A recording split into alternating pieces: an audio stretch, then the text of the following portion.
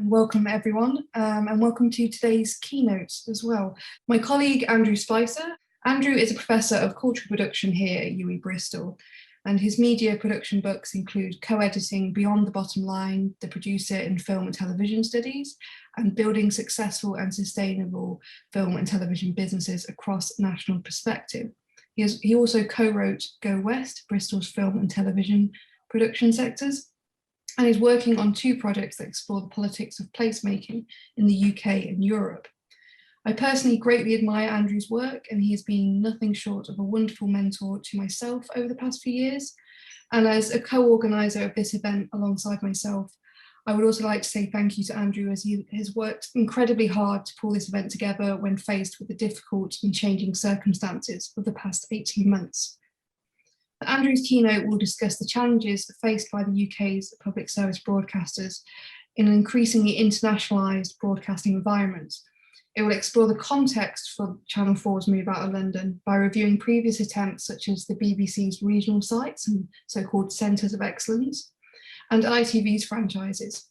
And his keynote will ask whether relocation in itself is the determining factor in achieving a healthy, diverse and sustainable broadcasting ecology. So Andrew will talk for about 45 minutes, and it will be followed by a 15-minute Q&A. So if you have any questions, please use the Q&A function. Thank you very much. Hello, everybody. Thanks very much, Amy. A little bit more than I was expecting, that introduction. But thank you so much and for co-organising the event. So I'm going to attempt to share my PowerPoint now. Okay, so I hope everyone can see that now. So just to begin to reiterate the point that Amy made about Justin, I know he's very keenly disappointed not to be with us today, but I had an email from him yesterday saying the operation went well, he's on the road to recovery, and sends his good wishes for a successful symposium. So as you'll appreciate, I've had to pull this substitute keynote presentation together at rather short notice. So please do excuse me if I mainly read from a script. My aims in this keynote are relatively modest. I'll try to define what I see as the central issues about the placemaking function of public service broadcaster, PSBs, and what I've called the politics of relocation, positioning Channel 4's relocation as one instance in a much longer history of the vexed relationship of the UK's PSBs with regional production and representation. These contextualisations will, I hope, provide a platform for the following papers and the panel discussion. By way of a conclusion, I'll open out into a consideration of the UK's governance, because debates about place and relocation within the broadcasting sphere are part of wider political struggle between centralisation and dispersal, and crucially, where decision-making power lies. So,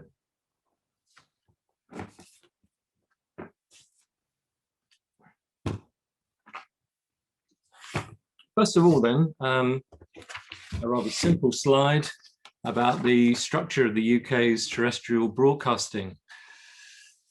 So as you see there,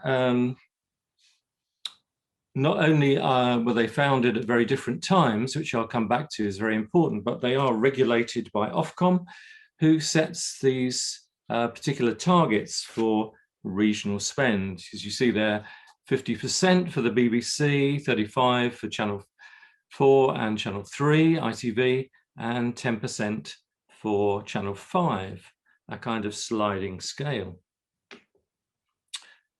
So what are the contexts, what are the broad contexts in which these public service broadcasters operate? So first of all, then, the obvious point that the UK's media production is dominated by London. London accounts for about 66% of UK's primary commissions, and around 89% of independent sector revenue is generated by companies based in London. This broadcasting dominance is consequent upon London's role as what Saskia Sassen calls a world city, ones that have large populations, are financial hubs, headquarters for numerous multinationals, and are nerve centres for flows of money, people, knowledge, services, and goods, of which broadcasting is just one highly visible example.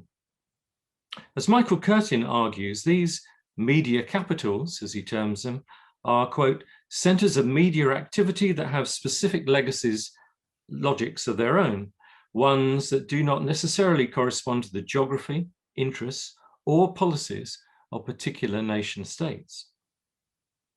So London's conspicuous success, in inverted commas, over the last 30 years has accentuated the UK's profound regional disparities alongside its broadcasting inequalities. The second context is the challenge of satellite broadcasting and the subscription video on demand channels. As Ramon Lobato argues in Netflix Nations, The Geography of Digital Distribution, internet distributed television, quote, changes the fundamental logics of broadcasting. It accelerates and intensifies the logics of satellite broadcasting that started in the UK with the establishment of what was then B-Sky B in 1990. So no longer is television an almost exclusively national affair, as it was in earlier eras, but is global and transnational. But the PSB's historical role was to define their audiences politically as the nation. Satellite broadcasters and SVODs operate to a global commercial logic in which territories are defined not by national boundaries, because they are conceived as markets and not cultures. As Lovato argues, this new logic doesn't entirely displace or supersede the older linear logics of analog broadcasting, but introduces a new layers of spatial complexity. There's a substantial literature about this shift from digital to analog to digital, and the apparent paradox that globalization has actually intensified the importance of locality and place. I had the pleasure of hosting Ruth McElroy's recent talk for Netflix, Every Territory is Regional, How Digital Television Makes Geography Matter, which was a brilliant discussion of these issues. And I'll put the details of how you can access that talk in the chat later on. However, there remain obvious and profound dangers for all forms of communal life, from the SVOD's atomization of audiences into individual schedulers, their preferences driven by algorithms which have a merely predictive rather than arguably educative, communal and cultural logic of the PSBs. The SVODs are, of course, now producers as well as distributors, and in that role they have, so far at least, intensified London's dominance. In July 2019, Netflix set up a permanent base in Shepperton Studios in southwest London as a location for its expanding UK production. And this complements Disney's earlier 10-year deal with Pinewood Studios in London's home county's hinterland. The SVODs are wealthy, extremely wealthy. Netflix has an annual production budget of 10.3 billion, which compares with the BBC's 2.3 billion, ITV's 1.1 billion, and Channel 4's 522 million. The third major context then is what I term geographies of scale. In this transformed broadcasting landscapes, PSBs have to work with three interwoven geographical scales. Firstly, as global players, they are expected to compete in that international marketplace, producing programs whose production values and audience appeal is worldwide. They have to continue their historical function of national broadcasters, providing news services and a broad range of programming. They form part of the UK's cultural heritage and broadcast national occasions, royal weddings, state funerals, and major sporting events, such as tonight's European Championship semi-final, which of course England will win, thereby fostering a sense of the UK as a nation, promoting national identity and a sense of a national community. Thirdly, they are decentralized organizations that reflect in their programming, as James was saying in his introduction, the UK's regional and cultural diversity. Now, I think there are significant tensions and incompatibilities between each of these roles, and the PSBs face the difficult challenge of negotiating a balance between them, between cultural differentiation on the one hand and economies of scale in the global era. How they've attempted to achieve that balance is the main substance of this presentation, but I want to identify one further complication. The UK makes this somewhat quaint distinction, though it has a tremendous importance, between the small nations, inverted commas, Northern Ireland, Scotland and Wales, and the English regions. Although both nations and regions have a shared opposition to London's dominance, they are neither a coherent nor a unified force. In particular, there is a clear and widening disparity between the nations, which post-devolution have considerable political power and autonomy, and a degree of control over broadcasting, certainly in Wales and Scotland. But the English regions have far less political influence. It's a very straightforward matter, geographically at least, to define the three nations, but the English regions? That's far more problematic, contentious, and unstable. What are they? How do we define them? And this configuration of the English region seems to be in a state of constant flux. Finally, there are pronounced and long-standing rivalries between the regions and between regional cities. The competition to host Channel 4 brought those rivalries to the fore. So I want to, having set that broad context, I want now to turn to think about public service broadcasters as what I call placemakers. So what are the responsibilities of the public service broadcasters as placemakers? Which is a function I'm arguing distinguishes them from commercial broadcasters or those subscription channels which have no such responsibilities. Whether they should have them is another thing which I'll come back to.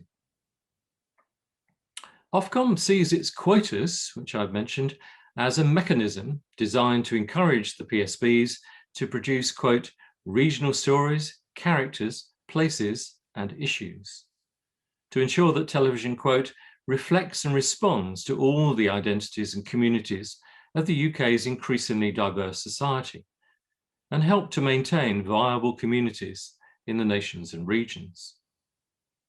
Ofcom's recently revived and strengthened its policies regulating regional television production, arguing that this, quote, helps to disperse and stimulate investment and job opportunities in the sector throughout the UK, which benefits the viewer by ensuring a diverse range of programming and editorial perspectives, and finally helps, quote, to address geographical imbalances within the nation's production industry.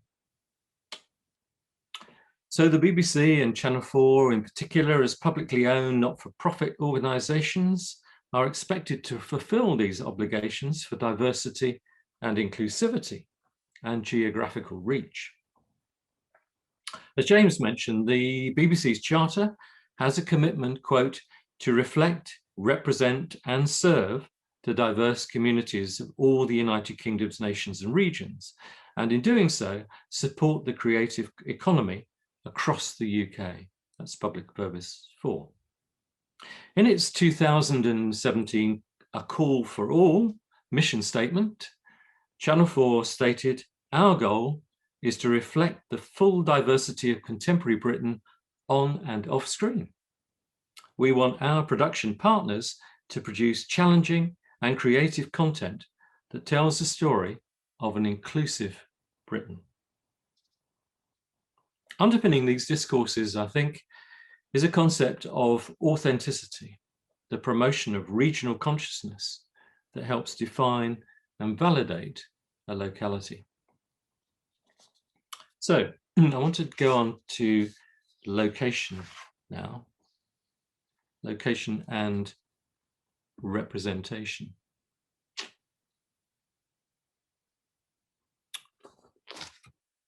So first of all, then, we can look at the main models.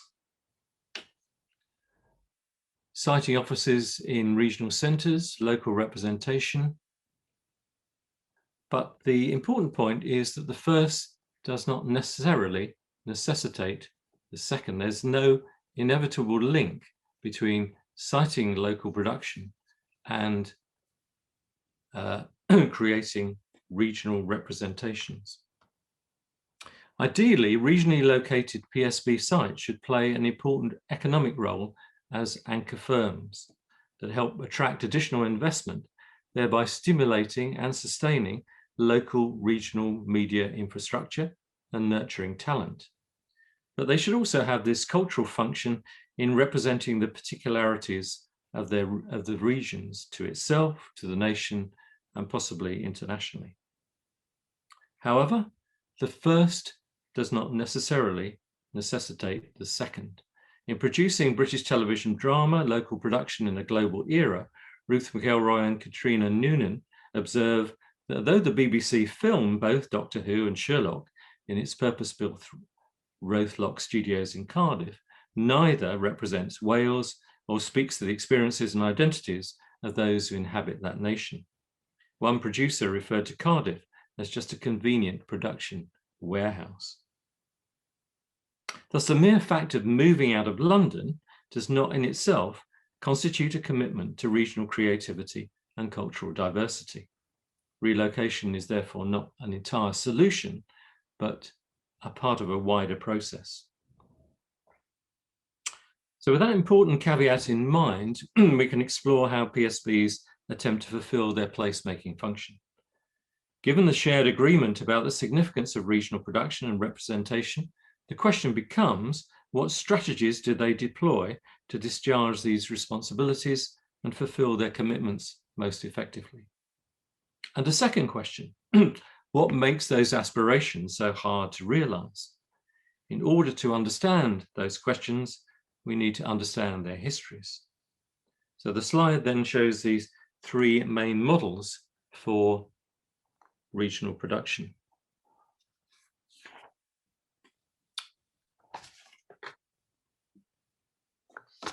The BBC produced outliers controlled from the centre. ITV was established as a series of federated franchises, and then Channel 4 was established as a publisher broadcaster that works with independent producers. So I'm going to switch now to the histories of these relationship between the PSBs and the regions.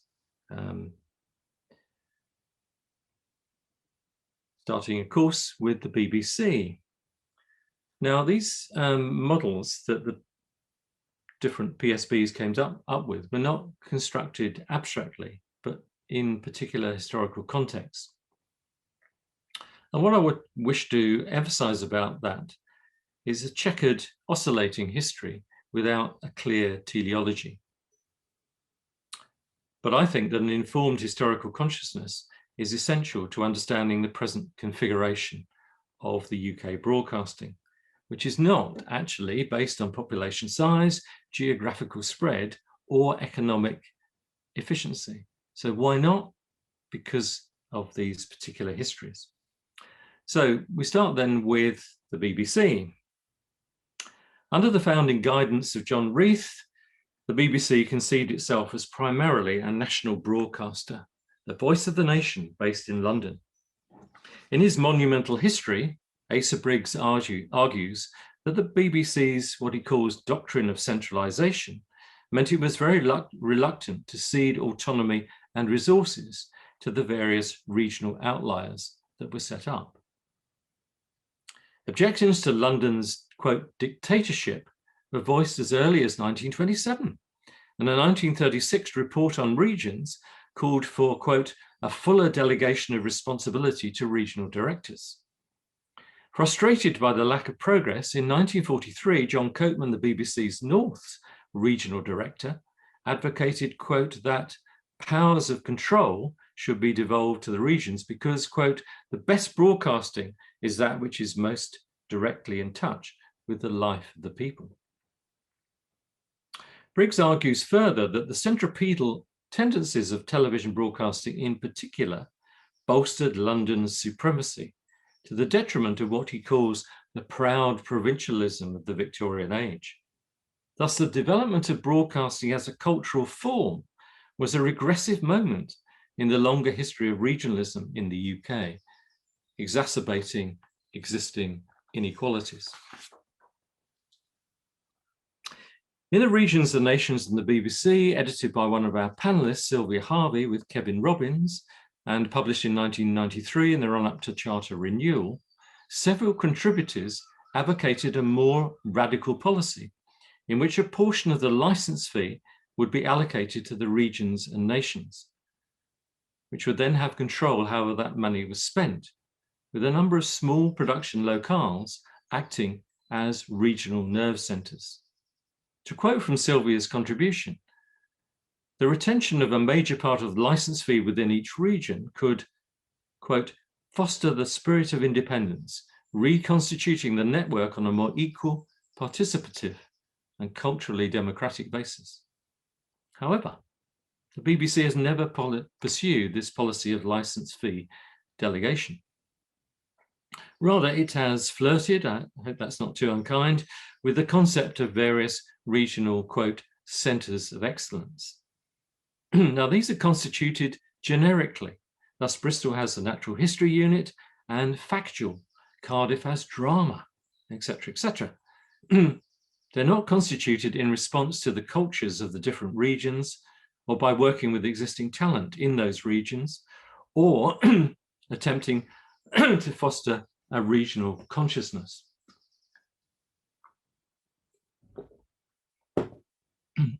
Excuse me.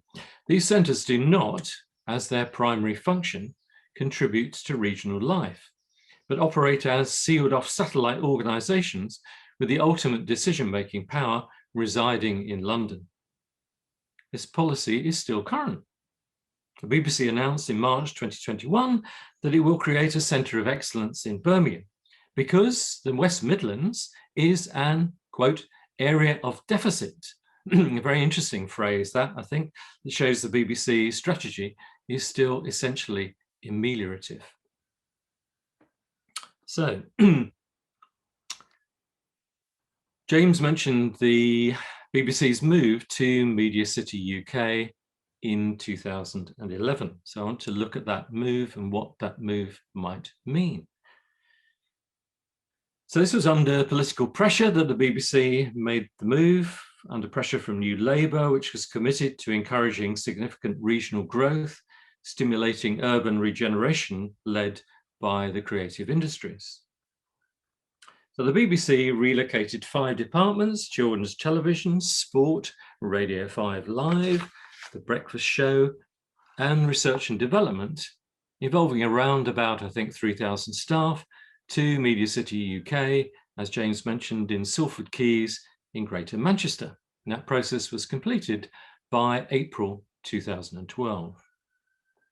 So the slide shows Media City's current configuration on the right, and on the left after its 1 billion expansion, which has given the go-ahead. In building public value in 2004, when this was first discussed, then Director General of the BBC, Mark Thompson, expatiated about the relocation's, quote, transformational aspect on the creative industries and media talent base across the north of England. However, this lift and shift policy, as it's sometimes referred to, has been critiqued for its failure to work with local talent, at least initially. Its creation took no real account of the wider economic geographical reality of Salford, one of the UK's most economically and socially deprived areas. For some commentators, the move exemplified a neoliberal tradition of market-orientated and property-led, because Media City is developed by Peel developers, urban development strategies. They understand the move as designed to create a second UK global hub capable of attracting major international firms. Understandably, the BBC has a much more positive take of its relocation and its role in stimulating the regional economy.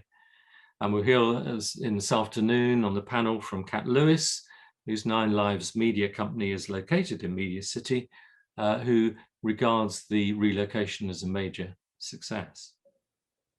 So let's say for now that relocation in this instance is possibly an ambivalent action. So I want to bring this brief survey of the BBC's regional policy up to date then, by looking at the latest version, which is across the UK, announced in March 2021. The headlines of this policy are on the slide. 27-28, an extra 700 million in cumulative spend across the UK, an increase to at least 60% of network commissions from the nations and regions, so exceeding Ofcom's targets. Significant parts of BBC News to move to centres across the UK, and the BBC studios in Bristol, Cardiff and Glasgow to grow. 2 new drama series, one set in the northeast of England, another area of deficit, and one in the devolved nations. Over 3 years, 200 new and returning drama and comedy series to, quote, reflect the lives and communities of audiences outside London, and the relocation of 400 jobs outside the capital. Now, I would call this still essentially an immediative rather than radical strategy. It possibly represents a significant shift in BBC thinking, however. According to its current Director General, Tim Davie, this policy is about moving, quote, creative thinking as well as infrastructures. So moving not just money and people, but decision-making power.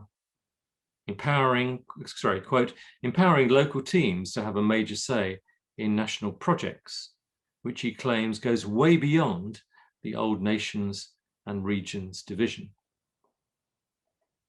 Rhodri Talfyn-Davies, the BBC's current Director of Nations, in a talk that's available on the Royal Television Society's website, argues that this policy commits the BBC, quote, to getting much closer to communities across all 4 nations, really embedding ourselves in these places and getting regional centres to tell the stories of their localities and to feel rooted in these communities.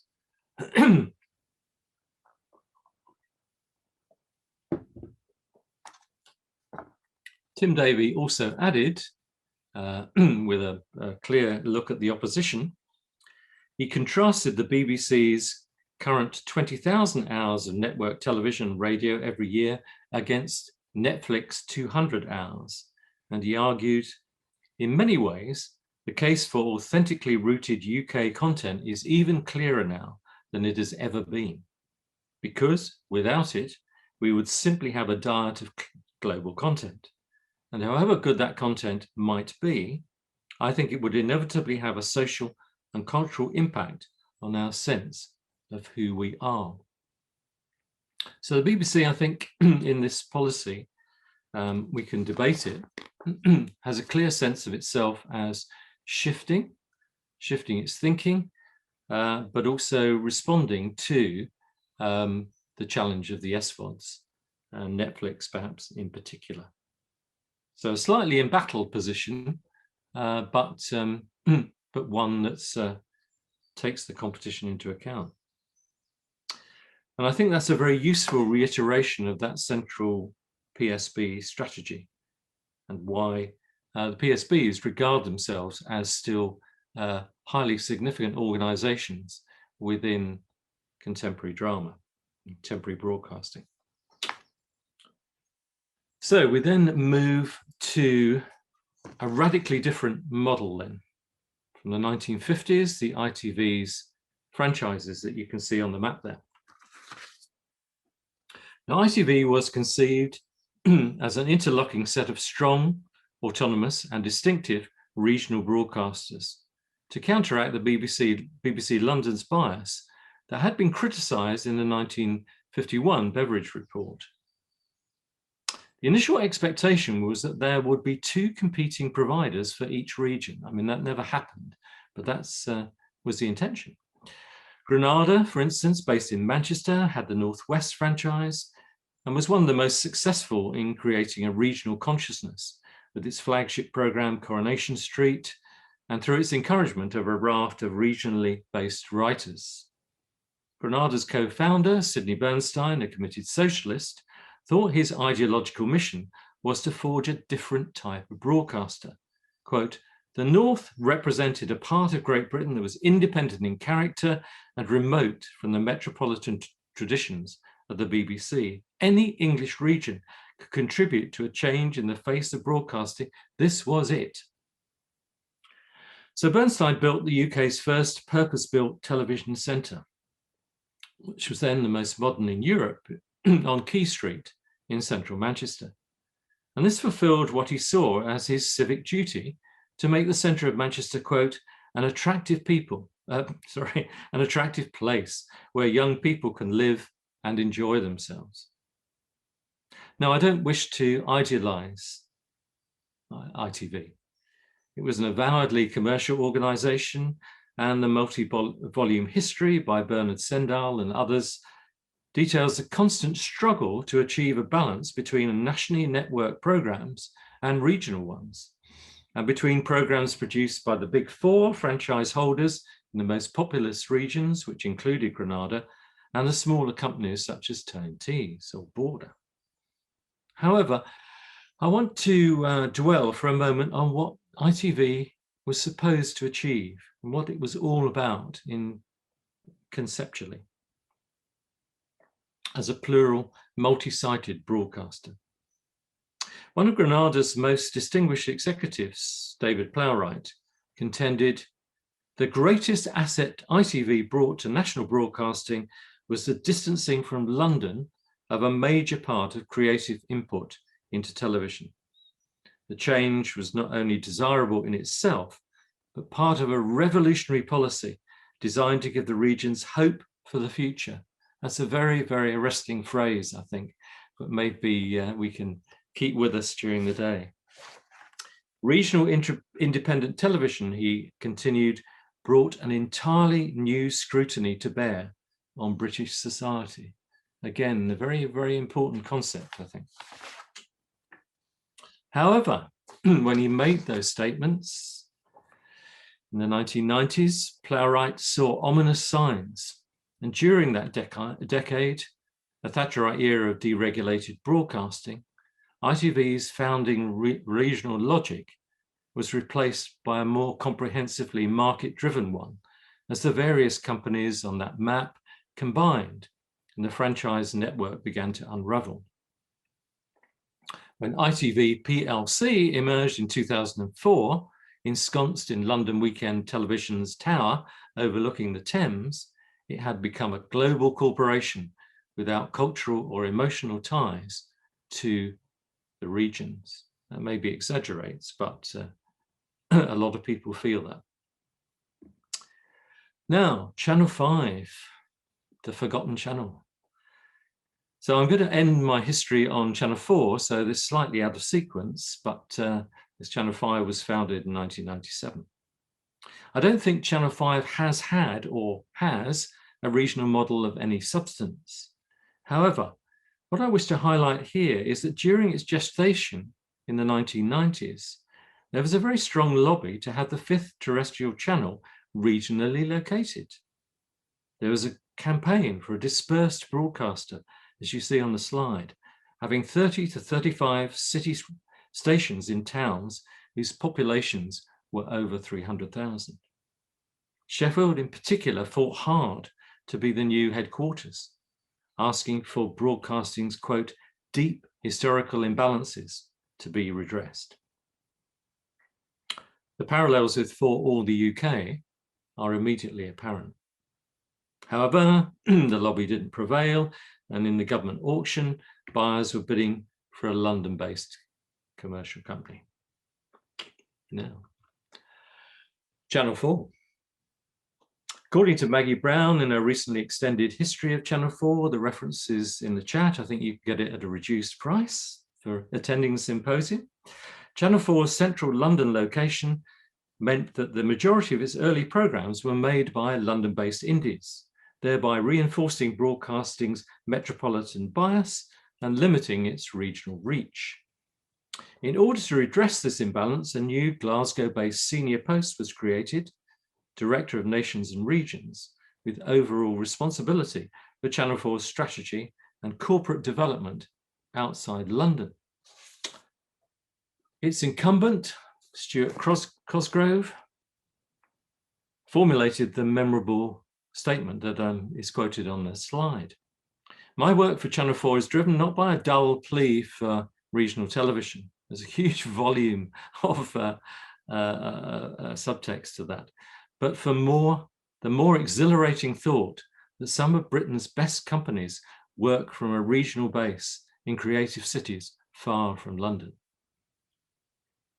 Cosgrove argued that these small dynamic companies, quote, by their nature, are closer to ideas, popular influences, and cultural change, and therefore with the best hope for encouraging a diverse and sustainable spectrum of regional production.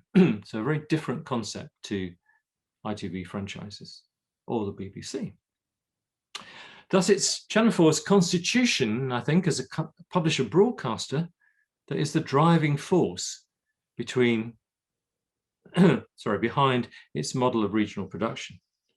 Quote, working regularly with production companies with an established regional base.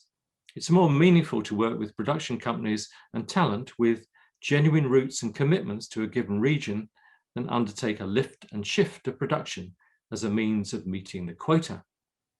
So that statement is from Channel 4's response to the Department of Culture, Media and Sports consultation document, Increasing the Regional Impact of Channel 4 in April 2017. It makes an obvious sideswipe at the BBC and also at brass plate companies whose regional offices are fig leaves for London-based firms.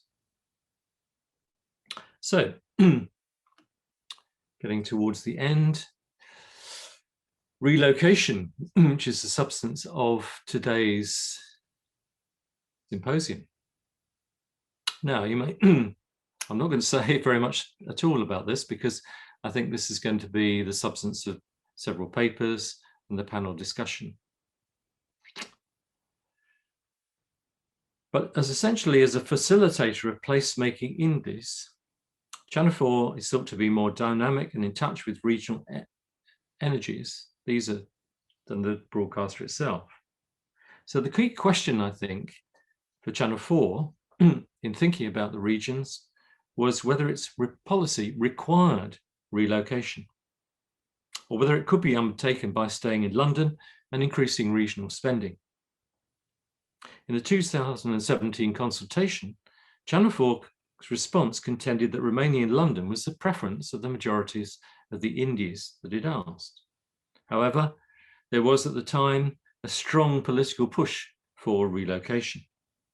This force majeure was embraced positively by the incoming CEO, Alex Mann, who argued that relocation was, quote, the largest structural shake-up in Channel 4's history. And that relocation would, she said, make Channel 4 even more open to new talent and fresh voices from underserved areas and better reflect the diversity of all the UK. We're becoming more connected to and rooted in the lives of communities that make up Britain. We're becoming more visible and accessible to our partners in the industry. It's, of course, one of the chief criticisms of indies that CEOs that I've interviewed has always been this inevitable journey, frequent journeys to London to get commissions, which is where the commissioners were based. At the same time, Mann committed Channel 4 to increasing its regional spend from 35 to 50% by 2023. I think that's, quote, that figure is going up again. worth, as you see there, 250 million. So I'm not going to discuss that competition in any detail. That's the focus, as I say, of several papers. And the slide there you have there simply presents the result. All I would observe here is that, like the BBC's Move and the ITV franchises, it again redraws the UK's broadcasting geography. And in deliberately targeting media hotspots, rather than attempting to create new ones, Channel 4 has exacerbated some of the existing imbalances, even as it provides a major boost to the winners, especially Leeds as the new headquarters. So I'm moving now to a conclusion. So there are two major governance issues that I wanted to draw attention to. I'm only going to mention privatization very, very briefly in a cursory way, because I know that's going to be taken up by the panelists this afternoon. I simply observe that the current moves to privatize Channel 4 by the existing Tory government are not the first. They're the latest in a sequence, as you see there, of such moves. And Maggie Brown documents that extremely well in her history. And what comes out very strongly in all the diagnoses of privatization, such as produced by Ender's analysis, is that it doesn't make any economic sense. So one has to have the conclusion, I think, that it's ideologically driven, and it would require a separate act of parliament to alter the way in which Channel 4 is constituted. The final thing I want to say about privatization is this brilliant, I'm sure I didn't make it up, but it's brilliant. David Abraham, the CEO of Channel 4 from 2010 to 17, said that privatization was a solution in search of a problem. So I want to dwell then a little bit more fully on Philip McCann's, I think, brilliant diagnosis in the UK Regional National Economic Problem, Geography, Globalisation and Governance, which came out in 2016, of the profound structural imbalances of the UK's economy. I think that's the real backdrop to these debates. So McCann demonstrates that the UK is, quote, one of the most interregionally unequal large high-income country. Globally, its subnational government funding and capital expenditure is among the lowest of any large OECD economy. Thus, although some of the regions, notably London and South East England, have very high productivity levels, other regions are among the lowest in Europe. As McCann points out, these inequalities are experienced, quote, almost entirely by the lower 40% of the income spectrum. And he argues that government, business elites and the media collude in making sure this issue is not prominent in public consciousness and thus well down the list of voter priorities. McCann argues that these destructive interregional inequalities are compounded by the UK's highly centralised, top-down, largely space-blind and structurally dominated governance system. As many commentators have argued, these regional inequalities fueled the Brexit vote, but leaving Europe has only compounded the problem, a classic case of mistaking the culprit. So Amy will be pleased to hear that I'm concluding. Concluding in a way that doesn't really conclude, but sets up, I hope, the issues as a series of questions that perhaps we can come back to in the course of the symposium. I'll just run through them. What should be London's role in the UK's media ecology? It's obviously got to have one. Should the SVODs, the satellite broadcasters, be required to invest in regional production? Why should the whole burden of diversity, inclusivity, and regional reach be placed on the poor old PSBs? What should be the PSB's roles as placemakers? How is this best realised? What's the best strategy to nurture and sustain regional production? That's, to go back to Coatman's phrase, in direct touch with the life of the people. Is relocation out of London a solution? Is it a partial solution? Does it mask or displace more fundamental problems? How do PSBs address effectively those different geographies of scale that I mentioned, global, national, regional? Is it possible to reconcile them? What's the role of regionally based indies? How can they be supported and sustained? What should be the role of the regulator Ofcom? It's very tightly circumscribed, its role at the moment. What role should the PSBs play in, quote, rebalancing the UK's economy? How should that be supported? Not by privatising them, I would have said. How should the UK's far-reaching regional inequalities be addressed? What should be the government's role? So on that rather sonorous, potentially radical and utopian note, I will conclude. Thank you for that. That was a really fantastic presentation, and it's really set the context for the rest of the day, the broader context of the history of relocation and regional production, which is absolutely fantastic in terms of our discussion going forward.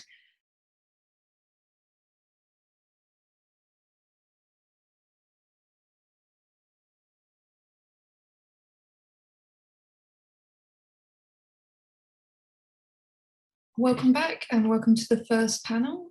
We have some really great papers lined up this morning that I'm sure will provoke some thoughtful and stimulating debate. Again, if you have any questions, please use the Q&A function, or if you're a panelist, you'll need to use the panelist chat.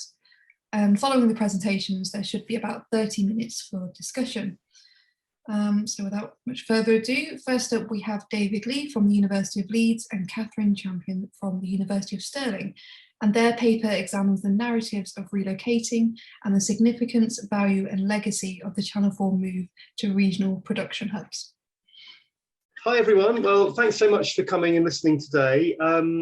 This paper is going to focus on Channel 4's relocation from London, and just want to say it's really exciting for us to be part of this panel exploring the Channel 4 move in various ways, and of course the wider conference, which I think comes at such a key time for Channel 4 and also of course for public service broadcasting generally.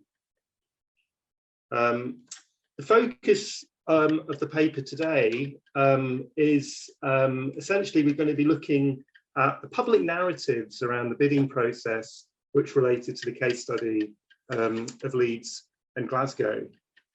And it also investigates some of the less visible and more opaque discourses, motivations and issues really around the bid as a means of critically evaluating the process.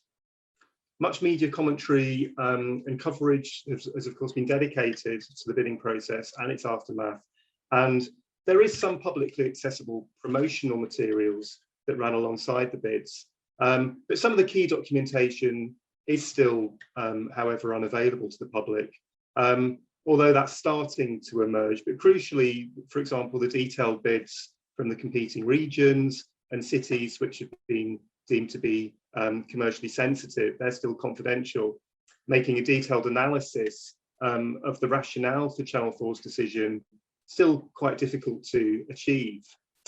So in this paper, we want to draw on material which is publicly available to assess the way in which the move was framed by different stakeholders in the process. I think, as Andrew was saying earlier, the first thing to note, of course, is London's domination of the UK screen sector, which has been such a long-standing issue.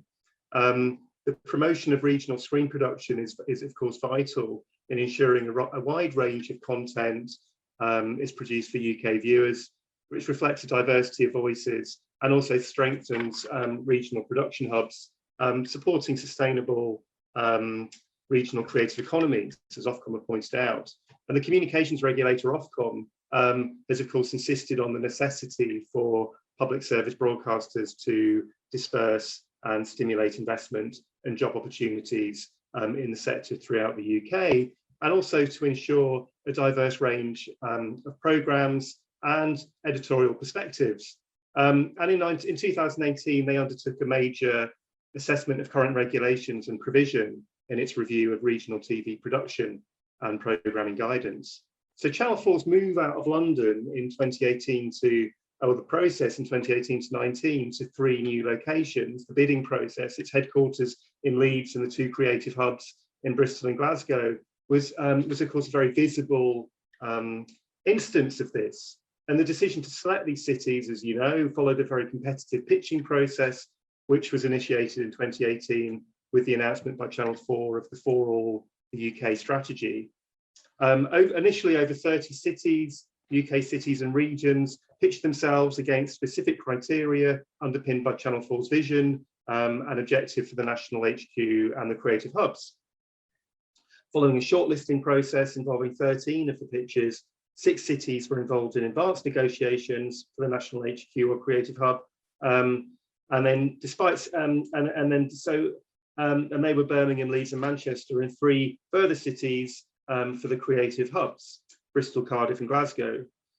Despite some scepticism about the economic and social value of earlier examples of broadcasting decentralisation, such as the BBC relocation to Salford, there was enthusiastic engagement in this competitive process, and particularly in the final 6 cities, with significant resources devoted to developing public-facing campaigns. The background to the bidding process has been contentious, spanning 2 UK government culture secretaries and 2 Channel 4 chief executives. In 2015, there were a number of reports, and of course we're seeing this again at the moment, that the government was considering proposals to privatise Channel 4, which is state-owned but supported by advertising. And after a period of fairly bitter debate around the ownership review, which left quite strained relations between Channel 4 and the government, privatisation was ruled out, but a full or partial relocation of Channel 4 out of London emerged as the most likely option, and a consultation process was initiated. The government consultation launched on 12th of April 2017, and it ran for 12 weeks, closing in July 2017. And the Secretary of State forward set out the rationale for the consultation, which we can see there. The government is committed to spreading jobs and prosperity throughout the UK, and we want Channel 4 to be part of that. We would like to see Channel 4 have a major presence outside of London, stimulating creative and economic activity right across the country. During this period, as I mentioned, there was considerable resistance to both privatisation and relocation under the leadership of David Abraham. And in discourses that echoed the 2011 BBC move to Media City around staff unwillingness to leave London, he warned that up to 80% of the workforce would quit if they were forced to move out of the capital. And he called the pledge to move Channel 4 out of London as irresponsible and a highly destructive proposition. The shift of leadership at Channel 4 to Alex Mahon, appointed as chief executive in July 2017, was clearly a significant factor in Channel 4's changing internal and external narrative around the move, with Mahon a vocal supporter of the opportunities the relocation offered Channel 4 and the UK's creative industries. And in March 2018, it was finally agreed that Channel 4 would move its HQ and 300 of its 800 staff out of London by 2019, while keeping its London base. And in 2018, the pitching guidance in the form of a call for all the UK outlined the search criteria for its out of London sites. I'm going to hand over to Catherine now to talk about that, what was asked for. So in terms of what Channel 4 asked for, despite initial reluctance to move outside of their London HQ, they were really quite decisive in stating what they required in any potential move. This set of requirements framed the bidding process and the ways in which the bidding city regions then framed their pitches to Channel 4. Channel 4 stressed that the new location should offer cutting-edge connectivity to enable fully agile working and a seamless experience between their geographically dispersed locations. Moreover, quality of life offered by the competing cities was paramount in order to attract talent. Educational links to develop new talent and opportunities were also positioned as a prerequisite, as well as availability of local talent. The quality of working space is embedded throughout the tender documentation, although the specific requirements were left somewhat opaque. They talked about looking for a space that would provide Channel 4 with the ability to design a dynamic and innovative environment that would represent their remit. While Channel 4's pitch brochure was called A Call for All, in fact, these criteria, as we've heard a little bit this morning from Andrew, ruled out a number of potential locations. And of the 30 locations which originally submitted an expression of interest to Channel 4, only 13 cities were in the final shortlist for consideration as HQ or hub. Perhaps the most restrictive requirement was the need for relatively fast travel to London, within 3 hours for the national HQ and 4 hours for the hubs, ruling out cities further away from the capital or with slower connections, so including all Scottish cities as HQ, a number of Welsh cities, all Northern Irish locations. In the end, choosing Leeds also means just over a 2-hour journey, so well within that 3-hour window. So in terms of what was emphasised in the bidding campaigns, one of the key rationales for the move, which was highlighted in the responses to the 2017 DCMS consultation, was the strong agreement that Channel 4's regional impact, including economic growth associated with regional production, would be enhanced if more of its people and activities were located outside of London. Prior to the finalisation of the decision for Channel 4's partial relocation, the DCMS published a consultancy report which considered the financial implications of both relocation of some or all of Channel 4 outside of London. And you can see that the report found that partial relocation was calculated to deliver around 170 million GVA and up to 2,500 jobs.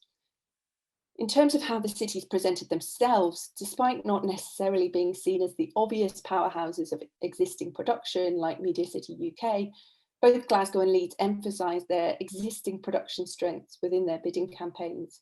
Stuart Cosgrove, the chair of the Glasgow bid, highlighted the strength of the city's independent production, and Sally Johnson, chief exec of Screen Yorkshire, noted the production expertise and potential for further growth of Leeds.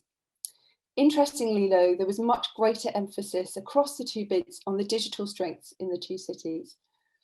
A strong pipeline of digital talent in Leeds alongside Glasgow as a dynamic digital city. In the period since the announcement of Leeds as the new HQ, there's already signs that regional production and attendant infrastructure is growing. With a new TV and film studio complex on the cards, a major expansion of True North's post-production facilities, and a new satellite office of PACT. The bids from Glasgow and Leeds were both led by consortia with strong presence and leadership from local authorities and regional development bodies. The regenerative potential for the physical fabric of the city, as well as the direct and indirect economic impacts, was a focus of both proposals. Both bids suggested a number of possible locations for the Channel 4 bases within the city, but we now know, obviously, that the Leeds HQ is in the Majestic, a former nightclub, and the Glasgow base is also located centrally in a restored industrial building, the Garment Factory. Neither base is located within the existing production clusters of the cities, but both sites are very much in keeping with the post-industrial creative cities aesthetic hinted at in the pitching briefs, with their emphasis on the attractiveness of the workspace and the importance of quality of life, as well as assumptions of urban development in the city centres linked to the actual bases for Channel 4 in each city. The wider regenerative potential for both regional production and economic development, and also representation, have been argued to span much broader regions. Variously argued by Channel 4 post-award and during the bidding process, the benefits were seen to spread. The Glasgow bid was backed by Dundee and Edinburgh, as well as representing Scotland more broadly, and was seen to link to Northern Ireland. And in the Leeds case, to Bradford, York, Sheffield, and further north to Newcastle. Reflecting the diversity of UK culture and values was a principle strongly emphasised in the Channel 4 pitch brief documents. And since the announcement, Alex Mahon has reiterated how she sees the relocation feeding into on-screen diversity, which you can see on the quote on this slide, you know, around changing the flavours and values and the accents and communities that you see on screen. And she also states that it's hard to get that diversity of thought and creativity and backgrounds that go with that if everyone works and lives in London. And both cities very strongly pushed the language of diversity in their bids. Stuart Cosgrove emphasised social diversity of Glasgow, and Leeds campaign champions noted fascinating cultures, diversity and talents, and the strong pool of young, diverse, creative and digital savvy talent.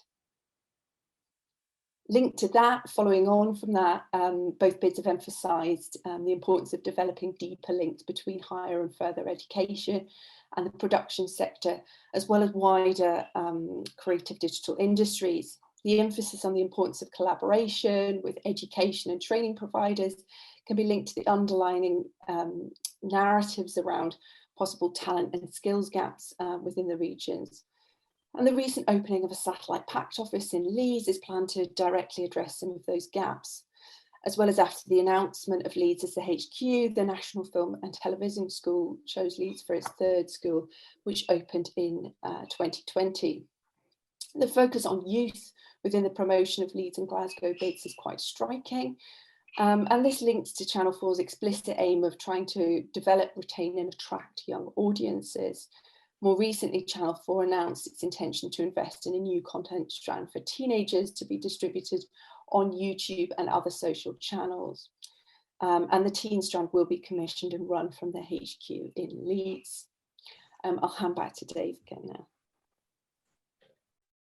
Okay, so I'm going to talk a bit about what wasn't promoted or was even perhaps hidden, but I think maybe just wasn't so visible is perhaps the best way to look at it. So alongside the largely promotional narratives which emphasise the economic, the cultural and the social benefits of Channel 4's relocation, other elements around the bid have been largely hidden or kept quite firmly out of the limelight. There's certainly been a degree of secrecy around the cost accrued to public bodies during the process, which raised quite fundamental questions around the value of regional or intranational bidding competitions. Freedom of information requests by journalists have estimated that West Midlands Combined Authority spent £282,500 on their bid, and between them the shortlisted cities are estimated to have spent over £800,000 of public and private money between them. Regional and urban competition has, of course, long been recognised as a key feature of essentially neoliberal regional and cultural policy as cities and regions compete with each other. And certainly concerns have been raised about the potential economic wastage of this winner-takes-all dynamic at the heart of such a bidding process, with Paul Sweeney of the Centre for Cities saying that the economic benefits of winning a bid are often much smaller than hoped, especially when large sums are being spent on the bidding process. And Andy Burnham's also said that it was a wasteful bidding war between cities.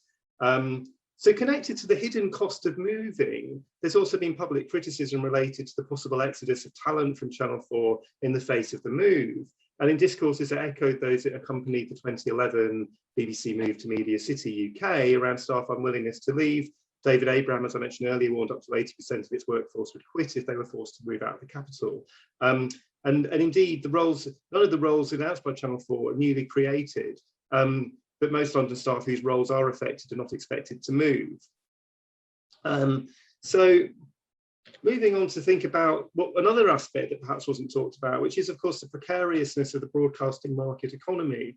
Another key issue was really quite ignored was the complex array of economic pressures that Channel 4 faces, which really wasn't talked about during the bidding process. The recent Ofcom report, Machinations, for example, stresses the challenges which PSBs and Channel 4 in particular face within an increasingly competitive and globalised screen industries economy. And Andrew was alluding to that in his keynote earlier. And of course, online content delivery is transforming viewing habits and behaviours, which is in turn transforming industry structure, as we can see in the slide when we look at the average daily minutes viewed per person by age. So we see a huge shift. Broadcast television viewing is declining and the fall in younger viewers is especially acute. Channel 4's publisher business model based on commissioning content from external providers is being undermined by the new opportunities available to large indies such as Endemol's Shine from global production companies such as HBO. You are now sort of dealing directly with Netflix. Such indies are now dealing directly with global players, bypassing Channel 4 completely, and are increasingly being acquired by these global players, as Doyle and Barr have pointed out. So Channel 4's historical model of viewing, gaining advertising revenues through linear viewing has been disrupted by digitization and subscription models. And while much hope may be misplaced, it's been placed on the release of BritBox, the British version of Netflix, it's clear that Channel 4 faces severe challenges in some ways.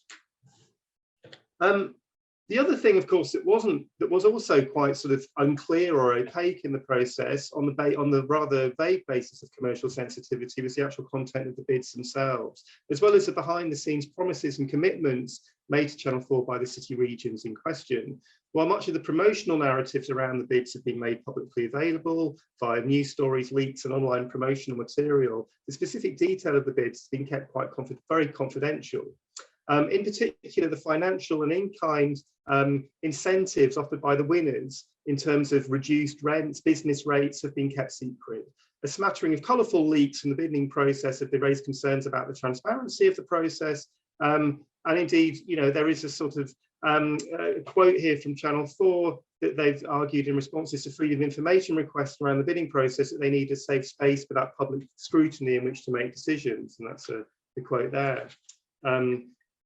So there may be good reasons, and I think there are good reasons why elements of the bids might be subject to non-disclosure agreements, especially if the bids require details of individual company finances. But the lack of hard detail means that the process is still shrouded in some mystery, which won't be great comfort to those cities that spent a great deal of public money and didn't make the grade.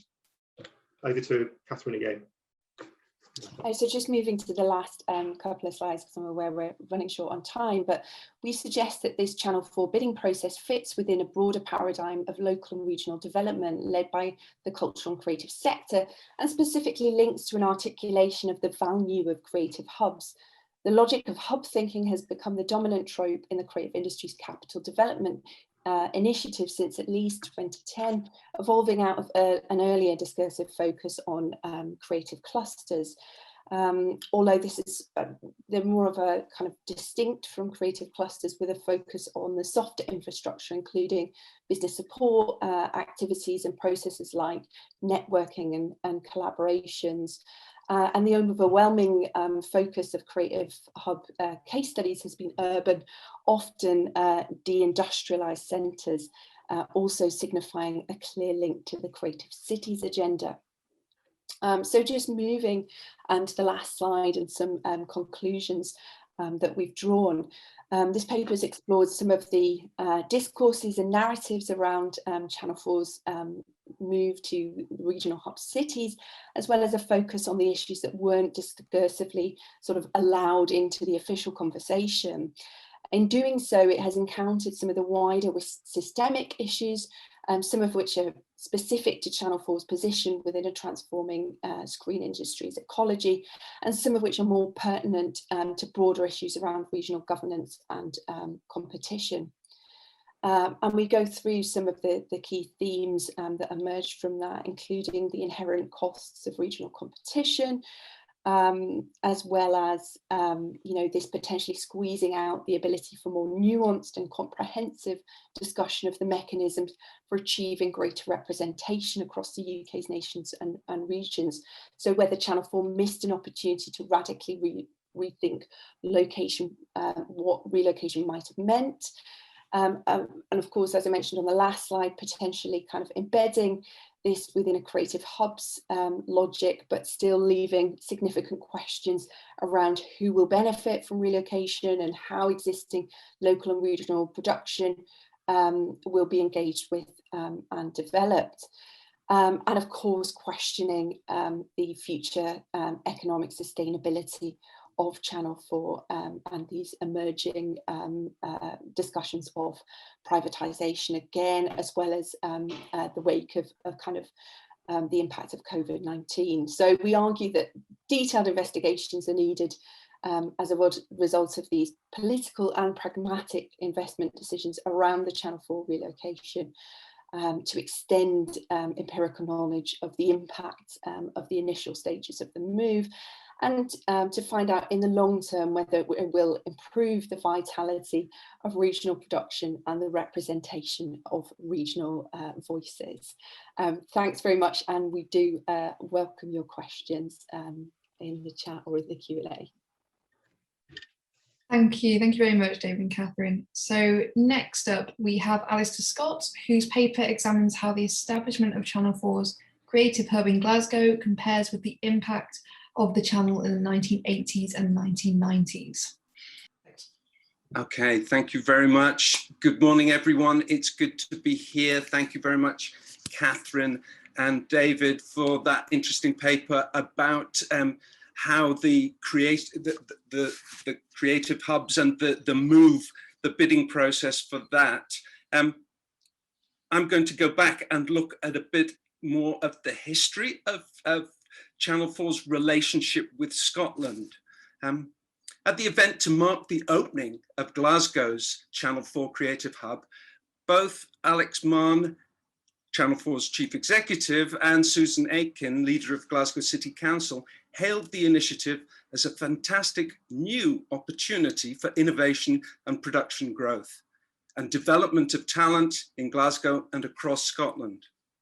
Sinead Rocks, C4's MD for Nations and Regions, stated that the National HQ move to Leeds and the new creative hubs represent the biggest change in Channel 4's history. As I stood there with my glass of wine, mingling with local producers and watching them queue to catch a word in the ear of a Channel 4 commissioning editor, I wondered whether from a Scottish perspective, this was quite as big a change and such a new initiative as was being heralded. And weren't the claims of these speeches conveniently forgetting how the Scottish production sector had related to and worked with the Channel 4 since it first launched in 1982, especially in the first 2 decades. Of course, I welcome the Glasgow Creative Hub and potential new opportunities for Scottish-based companies in the 2020s. And it's evident that the ecology of broadcasting, platforms for transmission and distribution, the company business models, the competition for commissions, the relationships between broadcasters and producers, production technology, and crucially, audience viewing behaviors and choice is very different now than from the 1980s. Nevertheless, many of the themes I picked out in the speeches resonated with aspirations that date back to those early years. The key benefits arising from the new creative hubs that have been highlighted include the development of local production companies in the nations and regions, encouraging commissions to be made, more commissions to be made outside London, and support for the local freelance sector, new initiatives for talent development and equality, diversity, and inclusion, and other types of interventions, such as specific investment and commitment to local training schemes. It seemed to me that all of these had been familiar themes back in the early days. Even before the time of the launch, Scottish producers were vocal in their demands for a place on the channel. 40 years ago, a group of Scottish-based production companies, including several from Glasgow, were already pitching ideas to the channel and were starting to win commissions. I would argue that at that time, the Scottish-based producers had established a prototype regional creative screen cluster. This group of filmmakers previously had made their living producing commissioned documentaries for local government and industry. But many in the group had aspirations to make a wider range of bigger budget projects, documentary and drama, films for both television and cinema. In 1976, whilst the Annan Committee was deliberating the options for the 4th channel, they launched the Film Bang Directory, an initiative that continues to the present day. In 1976, the listings included 11 production companies. the Scottish Indies, although no one had yet coined that term. Gathering data from Filmbang over the years, we can track the growth of this regional screen sector. Over the first 5 years, these filmmakers started to make significant headway with their ambitions, most notably for Bill Forsyth, with the success of his low-budget feature films, That Sinking Feeling and Gregory's Girl, but also for others in the cluster. At the same time, Jeremy Isaacs had spent time in his Scottish homeland. In 1979, he famously used the McTaggart Lecture at the Edinburgh TV Festival to outline his vision for the ethos of the channel. And in his last job before taking on the role of C4's first chief executive, he was in Glasgow as freelance producer of STV's ambitious drama, A Sense of Freedom, based on Jimmy Boyle's autobiography and starring David Heyman, directed by John Mackenzie.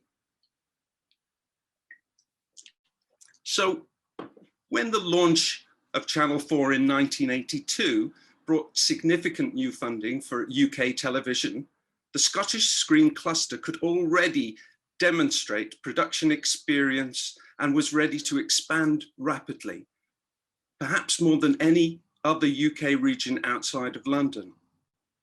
And everyone in this small nascent cluster was well known to the channel's boss. The question was, could this be a takeoff period leading to potentially sustainable economic growth?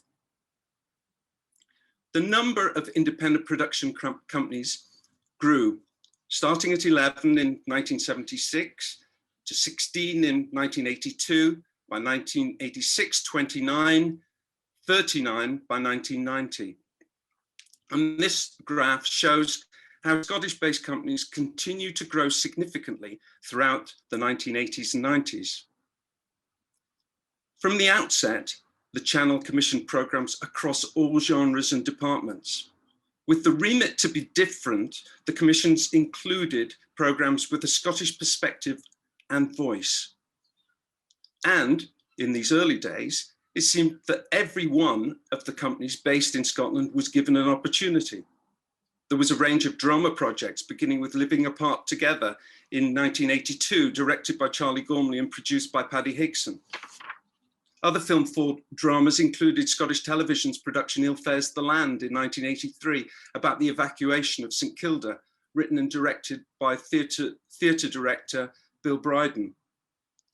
And although it hadn't originally been funded by the channel, the acquisition of Bill Forsyth's Gregory's Girl and its first television transmission in 1985 brought one of the highest audience viewing ratings the channel achieved in the early years. Scottish independents also developed new types of productions. There were significant commissions from Channel 4 for arts programmes such as Murray Grigger's Scotch Myths. There were music programmes from Pellicular Films exploring how to be Celtic, and also Down Home, tracing the links between Scottish and American folk music traditions. That company also produced a docudrama introducing and starring John Sessions entitled Gramsci, Everything That Concerns People. There was volleyball for the sports department from a new startup, Turnstile Productions. And years ahead, a long-running afternoon magazine series aimed at over 60s from Steve Clark Hall's Skyline Productions. Throughout the 1980s, new companies joined the cluster and were successful in getting commissions from the channel, helping this sector to grow. Most significant was Freeway Films, set up by John McGrath, who'd worked in television and film in the 1960s on Z-Cars alongside Channel 4's drama commissioner, David Rose. Throughout the 1970s, his focus had been as director and writer with 784 Theatre Company.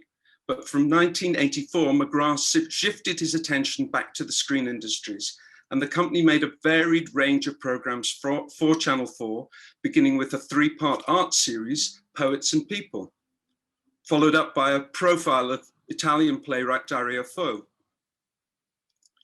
Then Freeway was the first Scottish company to win a 3-part drama series for the channel, with McGrath's adaptation of his 784 play Blood Red Roses, produced in 1986 by Steve Clark Hall. The company gained further commissions with There Is a Happy Land in 1987 and Border Warfare in 1989. Another important new company, Big Star in a Wee Picture, was established by director Don Coutts and producer Stuart Cosgrove. They were Scots who, having worked in television in London, in 1988 chose to return with a startup business because they had identified the advantages in a Glasgow base for building a new independent production company. An early commission was the Channel 4 entertainment series Halfway to Paradise, which was produced in partnership with Paddy Higson's Black Cat Studios. In 1990, the company secured a commission for an outside broadcast for an entire day of the music festival, The Big Day, one of the events to celebrate Glasgow's year as European City of Culture. The company continued to grow into the early 1990s, after which Coutts and Cosgrove went separate ways, both continuing, as we've heard in previous talks with Cosgrove, both continuing to make significant contributions for film and television. Another new company formed in the late 1980s was Gallas Besson, established by Muriel Gray, who was already a well-known face as a reporter on the Channel 4 Friday night music program, The Tube. Her early commissions included a quirky interview chat program, Walkie Talkie. The company growth also led to an expanding local workforce.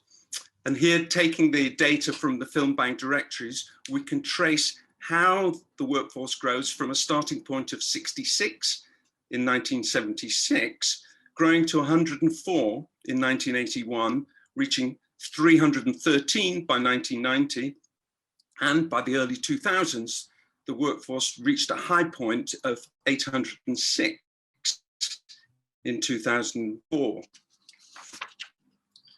Of course, throughout the 1980s, all television production, including that for Channel 4, was unionized with a pre-entry closed shop to the ACTT.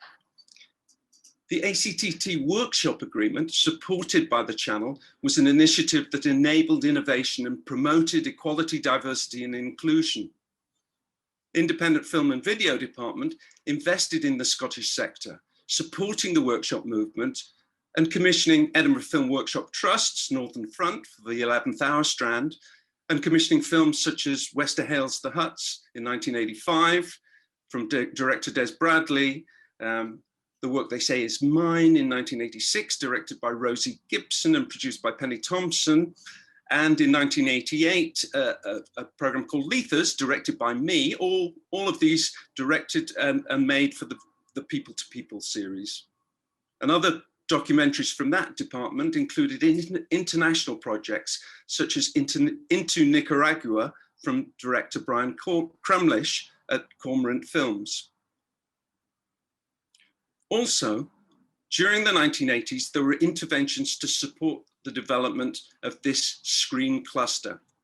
At least once a year, the entire commissioning team would decamp from Charlotte Street to Scotland for a series of briefing presentations, and with the entire team allocated a busy schedule of one-to-ones with Scottish producers. And a senior commissioner was given a formal role to liaise with Scotland. The aim was to counteract Scott's feeling that the London companies benefited from proximity to the HQ and their opportunities for casual meetings with the commissioners when ideas might be given fast-track approval. First, Mike Bolland and later Michael Atwell were appointed to smooth the path for Scottish producers and given a modest budget for development funding. Another intervention involved ring-fence commissioning for some strands to support the development of new expertise and talent. In the Current Affairs department, this led to a series entitled Down the Line, and later a documentary strand called Scottish Eye, in parallel with Dispatches. Channel 4's support for talent development and progression dating back to the 1980s has had a lasting impact. By trusting young talent, by crucially trusting young talent at the start of their careers, Channel 4 was essential as a catalyst that allowed key Scottish talent to establish themselves and launch international careers. In 1987, straight out of the National Film and TV School, Michael Caton-Jones was hired as a first-time director of the Channel 4 series Brond, adapted from Frederick Lindsay's novel and starring John Hannah in his first role. It was filmed in Glasgow, produced by Paddy Higson for Gareth Wardell's startup company Jam Jar Films. And several other NFTS graduates were given similar opportunities. Gillis McKinnon was director on the feature film Conquest of the South Pole, filmed in Edinburgh and produced by Penny Thompson, also for Jam Jar Films. And another graduate from the NFTS was Ian Seller, who made Venus Peter in 1989. This was a feature film produced by Chris Young, made on location in Orkney with funding from the Channel and BFI. Young had started as a trainee film editor in 1984 on a Scottish training scheme partly supported by the Channel. He quickly moved into production and within 4 years had raised the funding to produce his own feature film. His role continued over the years. In 2021, Young Film still continues with a slate of productions in film and television based on the Isle of Skye, and with Channel 4's hit comedy series, The In-Betweeners, as part of his list of credits. And talent progression and development wasn't just for the young at the start of their careers. In 1992, Channel 4 funded Margaret Tate, a woman then in her 70s, to write and direct her first feature film, Blue Black Permanent, produced by Barbara Grigger. The speed of growth for this regional cluster increased through the 1990s with the impact of the Broadcasting Act, and independent producers now also gaining commissions from the BBC and Scottish Television, and not just from Channel 4.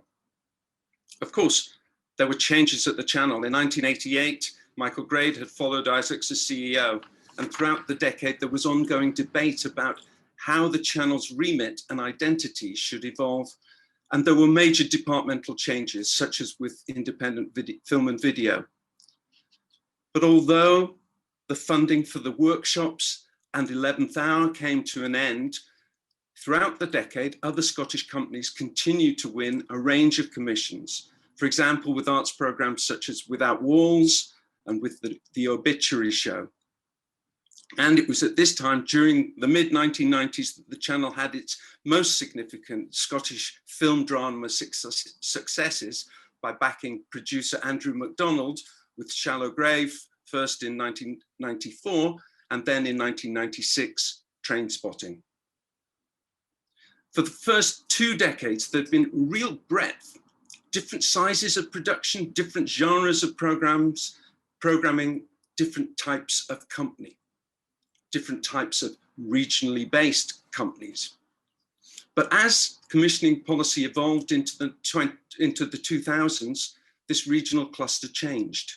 It seemed like there was no longer an interest in programs with a Scottish accent or perspective.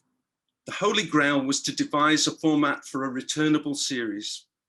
On leaving Big Star in 1994, Cosgrove had been appointed to the commissioning team for independent film and video. He soon took on the mantle as the liaison between London HQ and the Scottish companies. And for over 20 years, he was a Channel 4 physical presence in Scotland, having established an office in Glasgow as far back as 1998. And he based himself there as first as controller of arts and entertainment, and later head of programs for nations and regions. Cosgrove encouraged Scottish producers to focus their research and development time devising repeatable large volume commissions.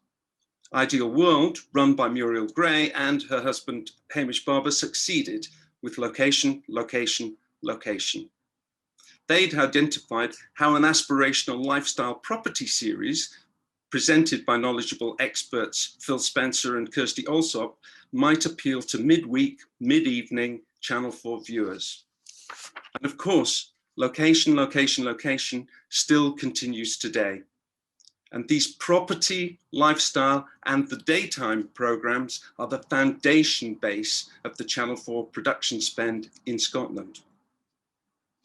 At the same time, since the early 2000s, with mergers and acquisitions and the increasing importance of the super indies and new challenges for smaller companies, the number of Scottish-based companies declined. The low level of commissioning power based in Scotland was seen to lead to long-term vulnerability, frustrating and limiting growth for the sector. Of course, with the appointment of Joe Street as both head of daytime and head of the Glasgow Creative Hub in 2019, more power has now been devolved. But the challenge is to understand why a regional screen sector, which was already established back in the 1980s at the time of the launch of Channel 4, never fully achieved the success and long-term position that might have been anticipated. Just why had no Scottish-based company evolved into one of the super indies? How should the original strategies, the development of local production companies in the regions, more commissions outside London, new initiatives for training, EDI schemes, interventions with investment, how should these be revised and implemented? The point of this historic paper has not been to look with rose-tinted spectacles at how multiple Scottish production companies flourished in the early years of the channel and bemoan the fact that only the fittest handful have survived and that most of these have now been acquired by global media companies outside of Scotland. My aim is to raise some questions and open a conversation about how those strategies could be reinvented for today. The question was then and remains, what does it take to achieve a sustainable critical mass, enabling a regional screen cluster to survive, evolve, and crucially retain the intellectual property and profit made locally in order that this grows into a viable long-term economic sector? Look forward to questions afterwards. Thank you. Thank you very much, Alistair. And finally, we have Laura Main from the University of Hull, and Laura's paper is discussing the spaces of Channel 4. Okay, yeah, hi everyone. Let me just share my screen. In this paper, I'm going to dip into a couple of different periods from Channel 4's history in order to think about some ways we might examine corporate television spaces from a couple of different perspectives. And when I say space and the spaces of Channel 4, what I mean is the buildings, the offices, and the physical corporate locations of the channel. Now, I'm kind of painfully aware that there are probably people attending who actually, worked at Charlotte Street in the 80s and kind of were familiar with that space and knew what it was like. I didn't, and I'm not.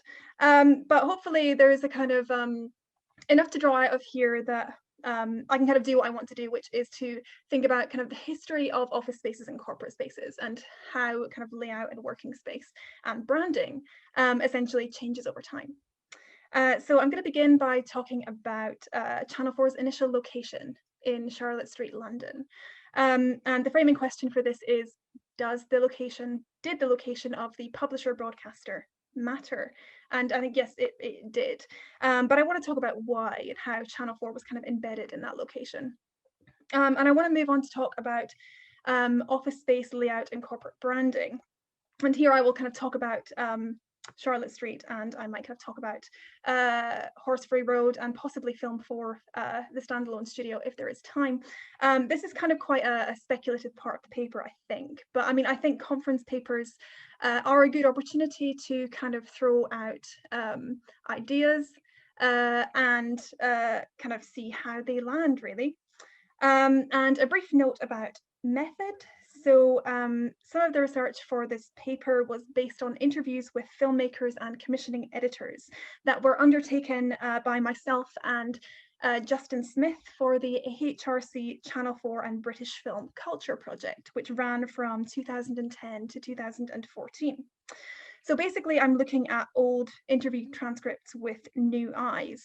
And where I kind of quote from these interviews, I'm keen to state the disclaimer that these are kind of oral histories that, I mean, I have tended to treat as factual to an extent, but mainly as narratives that are considered holistically alongside lots of other sources. I also draw on sort of reminiscences and recollections from kind of books and articles, people like Dorothy Hobson and John Ellis. There is kind of the reason I say this disclaimer is because there's a whole thing with sort of oral history as a methodology in the sort of history discipline. But personally, I think that media historians use oral histories differently, very specifically. And I think we need them, and partly because the histories of film and television and those industries are extremely opaque, often difficult to get a handle on. A lot of the sources like trade press and all of those things are not always the most reliable.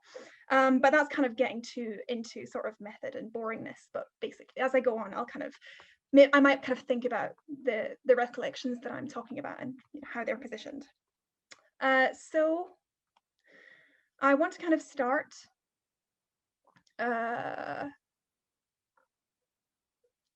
I don't think the slide is moving, is it?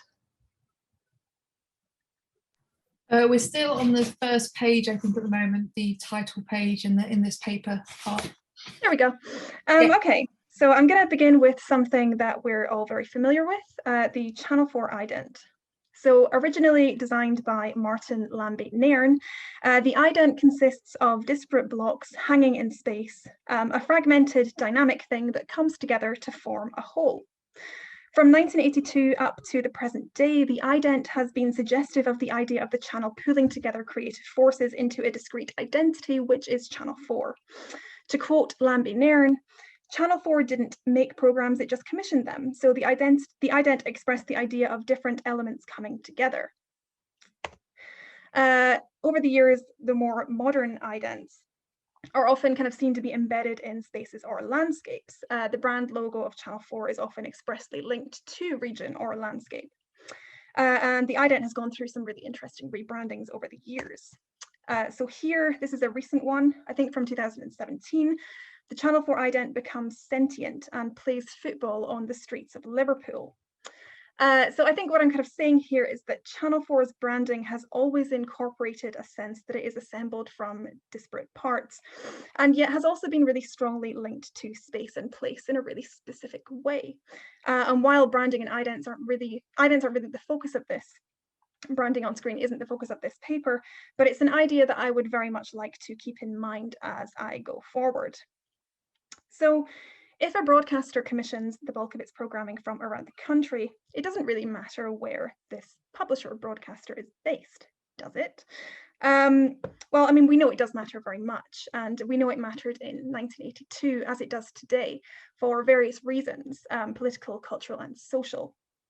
In this section, I want to talk about the channel's location in its first few years of operation. The first Channel 4 headquarters was a converted cinema, the Scala Cinema on Charlotte Street in SW1. So Channel 4's offices probably would rarely have been seen on screen in those early days of the channel, or in the 1980s. I mean, or ever really. I mean, it's as a publisher broadcaster, its programming was kind of commissioned from around the country. So it's probably quite rare that we get a sense of those offices and what they looked like and how they worked. There is one sort of example I could think of, and it's from a program called The Laughing Prisoner, which is a spoof of the television show The Prisoner. And we kind of see Channel 4's offices in this show and a kind of reconstruction of one of the Channel 4 boardrooms. So in The Laughing Prisoner, Jules Holland basically goes AWOL from Channel 4, quits his job, goes to Portmeirion, does a whole prisoner thing where he plays number 6, and I think Stephen Fry plays number 2. It's a bit ridiculous. And then afterwards, he marches back to Channel 4's offices, and he marches in and he convinces the chief executive to give him his job back. He does this by jumping onto the boardroom desk and launching into a tap dancing musical number for the benefit of the assembled Channel 4 commissioning editors. And the commissioning editors are represented here not in person, but in the form of life-sized cardboard cutouts. A bit of satire, which I'm sure is affectionate. There is a definite sense here of this divide between young, edgy and youthful talent and really sort of stuffy, nepotistic kind of television execs, which I think is kind of interesting. But you know, the office is would rarely be the focus, but in this paper I'm kind of making it the focus. And in those early days, the kind of choice of the building, the choice of Charlotte Street is something I want to kind of talk about a little bit. So this quote is from Stephen Woolley, who actually was the manager of the Scala Cinema before it moved to Tottenham, before it moved to King's Cross. And he kind of recalls in an interview, he kind of recalls the arrival of Channel 4. And this is kind of what I mean about oral history and its limitations, but also the reasons why it is interesting. The process of sort of buying a premises, of fitting it out to kind of suit a broadcaster, of going through those negotiations probably would have been really complex, would have taken a really long time. But here Woolley sort of remembers it anecdotally. And it's sort of personified in the person of this figure of Richard Attenborough, who one day wandered into a bar, the Scala bar, with a bunch of people and said, you know, we're thinking of buying this for Channel 4. So oral histories as narratives can be quite interesting in the sense that they obfuscate a lot of history, but they also tell us about how those things are remembered and how important those relationships are. And I think oral histories are necessary if we want to think about the kind of corporate space or the office space, and how those spaces evolved, but also those histories are bound up with the people who are telling them and their personal experiences of working there and working with the channel.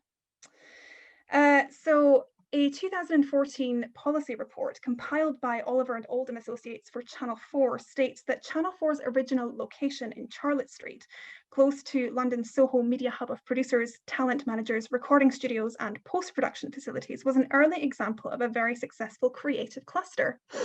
Possibly, I know a few people who research clusters who might quibble with the use of the word there, cluster, but it's certainly the case that this location was very important.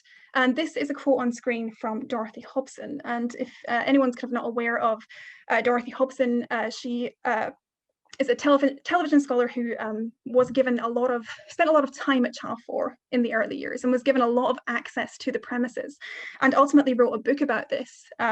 Essentially, a lot of this is kind of recollection and reminiscence, called Channel 4, The Early Years. So she talks about the choice of building, and I think Hobson is a key sort of source for this. So she says the building was located in the heart of London's W1 district. It was close to Wardour Street and Dean Street. I won't read out the whole quote, but she says the ITV companies were nearby. And she also says that one ITV executive, quote, told me that I could conduct the whole research for this book within a square mile around Charlotte Street. This may have been a slight exaggeration, but it was not too far from the truth in that there is a concentration of power and influence and control within the television industry in this area. And that is absolutely true. So, I mean, the channel as a kind of entirely new and risky enterprise, if you like. The kind of Charlotte Street building, the building may not have been important, the Scala Cinema building, but the area certainly was. And as a kind of new and risky enterprise, Channel 4 was kind of slotting into an existing structure in a way, slotting into a kind of, if you like, this square mile of influence and media companies. So a publisher broadcaster could theoretically be based anywhere, but in practice, it's easy to see why the middle of the UK's media square mile in the 1980s was the obvious choice. The channel's move to Leeds today, as obviously a more established organisation, will play a huge part, I think, in strengthening a growing regional sector across the UK. Whereas in its early days, although it had this commitment to the regions, it was very much based in that location. So Hobson's account has a sort of inspirational and optimistic shine. I think it's quite a kind of optimistic account. But the way she narrates the organizational culture at Channel 4 in those early days is quite interesting. I don't think there are parts of the book that I don't think are meant as a critique, but kind of read that way if you sort of, take a step back from the narrative and look at it in context.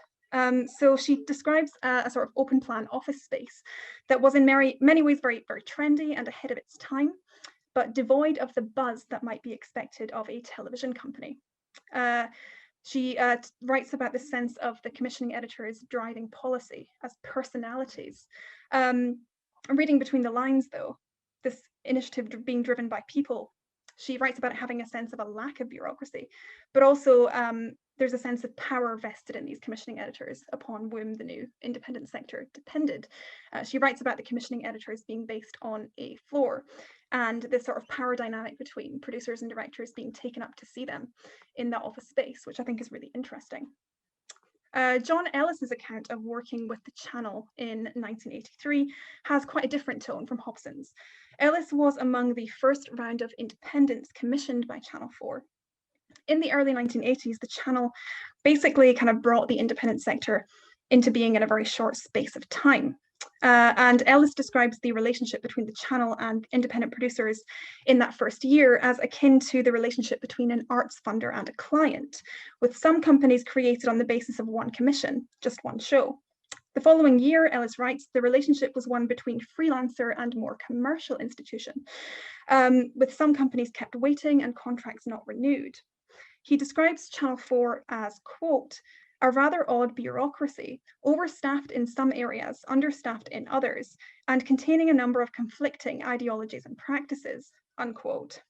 And he writes about the structural problems involved, where the independent sector was disconnected from the organisation which commissioned its programmes centrally. And he describes confusion on the part of independents regarding the planning and scheduling of their programmes in these early days. It is quite difficult to imagine the chaos of this sector growing, kind of created and growing, whose existence was determined by this source of funding, which had kind of an organizational identity which was in process, which was constantly being negotiated and renegotiated. So in this section, I wanted to think about how Channel 4 essentially kind of rewrote British broadcasting. But integral to this idea of a broadcaster is the kind of idea of the broadcaster without space, without studio, without an institutional history that is connected to a particular place. But nevertheless, location was an important and integral part of establishing Channel 4 in the heart of London's media sector.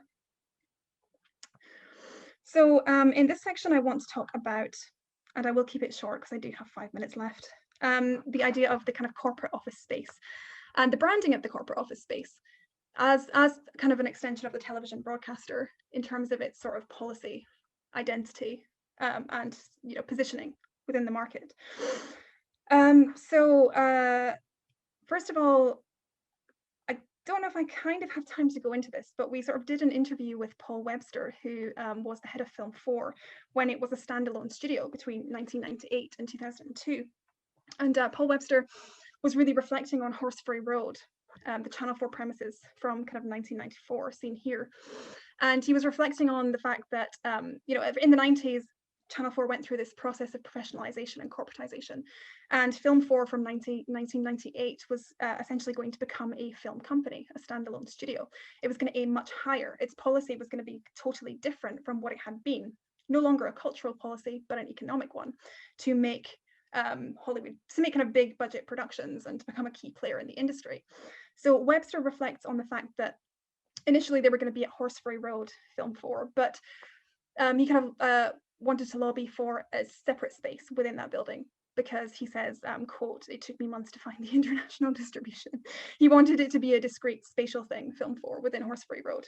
In the end, they ended up moving to an entirely separate building, Film 4, which was actually on Charlotte Street. I think it was like 76 Charlotte Street, right in the heart of Soho, right in the heart of the kind of filmmaking sector. I think Webster's interview is interesting because of the way it relates kind of organizational strategy to space. And he eventually kind of thinks about this and thinks about how if Film 4 had actually kind of remained at Horseferry Road, Webster kind of reminisces about, he thinks that, he quotes from this interview, he says, we may have continued to export films that we could control. So of course, in this era, Film 4 didn't really kind of do what it wanted to do in terms of policy and strategy. So this was kind of a failure, this idea of funding bigger budget films. And that was because essentially they were kind of putting small amounts of money into massive budget films. So Film 4 didn't have the equity, the creative power. And because they were a minority financer, they were the last to get paid. So it's kind of difficult to build up traction as a film company.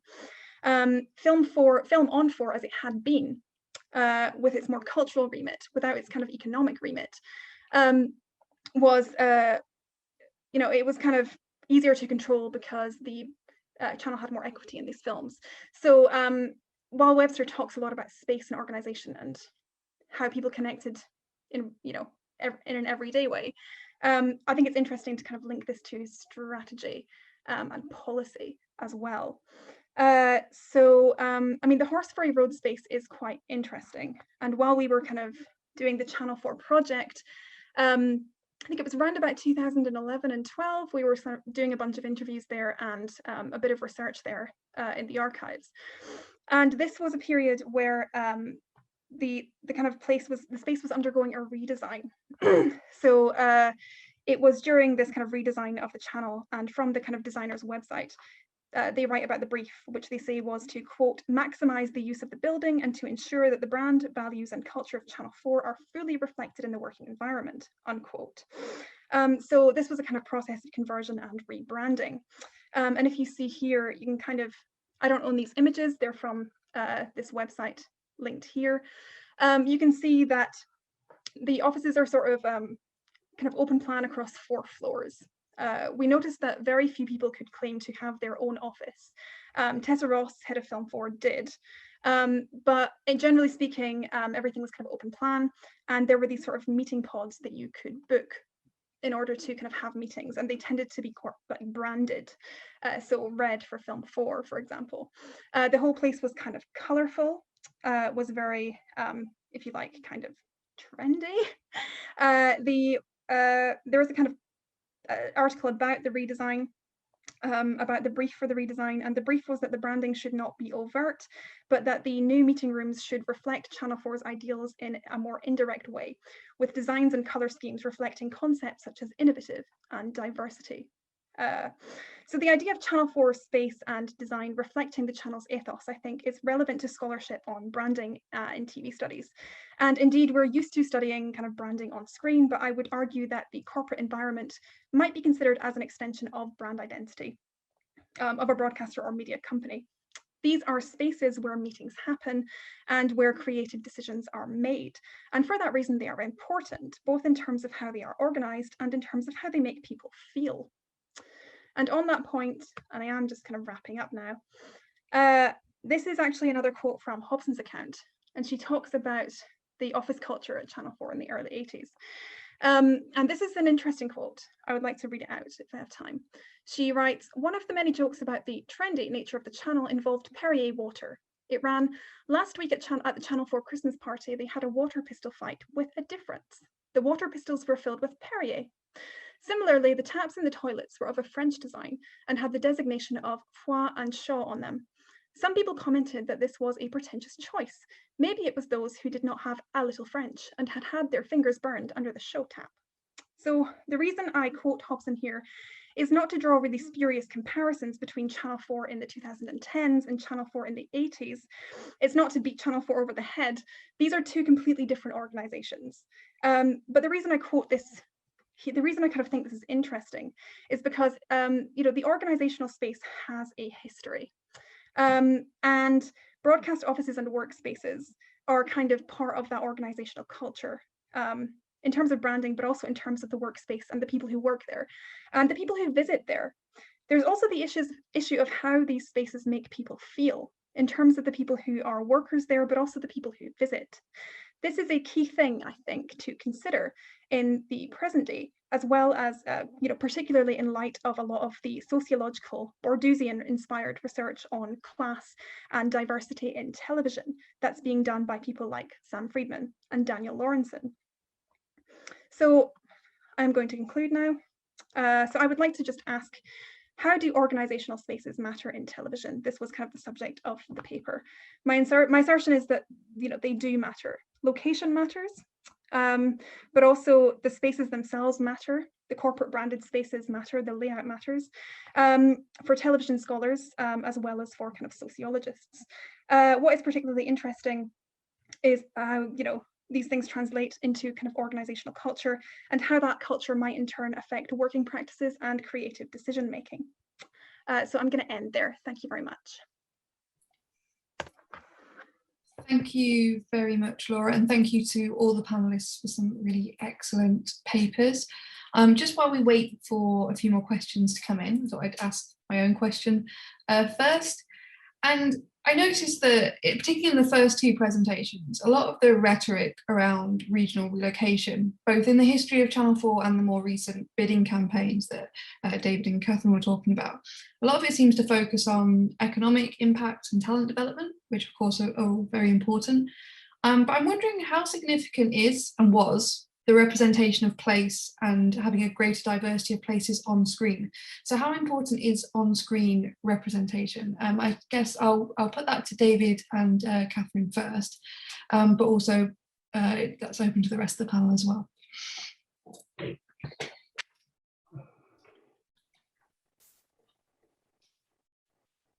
Well, I'm sure Catherine will want to say something about this, but I think yes, it was quite important in the bids, actually. I mean, I need to have another look at them. I mean, in the actual tender documentation, I think that has been very important, and there's also been a lot of discussion about the importance of regional voices and regional representation through Channel 4's move. So I guess that's to say it is important. I think the mechanism by which it happens is slightly more complex, isn't it? You know, and I think there needs to be, there will be, I'm sure, you know, evaluation of that process, which will be really interesting. But I think, you know, the question is kind of the politics of that really, and how that happens in a way that I think isn't just kind of trying to reproduce something statistically, although that's important, but also thinking about the kind of stories that get told and the quality of that culture. So yeah, sorry, just a kind of few thoughts. I don't know, Catherine, if you wanted to say. Yeah, no, I was thinking that I guess there's a few tensions as well, because one of the things that was interesting, I think, around the bidding process, obviously we specifically looked at Leeds and Glasgow in that, was the different spatial scales that they addressed within that as well, and this sort of sense that that by locating in Glasgow and Leeds, you might serve this much wider representation of, you know, all of the rest of Scotland and Northern Ireland within a Glasgow hub, and you know, pretty much the kind of the northeast and Yorkshire through a Leeds base. So I think that there are kind of interesting questions around that. You know, the kind of promise of that, even though it's you know, clearly very important. So I think there are questions around spatial scale, and then there's also, I think, questions as well, you know, around EDI within that as well, and you know, not, you know, what kind of place, you know, whose place we were representing within that as well. And that's, you know, a hugely challenging kind of remit for anyone to take on.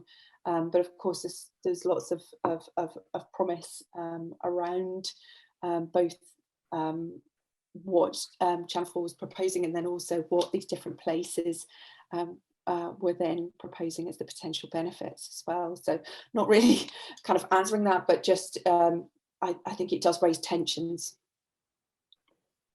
I guess I'm really interested in the Scottish perspective, the Scottish voice, the representation of a Scottish identity on screen.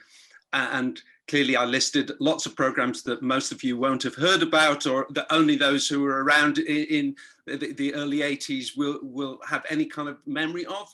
And they were all very much from a Scottish perspective, those early commissions.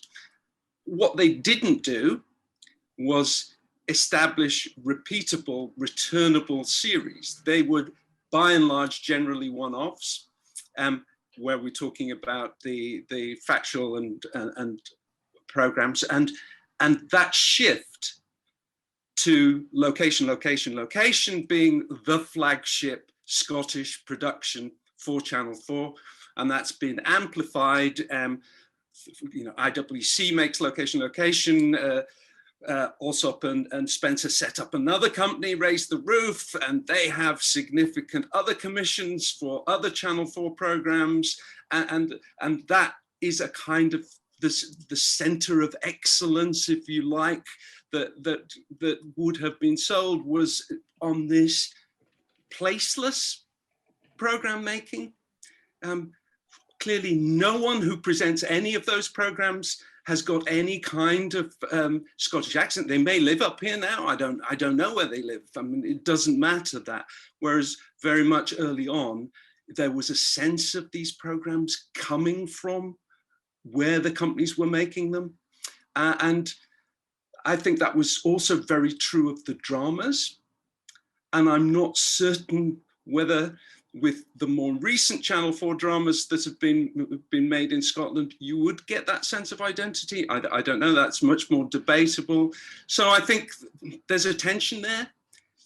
You know, some people might say these weren't good enough, these one-offs, and what we need is a different sort of programming. You know, one of the latest production companies to have new commissions for the channel is Two Rivers Media, and they're making Escape to the Chateau. You know, so where they're making a program is for two English people who have relocated to France. Thank you. So we have a question from Estella, which I think is open to all the panel. And it says, I was politically involved in Bristol's Channel 4 bid, but retained a degree of scepticism about the hub model as a means to refocus meaningfully on regional media production and representation, especially given the tendency to assume that quote unquote talent is imported, not locally grown. Bristol is both a highly creative city and a profoundly unequal one. How will talent be developed effectively? What are the panel's views on this? Is Before We Die a good example of a generally British-based and an engaged TV drama, for example? So basically, how will talent be developed effectively in this context?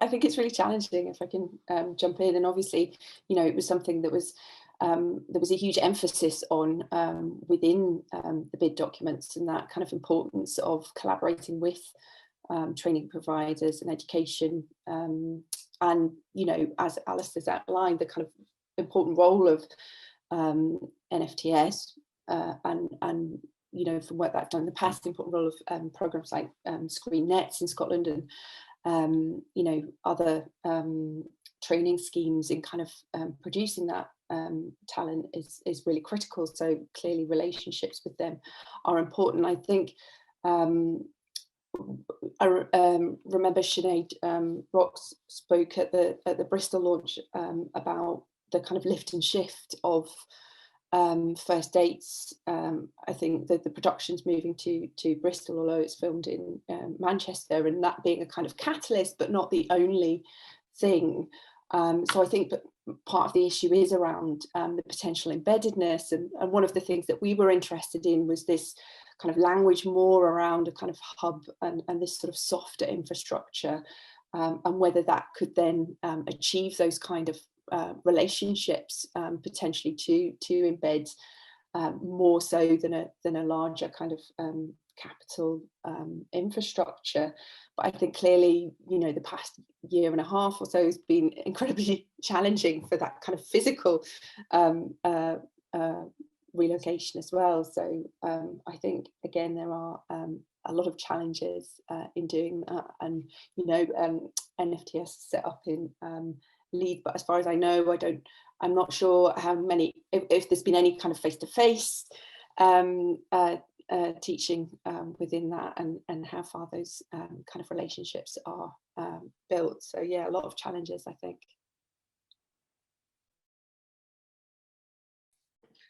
Okay, so a question from Pete Atkinson, who says, Laura's paper illustrates the importance of the mythical streets.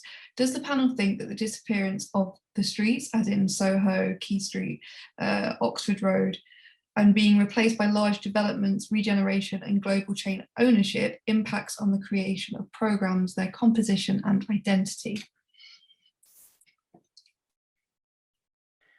I guess I can jump in on that one. I don't know. I really don't know. There's just, I kind of always considered that space, that kind of Soho space, which I've kind of focused on a fair bit in, my work on Channel 4 and Film 4, as being separate from the sort of creative products, the films, the programs, the dramas, but I kind of sense a sort of place, a locus where creative decisions and things happened and were really influential. I love this idea of mythical spaces and how we now kind of access them or think about them, given that this kind of area is going through so much change and redevelopment. For example, there's a pub called the Intrepid Fox in Soho, in that kind of area, which comes up a fair bit in interviews, is I think probably quite important. Over the past 3 decades, a lot of history has been made there, a lot of decisions, a lot of meetings. It's a sense of like, this is really incredibly interesting, but one, how do we access it? How do we capture it? And how do we relate it, the identity of this space and place, to the kind of creative commissions and products and films and things like that? So yeah, the answer is I don't know, and I've just waffled, but a really interesting question. Thank you. So Nathan Townsend says, I have a question for David and Catherine. Says, thank you for your very interesting presentation. Given the publicly available information on the Channel 4 HQ pitch process, I'd be interested to hear your perspectives on why you think Leeds succeeded in the bid over its immediate rivals, such as Birmingham and Manchester. Yeah, really good question. Thanks, Nathan. I'll drop in there a few things, and perhaps Catherine might want to say a bit as well. But actually, I think going back to the diversity and the EDI agenda that we've been talking about, I think that was stressed hugely in the Leeds bid, and certainly, the connections made to Bradford, which is obviously one of the most ethnically diverse cities in the UK, and also Channel 4's ability, I think, again, going back to the sort of hub idea of sort of soft infrastructure, the stress that Leeds made about Leeds as communities, or the sort of Yorkshire communities, and the way that was the way that there was going to be training development and skills development within the region was really, really important to the bid. I think it's very difficult to say. I don't know whether you've spoken actually to some people, Nathan. I don't know whether you've got any more insights from some of the interviews that you've done. But I do think, I think the diversity side of it was really important. I mean, I think you probably know as well, I think Birmingham was particularly upset actually that they didn't get it, because I think they put an awful lot of resources and money into their bid. And I wonder whether there might have been, a bit of an expectation in Birmingham that they were going to get it. So certainly I think that was the case. So it'd be interesting, yes, to do a bit of a comparison between the Birmingham and the Leeds bids, but we still can't really see all that detail yet, actually. I think the Glasgow bid is available, but as far as I'm aware, the Leeds and the Birmingham ones aren't. So yeah, it's still kind of a bit of a blank slate, I think, to answer that question. It's a kind of it's unclear. Catherine, I don't know if you have any thoughts on that. No, I'd agree with what you've said already. I think also the kind of digital aspect was probably something that was emphasised quite strongly around Leeds, and this kind of emerging status as a bit of a kind of tech city, which kind of fitted with that sort of digital profile. And I suppose, without being too cynical as well, the connectivity there as well, the relatively short travel time to London, I think it was, does advantage that particular location. Okay, so I've got questions for Laura from Andrew and David that I'm going to sort of try and condense because they're sort of along similar lines. So Andrew says, as I understand it, Attenborough was very keen on being in the Scala, but it wasn't suitable as a space.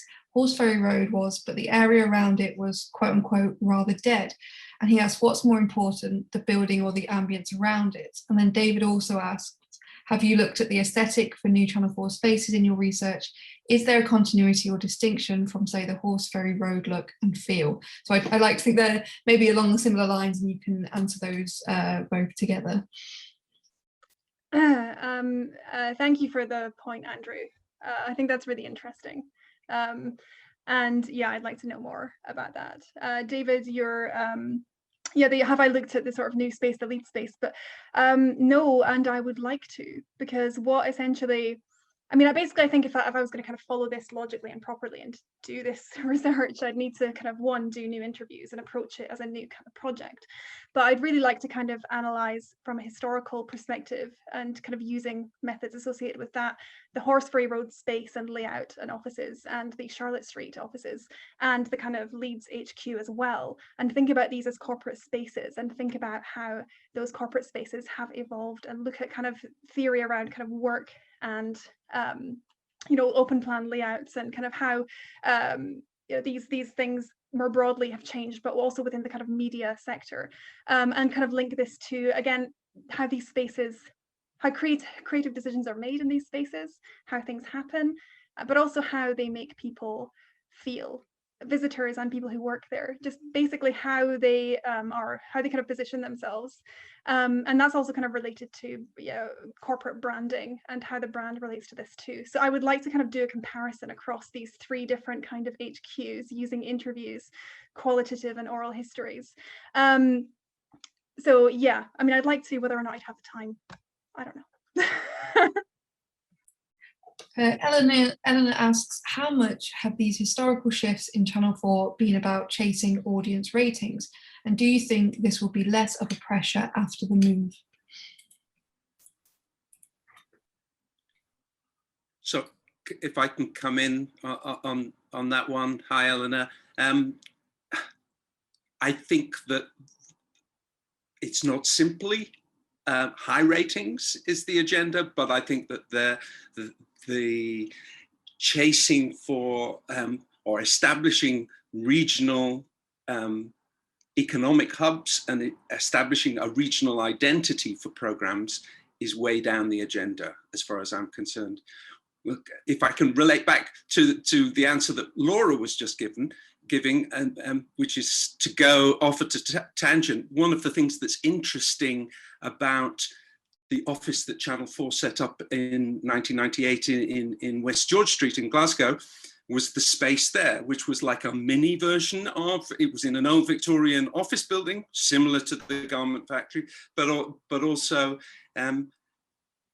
Cosgrove's office within that was a glass room within a large open plan room, and engraved in the glass was Ewan McGregor's speech from Trainspotting, choose life, choose life. That, I can't remember the whole speech, but that was what you saw in the glass, inside which you would see whoever was meeting with the Channel 4 execs at that time.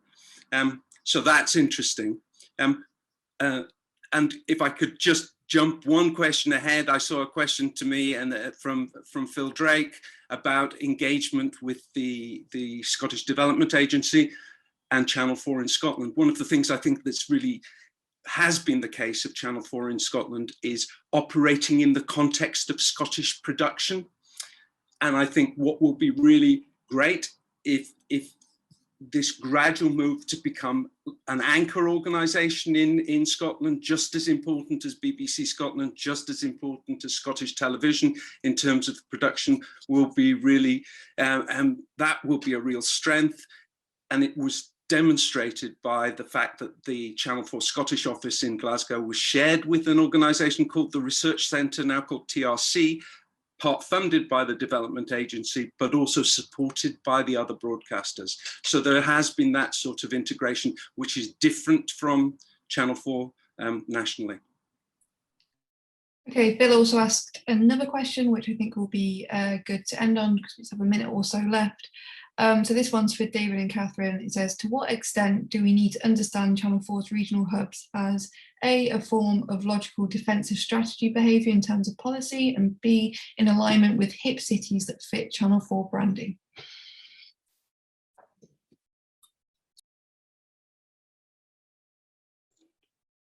Catherine, do you want to start on that about the hip cities thing? Yeah, it's a difficult one. I guess the creative city sort of agenda is really strongly articulated through both the kind of original bid documents and then how the cities then responded to them, and actually we have started to look a little bit at the new spaces, and they very much fulfill that kind of aesthetic of what you would think of, particularly in, perhaps more so in Glasgow and Bristol, in the garment factory in the Merchant City, and in the fermentation building in Finsal's Reach, of kind of that sort of deindustrialized space that's been kind of reclaimed to make a sort of hip, trendy kind of office space. So I do think that is really evident kind of within the choices, I guess, that have been made, and I think it does signify, you know, there was a really strong involvement in the bids from kind of local authorities and sort of regional agencies as well. Yeah, just to say for something very quickly, actually, I mean, when you look at the Channel 4 location in Leeds, actually, it's quite similar in some ways to the Horseferry Road location, and it's in a very sort of well, you know, if you look at Horseferry Road, it's in quite a corporate kind of part of the city, isn't it? Like a downtown part of London, really, with largely sort of, you know, office space around it. I mean, and shops, retail, and I guess you could sort of draw. So I say with the Leeds space, it's interesting. It's not in the kind of existing creative cluster or creative hub, if you want, you know, of Leeds, which is much more down to the south of the city, and the kind of Holbeck area, which has been very much regenerated. It's much more in the centre. I think that's quite interesting. It's obviously right by the train station as well. And I think one thing that's interesting across all three locations with the HQs and the HQ and the hubs is that they're super close to the train stations, so makes it easy to get backwards and forwards from London for the commissioners. Okay, great. Thank you very much. And thanks again to the panel for their papers and everyone for their questions.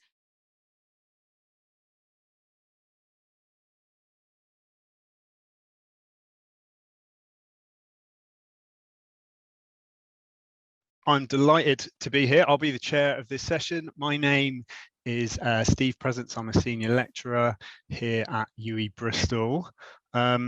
I'm very pleased to welcome our three panelists here. So if you're just joining us, this is panel 2 in the programme. So this is the second of 2 academic panels on the topic of Channel 4's relocation. And I'm really pleased to welcome our three panelists. So I'll introduce them in a sec. We'll take the papers all in one go, one after the other, as with the previous panel. But obviously you're very welcome to be posting questions and comments in the Q&A as we go along, and then we'll take them all at the end. So we've got 90 minutes. I think there's another cultural event that's also 90 minutes this evening, but I'll try and keep references to the football out of the panel. So and the other thing I need to mention as chair is that closed captions are available for those that would like them, and you can turn them on, you can toggle them on and off if you just click the little box with the CC down at the bottom of your screen there. So each of our speakers has 20 minutes, and we're going to start with Nathan Townsend from the University of York, whose paper is entitled, hey Nathan, is entitled "Why Leeds? A deceptively simple question," as he says in his abstract, and the paper is going to examine some of the reasons behind the decision-making processes that ended up with Leeds being selected as the regional HQ. So over to you, Nathan, if you can just share your slides there, and we'll take it away in your own time. So hopefully everybody can see that. Can you see that, Steve? Yeah, that's great. Yeah. Fantastic. Okay, so I'll make a start. Thank you for the introduction, Steve. So as we already know, my presentation is entitled "Why Leeds?" and I'm going to be looking at the decision-making process that led to that conclusion and why today we have the national HQ of Channel 4 in Leeds. So I'm going to really be covering hopefully 3 things in the next 20 minutes or so, or 3 areas: contextualizing Channel 4's for all the UK strategy, which was their 2018 initiative, which in turn led to the pitch process and the bidding war that ensued. Thereafter, I'll be looking at some of the reasons why Leeds was selected and some of the issues that this has thrown up in terms of commissioning and capacity building in the nations and regions in response to that selection. And finally, I'm going to be moving on to a consideration at the end of Channel 4's most recent strategy initiative, the Future 4 strategy, which was launched last year and really speaks to a notion of global television rather than national and regional television, and asks the question whether or not, in fact, Channel 4 has something of a competing set of agendas going on. Excuse me. So I'll be a little bit light touch on the contextualizing part, not least because we've heard some of this already from some of the previous presentations. So I'll skip over the detail a little bit so as not to hopefully repeat too much. So one thing to say is that for some time now, for over 10 years, Channel 4 has had a public service obligation to the nations and regions, which is governed and regulated by Ofcom, and that takes the form of quota. So 35% of both programming spend and hours of programming have to be from the nations and regions. So this isn't anything absolutely new, the idea of nations and regions programming in relation to Channel 4, but it's taken on, as we'll see, some quite distinct forms. And as we can see from the graph, they've more than met their quota in every year of the last decade, and indeed prior to that as well. To go back to 2015, which is where the current story really starts, there was a period of mounting political pressure on Channel 4 in 2015. And of course, this was the year we had a general election and we had a Conservative majority, a slim Conservative majority, but nonetheless, that all the same. And the first phase of this process was the news story that Channel 4 might indeed be privatized. It might be sold, which is, of course, once again in the news much more recently. And this was really I suppose, the starting position of negotiations for the David Cameron's Conservative government. And there was a lot of responses in both the trade press and the broadsheet press, not least from David Abram, the former CEO of Channel 4, who pointed out the risks of privatizing Channel 4, both in terms of jobs, but also in terms of the continuation of its public service remit. And ultimately, this position softened over time. But when we had the publication in 2016 of What Price Channel 4, which was a series of opinion pieces on this potential for privatization, which is another important part of the debate. And of course, most people in this book are significant figures who have worked for Channel 4 and were typically arguing, as you might imagine, against the privatization route.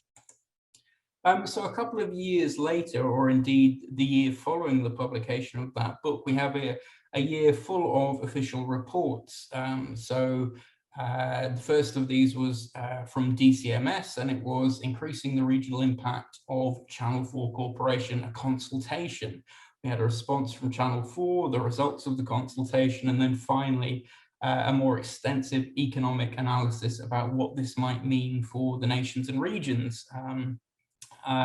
It's worth noting that all of this happened within the broader ambit of the so-called Northern Powerhouse strategy, which is another Conservative Party invention initiated back in 2010 and was, it's talked about less these days, but certainly during the coalition and the first Cameron government, it was a big policy talking point, which really sought to invest greater sums of money in the north of England, and a range of priority areas were noted within this strategy, notably the northeast, the Leeds City region, Greater Manchester, the Liverpool City region, the Humber and the Sheffield City region. So we can see a link between this Channel 4 move and broader Conservative Party policy in relation to the Northern Powerhouse. So interestingly, by March 2018, we have Channel 4's response to this political pressure in the form of the For All the UK policy. And of course, we have a new chief executive at this point. Alex Mann has replaced David Abrams, and she takes a more proactive approach in trying to reconcile this issue. And really, these are the headline points of the For All the UK strategy.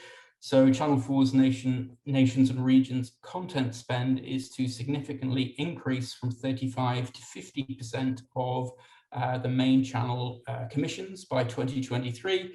The national HQ will be established outside of London with ultimately 300 jobs outside of London as well. There's going to be a significant increase to Channel 4 regional representation.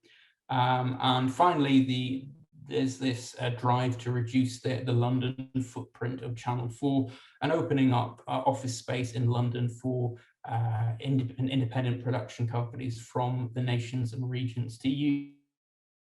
So these are the kind of headline responses that Channel 4 is offering up to solve this issue.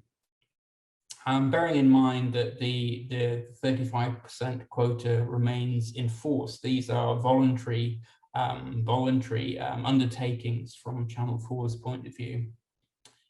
So then we have the pitch process, and I won't talk too much about this because, as I say, it's been covered in a previous presentation, but there are on the left various criteria in terms of what's acceptable in terms of the working population of the city, the travel time to London, and the level of infrastructure, both for the national HQ and the hubs.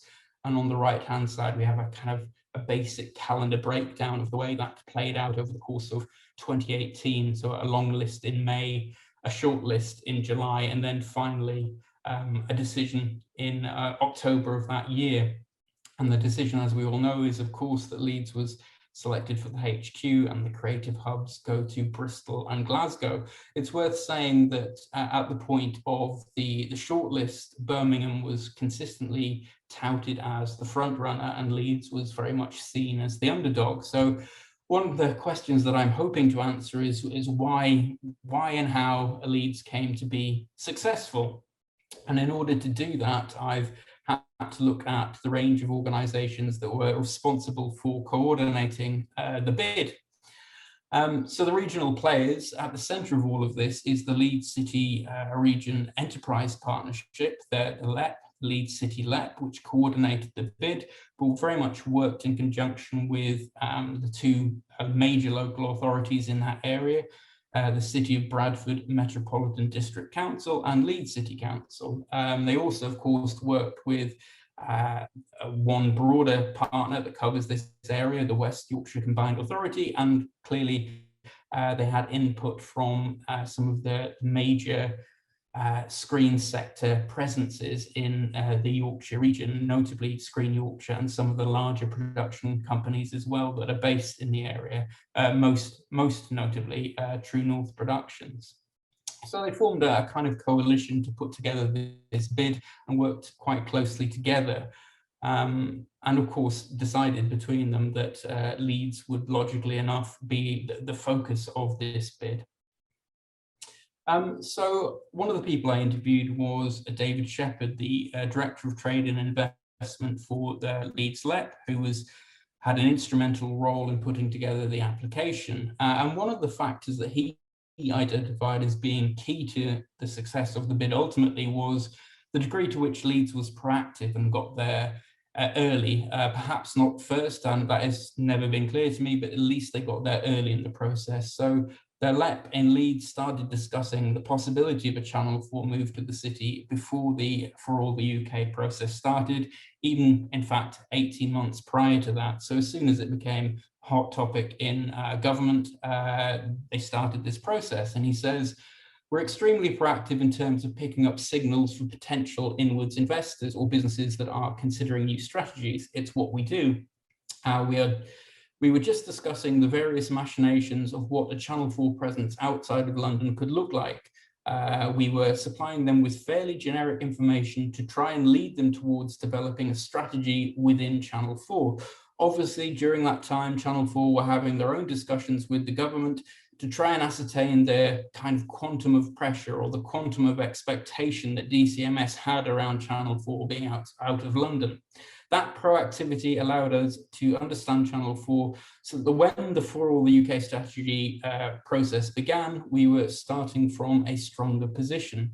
So clearly one facet in this is getting in there early and building up those relationships ahead of time. Another interesting perspective which speaks to some of both the geographical and the demographic advantages that Leeds had over its rivals comes from Eve Roothouse, the Chief Officer of Economic Development at Leeds City Council, another interviewee. And she says, one was geographic location. Leeds is in the centre of the UK. It's the only northern city from which you can access all other northern cities easily. It's easily accessible from London, and it's easy to get to Scotland from Leeds. And we use data to show that with the pull of Birmingham, you're actually pulling on the same population and the same talent as London with some overlap. And we showed that the pull of Manchester is actually quite focused on the northwest, whereas Leeds has a much broader geographic pull for talent that comes from a bigger geographic location. Next was access to talent, which is a bit like the location thing. Channel 4's got a very keen focus on diversity, so obviously we underlined the diversity of the population, both in Leeds, and if you add Bradford into the mix, the broader region, that you can access a really diverse talent pool. So not only the geographical advantages, but also the demographic advantages that the resident population in the Leeds City region spoke to the brand identity of Channel 4 in a relatively direct way in terms of diversity, which was clearly an important factor as well. Another interesting take on this comes from Sally Joynson, who's the Chief Executive of Screen Yorkshire. And she's speaking here about what she perceives to be as an east-west imbalance in terms of investment and infrastructure, particularly within the screen industries. So she says there's so much consolidation on the western side of the UK, so Bristol, Birmingham, Manchester, Glasgow. The eastern side of the UK has just been left. From the north, from the Scottish borders down through the northeast, Yorkshire, East Midlands, you know, it had been in decline. And I think there was a recognition that if you continue to push all of this into the northwest, where does that leave the other part of the country?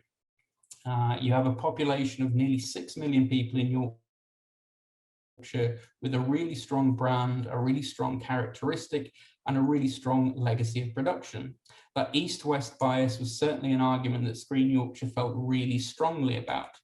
And indeed, if you look at the other public service broadcasters, particularly the BBC in this area, they've got significant bases in Bristol, in Birmingham, in Manchester, and in Glasgow.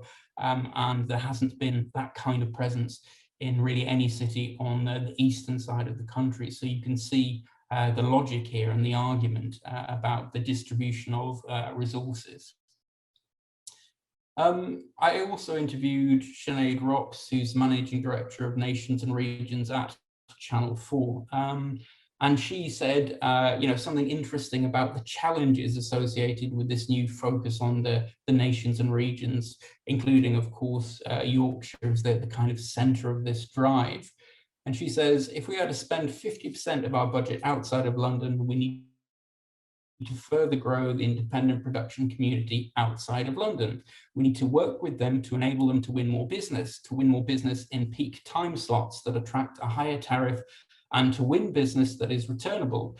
So we need to work with the indies in that sense, but we also need to look at the talent pools that exist outside of London, because commissioners are less likely to take a chance if they don't think the talent working on the programs is of the right caliber. So this speaks to the notion of a talent drain or a brain drain towards London, which is, of course, in the screen industry has taken place over a number of decades. And how do you begin to redress that balance I think that it's interesting to, again, just briefly go back to the graph that I showed you before, which speaks to this notion of, you know, winning higher tariff business and returnable programs in the nations and regions. Because if we look at the two lines on this graph, we see a disparity between spend and hours that's fairly consistent over time, ranging from somewhere between about 10 and 15% for most of the last 10 years. And one thing that tells you, of course, is that you know, while we're getting towards that 50% mark, a lot of the bigger budget programs and the more prestigious programs are still being made in London because the spend is higher. So we've got a relatively low spend and a relatively high amount of hours in the nations and regions, which again speaks to what types of programs are being made in different areas of the country. And finally, so what is Channel 4 doing to help redress this balance? Well, one thing that they're doing is reconfiguring the way in which they think about commissioning in the nations and regions. And again, here is a quotation from Sinead Rocks. And she says, "We've got a director of programs whose overall responsibility is for the content on all our linear channels. So the buck stops with him, and he has final say on paper. What I suppose is particularly interesting about the nations and regions commissioners is that they've got discretionary development spend that doesn't have to go through London. So they, for the first time now, have got their own pots of money where they can work directly with the independent companies. They know what the overall creative strategy is. So working within that framework, they can work up ideas without having to get permission to do so. So we have, on the one hand, the continuation of the centralization of commissioning power with the director of programs in CATS in London, which continues and is common to, in fact, the way in which all broadcasters work. But on the other hand, we have a partial devolution of that agency to regional commissioners who have, you know, for the first time, this discretionary spend. Yeah, and finally, I just wanted to point towards Channel 4's most recent strategy intervention called Future 4, which came into effect last year, 2020, and to raise the issue of whether or not this is a competing agenda with the nations and regions agenda that we've seen in For All the UK. And the so-called strategic pillars of this strategy are fairly general in what they're suggesting. So content, prioritize digital ratings, viewers, to put viewers at the heart of our decision making, commercial, diversify our revenue streams to underpin our sustainability, and finally partnerships. So focus on strategic partnerships to compete more effectively. And I think points 1, 3, and 4 here, content, commercial, and partnerships, when you start looking into the detail of how this actually plays out, and you look at something like the Global Format Fund, you see that Channel 4 in the last couple of years is heading in quite a different direction that could be antithetical to the notions, you know, I suppose the direction of travel with the nations and regions work that preceded it. So this ring-fenced 30 million of incremental content spend to be invested in this global format fund over this year and next year. And of course, these global formats are entirely designed, of course, to appeal to UK audiences, but also very much to appeal to international markets. Both in terms of potentially the original show, but of course the underlying IP that can be sold as a format to other international broadcasters. So we see a tension between the local and the regional and the global here. And we can see this in some of Channel 4's programming. So on the left, the heavily formatted programs like Grand Designs, Gogglebox, and The Circle. On the right, we have programs which speak to much more national and regional specificity, like Ackley Bridge or Derry Girls or Raised by Wolves. And indeed, in the middle, arguably, are programs that are both formatted and branded, like Educating Yorkshire, but also speak to regional and national specificities. So that's about all from me. Thank you.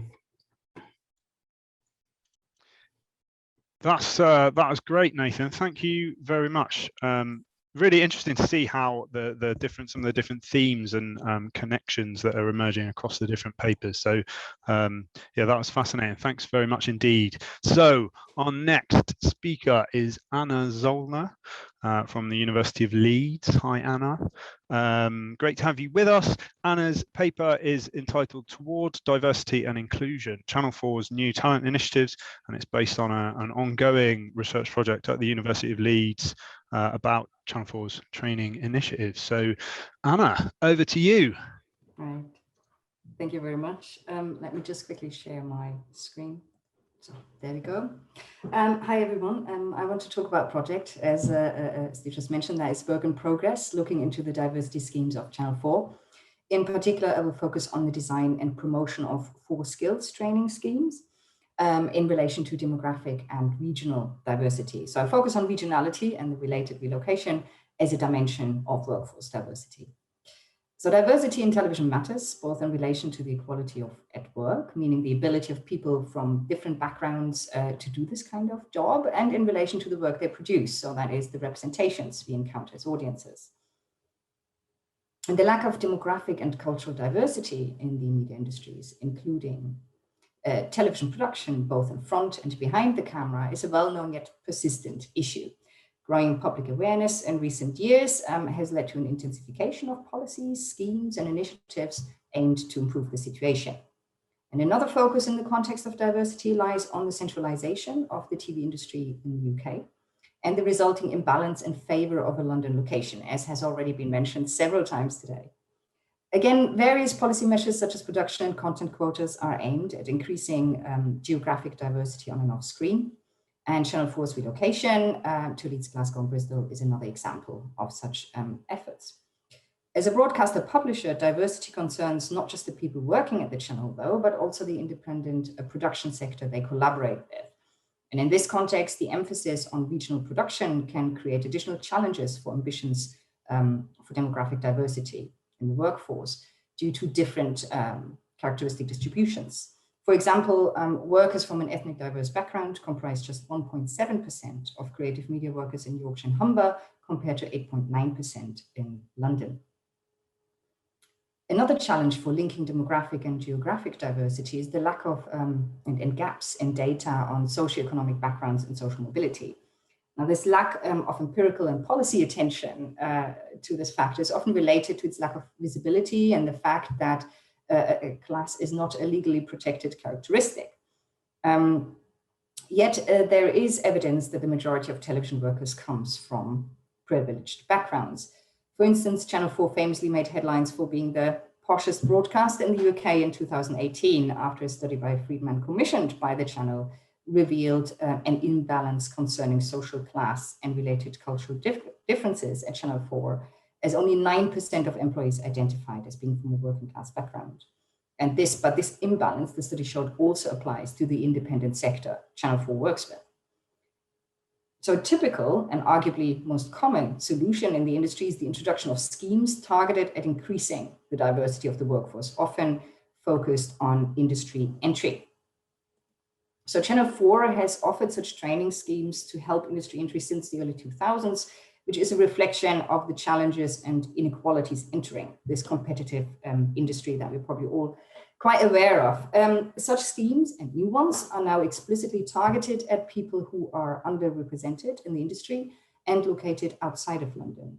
And as such, the schemes have become part of the channel's wider diversity strategy. Combined now under the name 4’s, the channel offers several schemes, although some are paused due to COVID-19 restrictions and potentially other reasons. The various schemes target different people at different stages of their career and focus on different skills and content, as you can see from the list here on this slide. Some of the schemes have existed for years, others are more ad hoc or one-off. So in this presentation, I will focus on the first section here, the entry-level schemes. These are also the schemes that are largely still or again active this year. So I explore the 4’s initiative as an organizational theory of change that emerges from institutional documents.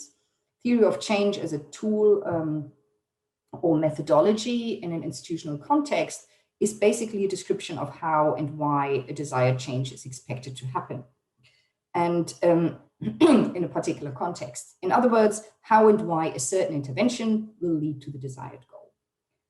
Drawing on public domain material, including web content, virtual workshops or recorded videos about the schemes, Channel 4 reports, and including scheme case studies, I have looked at the underlying assumptions in the design and the promotion of these training schemes and the related expectations of change. So this is the first stage of the project, and the plan is to follow up with qualitative data about organizational processes, including selection, individual experience on the scheme, and beyond. Okay. So key themes in the data concerned conceptions of the ideal candidate and an imagined career pathway, as well as the value of the schemes themselves. So entry schemes emphasize a certain skill set and personality type for working in television, sorry, which are surprisingly consistent over time. For example, compared to 25 years ago when I myself started working in the industry. So there's still the same sort of requirement when it comes to skills.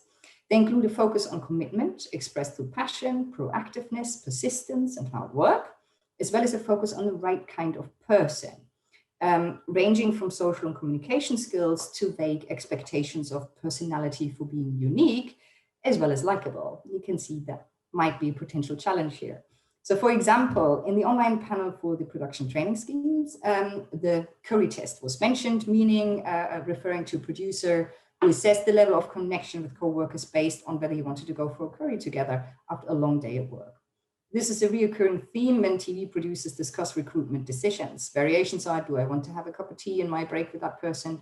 Do I want to sit in a car to Birmingham with that person, etc.? So it's a criteria that's quite difficult to assess and make sure to meet. Yeah? Overall, there is a consistent emphasis, especially in the webinars with producers and former scheme participants, on being the right fit for the industry and for the company one applies for.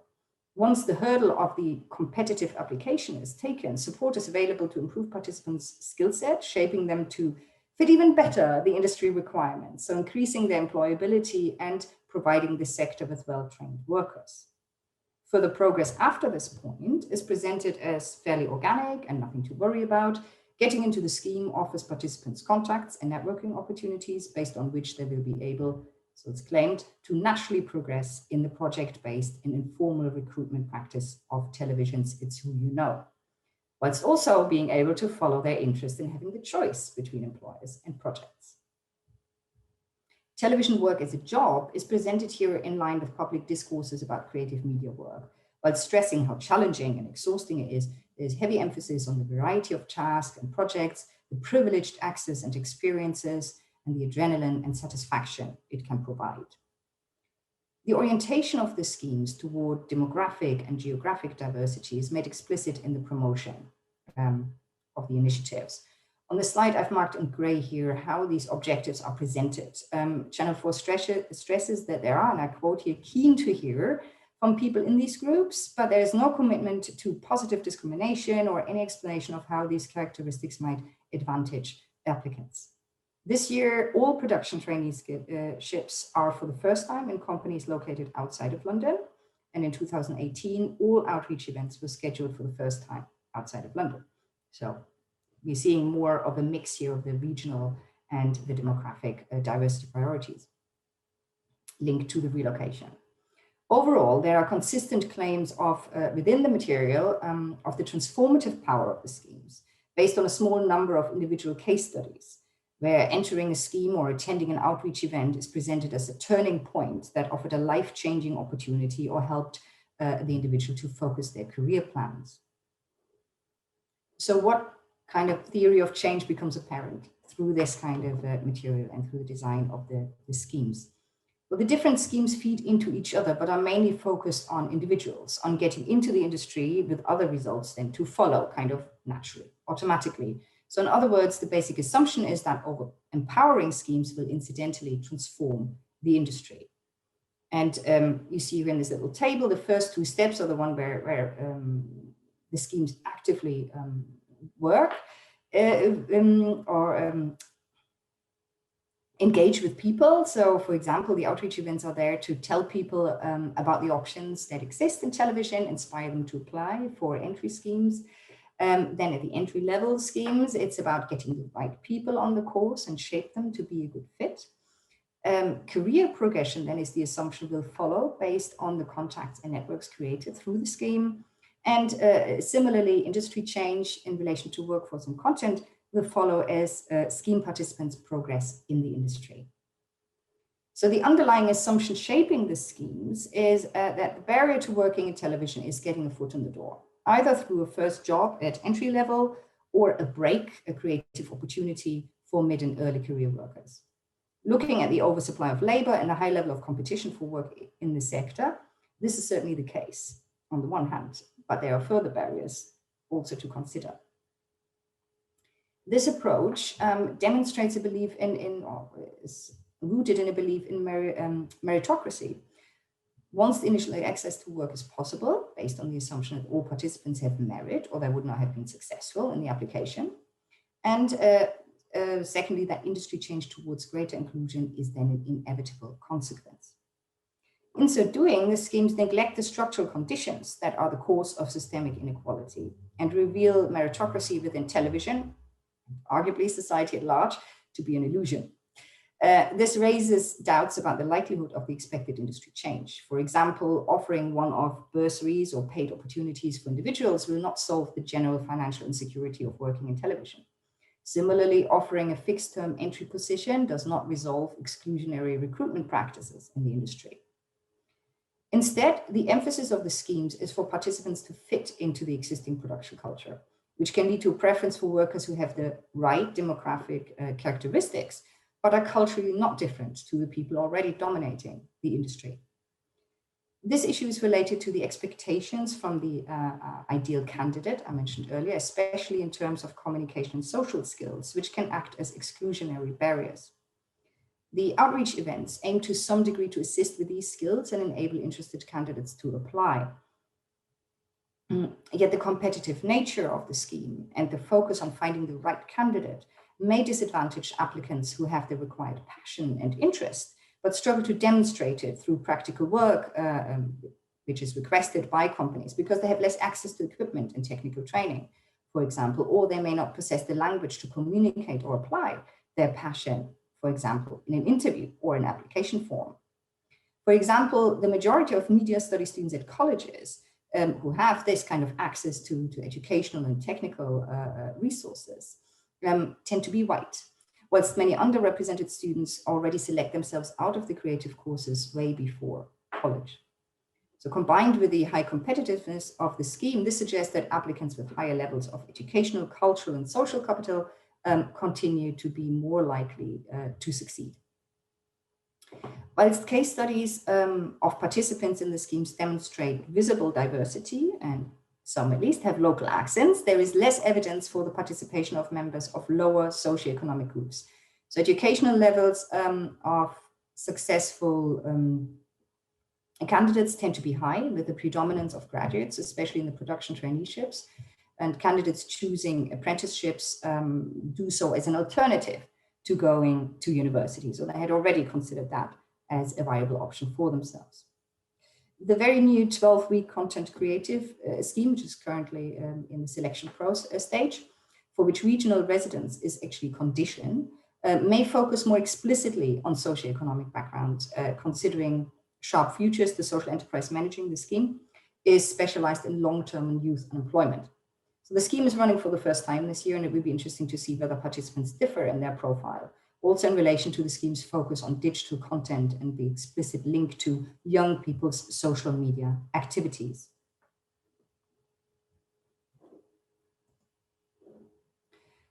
To explore this question of structural change, however, it's useful to consider 4 skills in the context of policy interventions to highlight the role of structural conditions. A Cameo report on workforce diversity in the UK screen sector distinguishes between empowering and transformative interventions, which I think is a useful concept.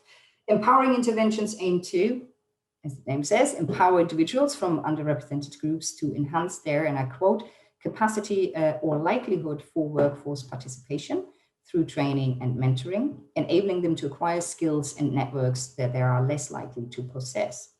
Transformative interventions, on the other hand, are aimed at changing exclusionary practices and processes rather than empowering individuals. The majority of explicit diversity policy measures in the UK television industry are empowering interventions like 4’s. They tend toward short-term goals and are based on and reproduce what Nusinger and Eickhoff call a deficit model of workforce diversity. They describe this model as the view that, and I quote, the view that certain individuals lack something such as resources and connections and need help to make good that shortfall in order to have access to work and employment. This deficit model places the reason for a lack of diversity with the individual. Its unspoken underlying assumption is that if individuals weren't deficient in whatever form is typical for the group to which they belong, then workforce diversity would not be a problem, end quote.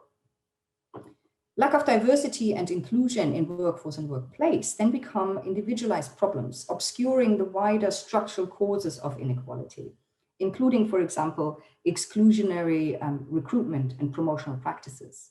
The deficit model focuses on fixing the individual to fit the system rather than acknowledging and changing systemic discrimination in relation to racism, sexism, disability, class inequality, and place. Whilst empowering interventions certainly have a significant value for participating individuals, they need to be complemented by long-term transformative interventions to address the cause of the problem and not just dealing with the symptoms. A helpful distinction in this context is Ahern's conceptualization of external and implicit policy that was adopted by Nusinger and Eickhoff, who describe explicit diversity policy as the discourses, actions, and interventions specifically designed by government and organizations to increase diversity. Implicit diversity policy, on the other hand, includes the unintended outcomes of explicit policies, as well as policies and actions that do not specifically address workforce diversity, but nevertheless effective. For example, education, access to arts, recruitment practices. So in media organizations. So Nusinger and Eickhoff highlight the limitations of explicit diversity policy, of which 4’s is an example, especially when they come into conflict with implicit diversity policy at organizations. And they argue that intersections of implicit and explicit policy can lead to ghettoization and lack of progression for underrepresented workers. For example, whilst empowering access, they may lead to strategies that deploy these workers in a narrow way, assigning them to minority interest programming that matches their background. Underrepresented workers may further find themselves complicit in reproducing stereotypes linked to this production culture. So these intersectional effects are not widely studied, and both Nusinger and Eickhoff and Ozimek note the lack of systemic evaluation of empowering interventions, considering that they're so widely applied, especially in relation to implicit diversity policy within organizations. Industry evaluation tends to have a spotlight character and focuses on a small number of transformed lives and positive case studies and metrics that illustrate high levels of participation and interest in the scheme. So in this context, it's important to consider Channel 4's collaboration with external partners, the social enterprises who run the outreach events and training schemes. The role and influence of these intermediaries on scheme objectives and evaluation deserves more attention. Within the 4’s schemes, outreach events present an initiative that has a transformative potential. But one-off events focused at schools and students who are not enough to achieve this. So what we need is long-term and regular presence in the community to enable long-term and systemic change. So reach needs to be expanded also to involve the wider community on a regular basis. For example, to make working in television an acceptable career option for parents and teachers. But such a change will be difficult without addressing further structural conditions, such as the financial insecurity and employment uncertainty in the industry, which is the central focus of parents when it comes to the professional choices of their children, especially if you're considering ethnicity and socioeconomic background.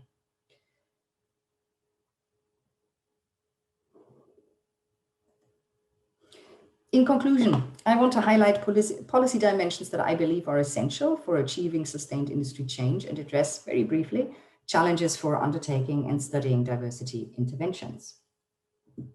Firstly, I argue for the value of transformative interventions, which probably doesn't come as a surprise. So efforts in this area are growing, but they are difficult to design and often meet resistance. So a positive step here is Channel 4's 360-degree diversity charter, which they published in January 2015, that illustrates the channel's effort to make diversity and inclusion a strategic focus. The charter includes multiple strands of action, including early outreach to increase the social diversity of the application pool, the removal of socioeconomic bias from recruitment, advertising opportunities, and making demographic diversity a key organizational goal with clear targets combined with financial incentives, bias training, mentoring, and transparency around promotion opportunities. So you see here the clear effort of actually changing practices and changing structures. Secondly, I'd argue that the public service model is a key facilitator for achieving industrial change in relation to diversity and inclusion. There is a business case for diversity, rightly made, claiming better organizational performance and greater financial return, but convincing evidence for this is lacking in relation to the television industry. However, there is a link between the people who make television and the stories they tell. Public service remits, social responsibility, and the need for accountability and transparency all increase the likelihood of industry commitment to diversity and inclusion. Thirdly, I want to mention the value of public funding for enabling access and inclusion in the media industries. Not a very popular topic at the moment, definitely not fashionable, but it's important to note that it can enable early exposure to cultural practice, provide free education, aid social mobility. Julie Walters and Julie Hesmondolch are just two examples of a generation of film and TV workers from a working class background who credit cultural schemes at school and further education colleges and full university grants with their achievement within the film industries. They claim that people like them, and I quote, wouldn't get a chance today. As we are all too aware of the current political climate in relation to funding for arts, culture and education, where austerity and neoliberal marketization have dominated for years, and national debt has grown due to COVID-19 pandemic, I realize there's probably little hope on that front, but it is worth remembering the value of this kind of investment.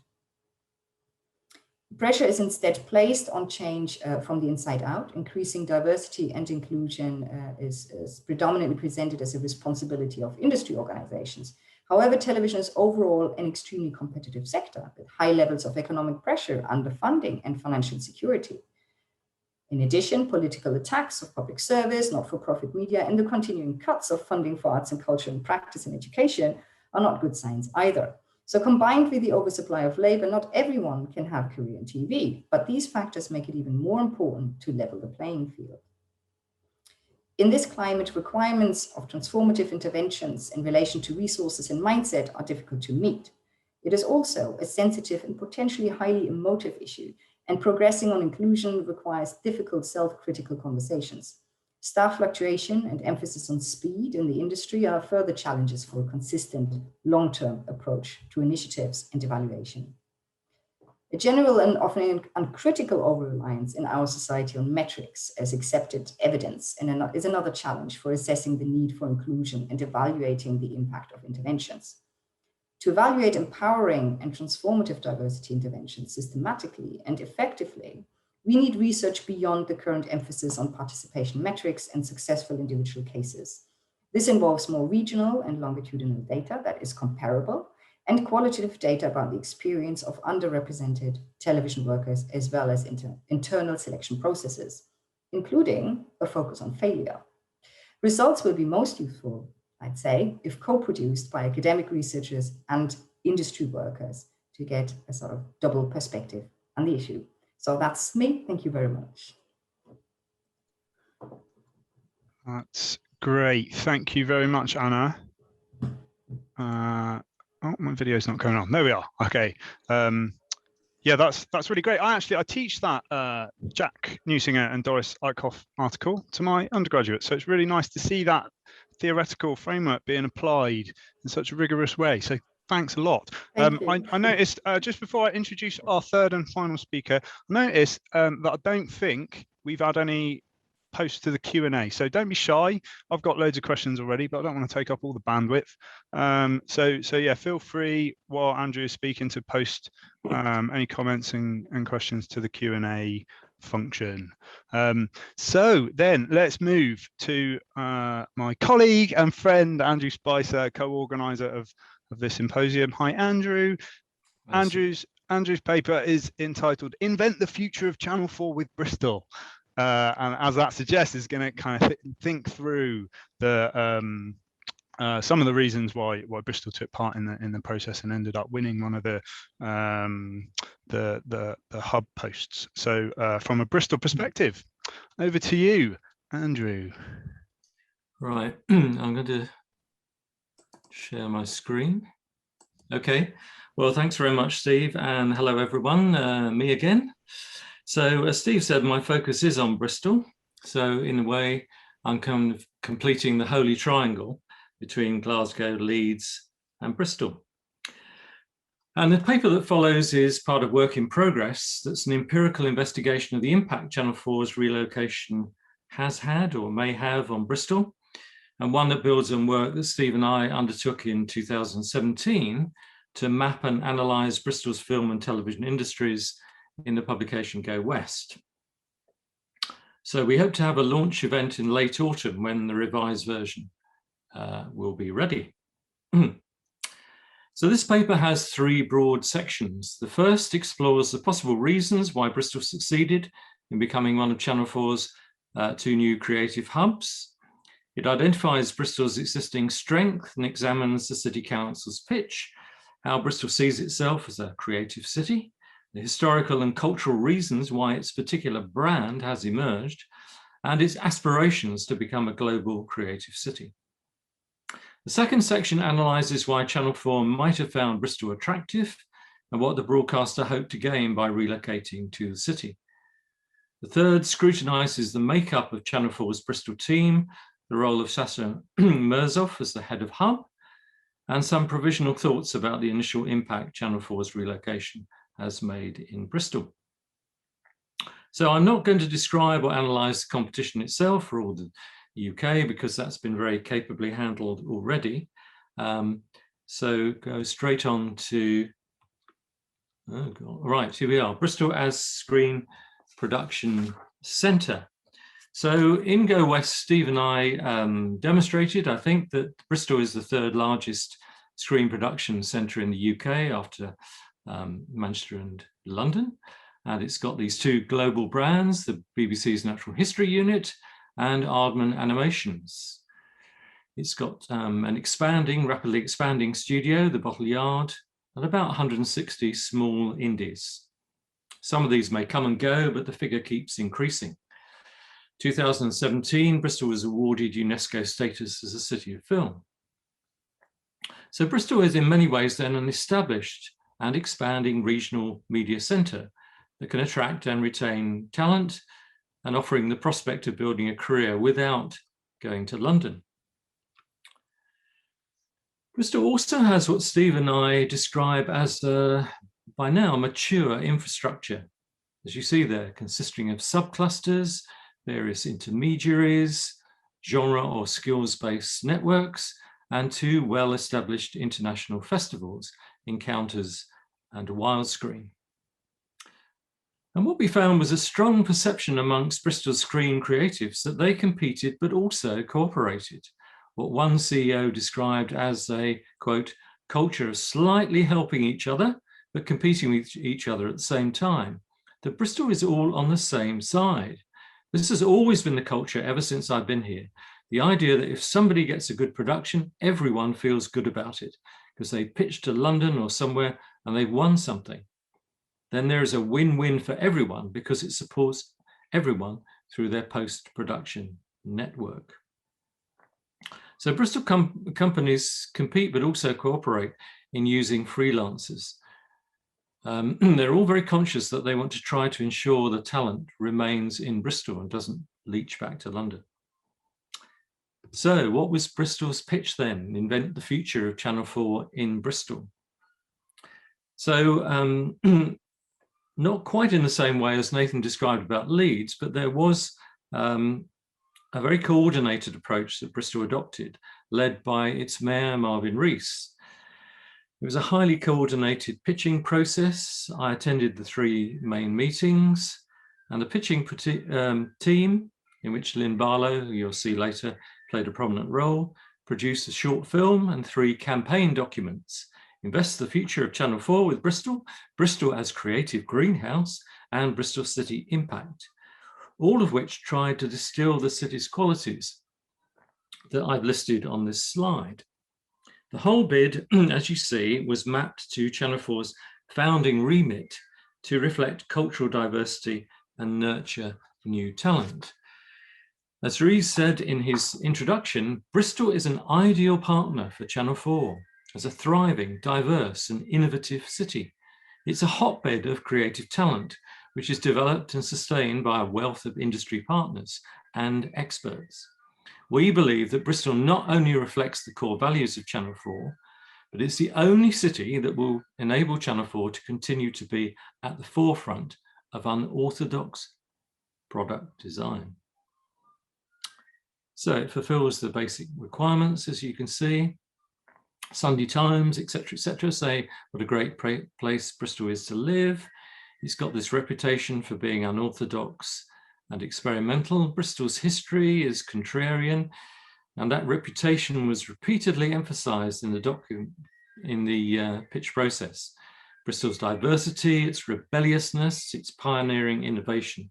One of the world's most inspiring cities and best places to live, with a reputation for unorthodox and experimental. Bristol offers a place to not just structure differently, but to think differently. So as with the Leeds bid, it's diverse, multicultural, 92 language, 187 countries of origin, and those would enable authentic and relevant stories for Channel 4's audience. It's a young city, which fits Channel 4's profile in contradistinction to the other UK PSBs. Innovative, creative, innovation lab, creative greenhouse. And I think this is very important, a very strong high-tech presence in Bristol. New digital commissioning through applied research and development, a VR hub launched in September 2017, a 5G accelerator, whatever that is. There's an enterprise zone around the main station, Temple Quarter, with discounted business rates, super fast broadband, and what was referred to rather discreetly as simplified planning. So above all, a partnership. So strong similarities with what Nathan talks about as the bid, and David and Catherine about Glasgow's and Leeds already discussed. But I think this partnership was its strongest selling point. Shared priorities and a joint vision. So the pitch makes several mention of several proactive and immediately actionable projects under 2 main headings: diversity and inclusion, innovation and technology. And these would deliver tangible results for both parties. It would be an, quote, engaged partnership with reach across key audiences and defined commercial needs. Delivering industry-leading innovation and, quote, enabling new voices to grow the next generation of content-producing businesses. It would also support a new wave of young, diverse and digitally native talent that can accelerate the evolution of the media sector in Bristol with Channel 4. There's a promise, as in Leeds, of education and training, inclusive talent pathways, which would offer apprenticeships to underrepresented communities. So, previous papers have mentioned that Channel 4 was a major prize for these cities, fiercely competed economically, but also even more symbolically. So Bristol's bid, I think this is again key to its success perhaps, was it was resoundingly aspirational. So Channel 4 coming to Bristol would be transformative in the ways described there. So it would diversify the existing ecosystem from production focused to one displaying commissioning and distribution capacity. It would sustain the cluster, but add significant resilience as a landmark new anchor tenant. It would reinforce the impression of a forward-looking creative growth hub, thereby attracting additional secondary investment. And to quote Marvin Rees again, the city has an aspiration to evolve from its current centre of excellence to a future globally significant creative city. The additionality of strong Channel 4 presence in Bristol is not just the catalytic effect on existing creative industries in the city, but also a wider linkage to the West of England region into the productive capacity of Cardiff. And there's been considerable discussion for the last 3 or 4 years, politicians in both Bristol and Cardiff, about a Western powerhouse. Now the tolls on the M4 motorway across the River Severn have come down. Interestingly though, Bristol and Cardiff made rival bids. So why Bristol? So Kevin Blako, who you're going to hear from after the break, who I interviewed about a year ago now, Channel 4's head of partnerships, nations and regions. So that Channel 4 perceived Bristol as having several advantages. Firstly, the kind of requirements that have been through about population, working population size, distance from London. It's about 2.15 hours from London. That's going to come down. It's a major production base, as I've talked about. And this interesting phrase, I think, that to use, the city is a sweet spot in terms of maturity of production, but with the scope for development and accelerating that. So they felt the bid had a clear focus on talent and skills, youth and diversity, underrepresented groups, but how to get them. Although, as we've seen, not short on rhetoric, Bristol's pitch was also quite pragmatic, offering clear pathways to achieving ambitious goals. And as I say, it offered this ongoing partnership in which the universities were involved. It's close to Cardiff, about 40 minutes. And this is something we hope we can come back to at some point. It offered the opportunity to work differently from the BBC with Bristol's Indies on a close-knit way with meetings and advice, informal, close relationships outside those meetings. So where did Channel 4 want to go in Bristol? This is thinking back to Laura's paper this morning. So Bristol's offices, new offices, sorry, Channel 4's Bristol offices is in Finzel's Reach, which is a recently transformed waterfront quarter, part of the Temple Quarter Enterprise Zone, near Bristol's medieval centre. It's also close to the main station. And Channel 4's offices are in this, here we go, historic ex-brewery fermentation building. And it shares that space with Historic England, English Heritage, the brand design studio Outlaw, and from 2022, the BBC, which is in the west of Bristol, is going to move into Finzel's Reach. So it's bohemian, upmarket, transforming location. And Blako enthused, it fits the slightly Channel 4 look, feel and values. We think we're a bit QWERTY, arty, all those sorts of things. So it's not going to have a huge physical impact on Bristol, I don't think, the Channel 4. You won't know they're there unless you look for them, but you can see why they might have chosen to locate there. So what have we got in Bristol then? What's the Bristol team? So the Bristol's Creative Hub houses commissioners in daytime, drama, factual, popular factual, and it's got part of the creative diversity team. It's headed, as I mentioned, by Sasha Mirzov, who's highly experienced, 25 years. He's ex-BBC. He's award-winning documentarist, former head of an indie, Marvel Films, but key, I think he's well known in Bristol. So he's not a London hotshot who's been parachuted in. And Mirzov sees the city and Channel 4 as, I would say, mirror images. So innovation and originality have always been our traits, just as they have been with Channel 4. We both have a long history of being questioning, subversive, and at times cage rattling. Bristol provides the perfect ecosystem for a channel with the core values of championing the underrepresented and daring to go where others fear to tread, a strong and natural home for us. So what's the initial impact? And of course, we can only talk about the initial impact.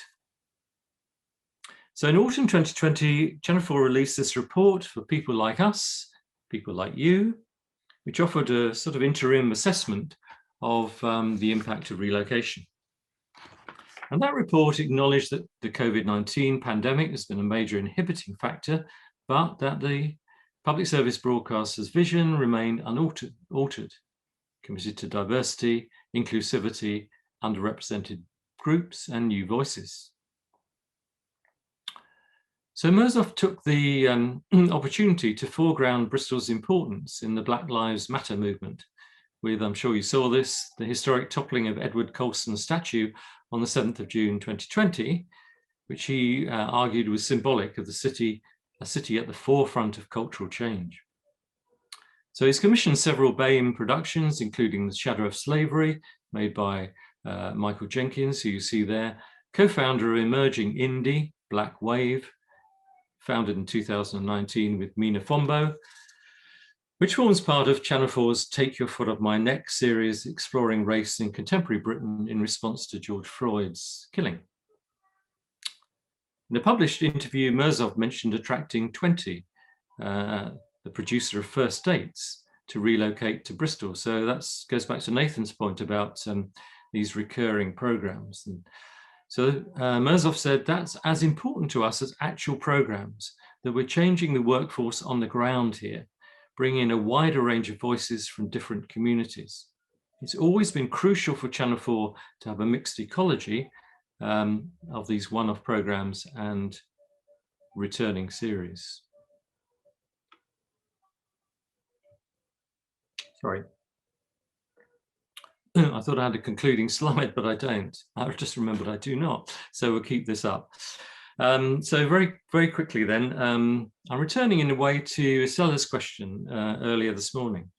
At the moment, we're still largely assessing intentions rather than achievements in evaluating Channel 4's impact in Bristol. And it's clear, as I say, it's already commissioned a number of Bristol-based programs that may well not have happened had the broadcaster remained in London. Channel 4 has been rapidly incorporated into the Bristol brand as a prosperous, desirable, and yet edgy city. It's a bit alternative, innovative, free-thinking, and having a second national broadcaster in the city has significantly enhanced Bristol's status. However, this is really what goes back to Estella's point. Bristol is a city of pronounced inequalities, with areas of very high social deprivation. And the presence of Channel 4 and its location in Fringel's reach, in a way, only serves to enhance those inequalities. Although Marvin Rees is committed to tackling them, it's a moot point whether becoming a globally significant creative city really is going to address those issues. And the choice of Bristol, I think this comes back to a number of points that have been made throughout today, has also increased the UK's media inequalities. So it's another West Coast city. What's happened to the Midlands? The Midlands in particular seems to have missed out on Channel 4's reshaping of the UK's broadcasting geography, despite Birmingham, which as Nathan mentioned was a front runner for the new headquarters. And Ofcom has pointed out that over the last decade, both the BBC and Channel 4 have spent very little money in the Midlands. So the BBC, as I mentioned this morning, is now creating a centre of excellence in Birmingham, but Channel 4 has kind of moved on and overlooked it. So finally then, I think Channel 4's coming to Bristol is wonderful, really wonderful for sections of the city, but it leaves perhaps unanswered some of those broader questions about the city's economic disparities and how to achieve this more balanced broadcasting ecology for the UK as a whole. So I will close on that note. Thanks, Andrew. Really interesting paper. From what I caught of it, Zoom kicked me out about twice during your paper and 3 times during this panel. So hopefully no one's noticed. But there's distinct disadvantages to chairing panels in this new environment. But fortunately, so that's also cleared for me all of the chat, and it's cleared all of the Q&A. So if people have posted questions, I've noted Sylvia's and I've noted David's, but if there were others, then I've probably missed them. So repost if you want.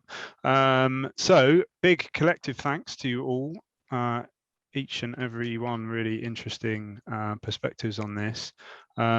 We've got about 20 minutes for a Q&A. I've got questions for all of you individually and as a group, but maybe just to start off, Nathan, if we go back to you first.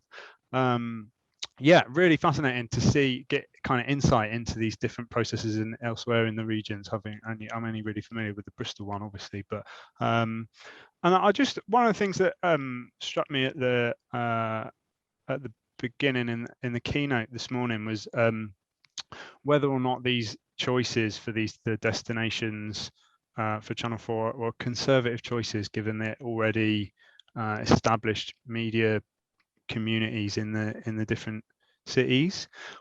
And I just wanted to get your take on that, really, and I wonder like what you make of the eventual decision to go for the HQ in Leeds.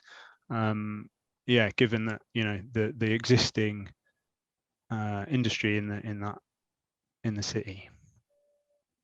Yeah, thanks. I think, as David and Catherine said in their paper, the choices were to no small extent circumscribed by the criteria laid out in the first place. So it certainly wasn't just an open call to the UK. There was these conditions on travelling time and the size of the city. So you had applicants in the first instance that realistically weren't going to get very far anyway, I think. So the choice for the actual national HQ, yeah, I don't think it was a surprise to anybody that the shortlist was the three cities that it was Birmingham, Manchester and Leeds. The surprise probably came that it was Leeds out of those three. I think Manchester had the disadvantage of the BBC already having relocated there, and the inevitable backlash that would have happened if another thing went to Manchester that was related to the screen industries. I think, yeah, the front runner was Birmingham, at least the way it was reported.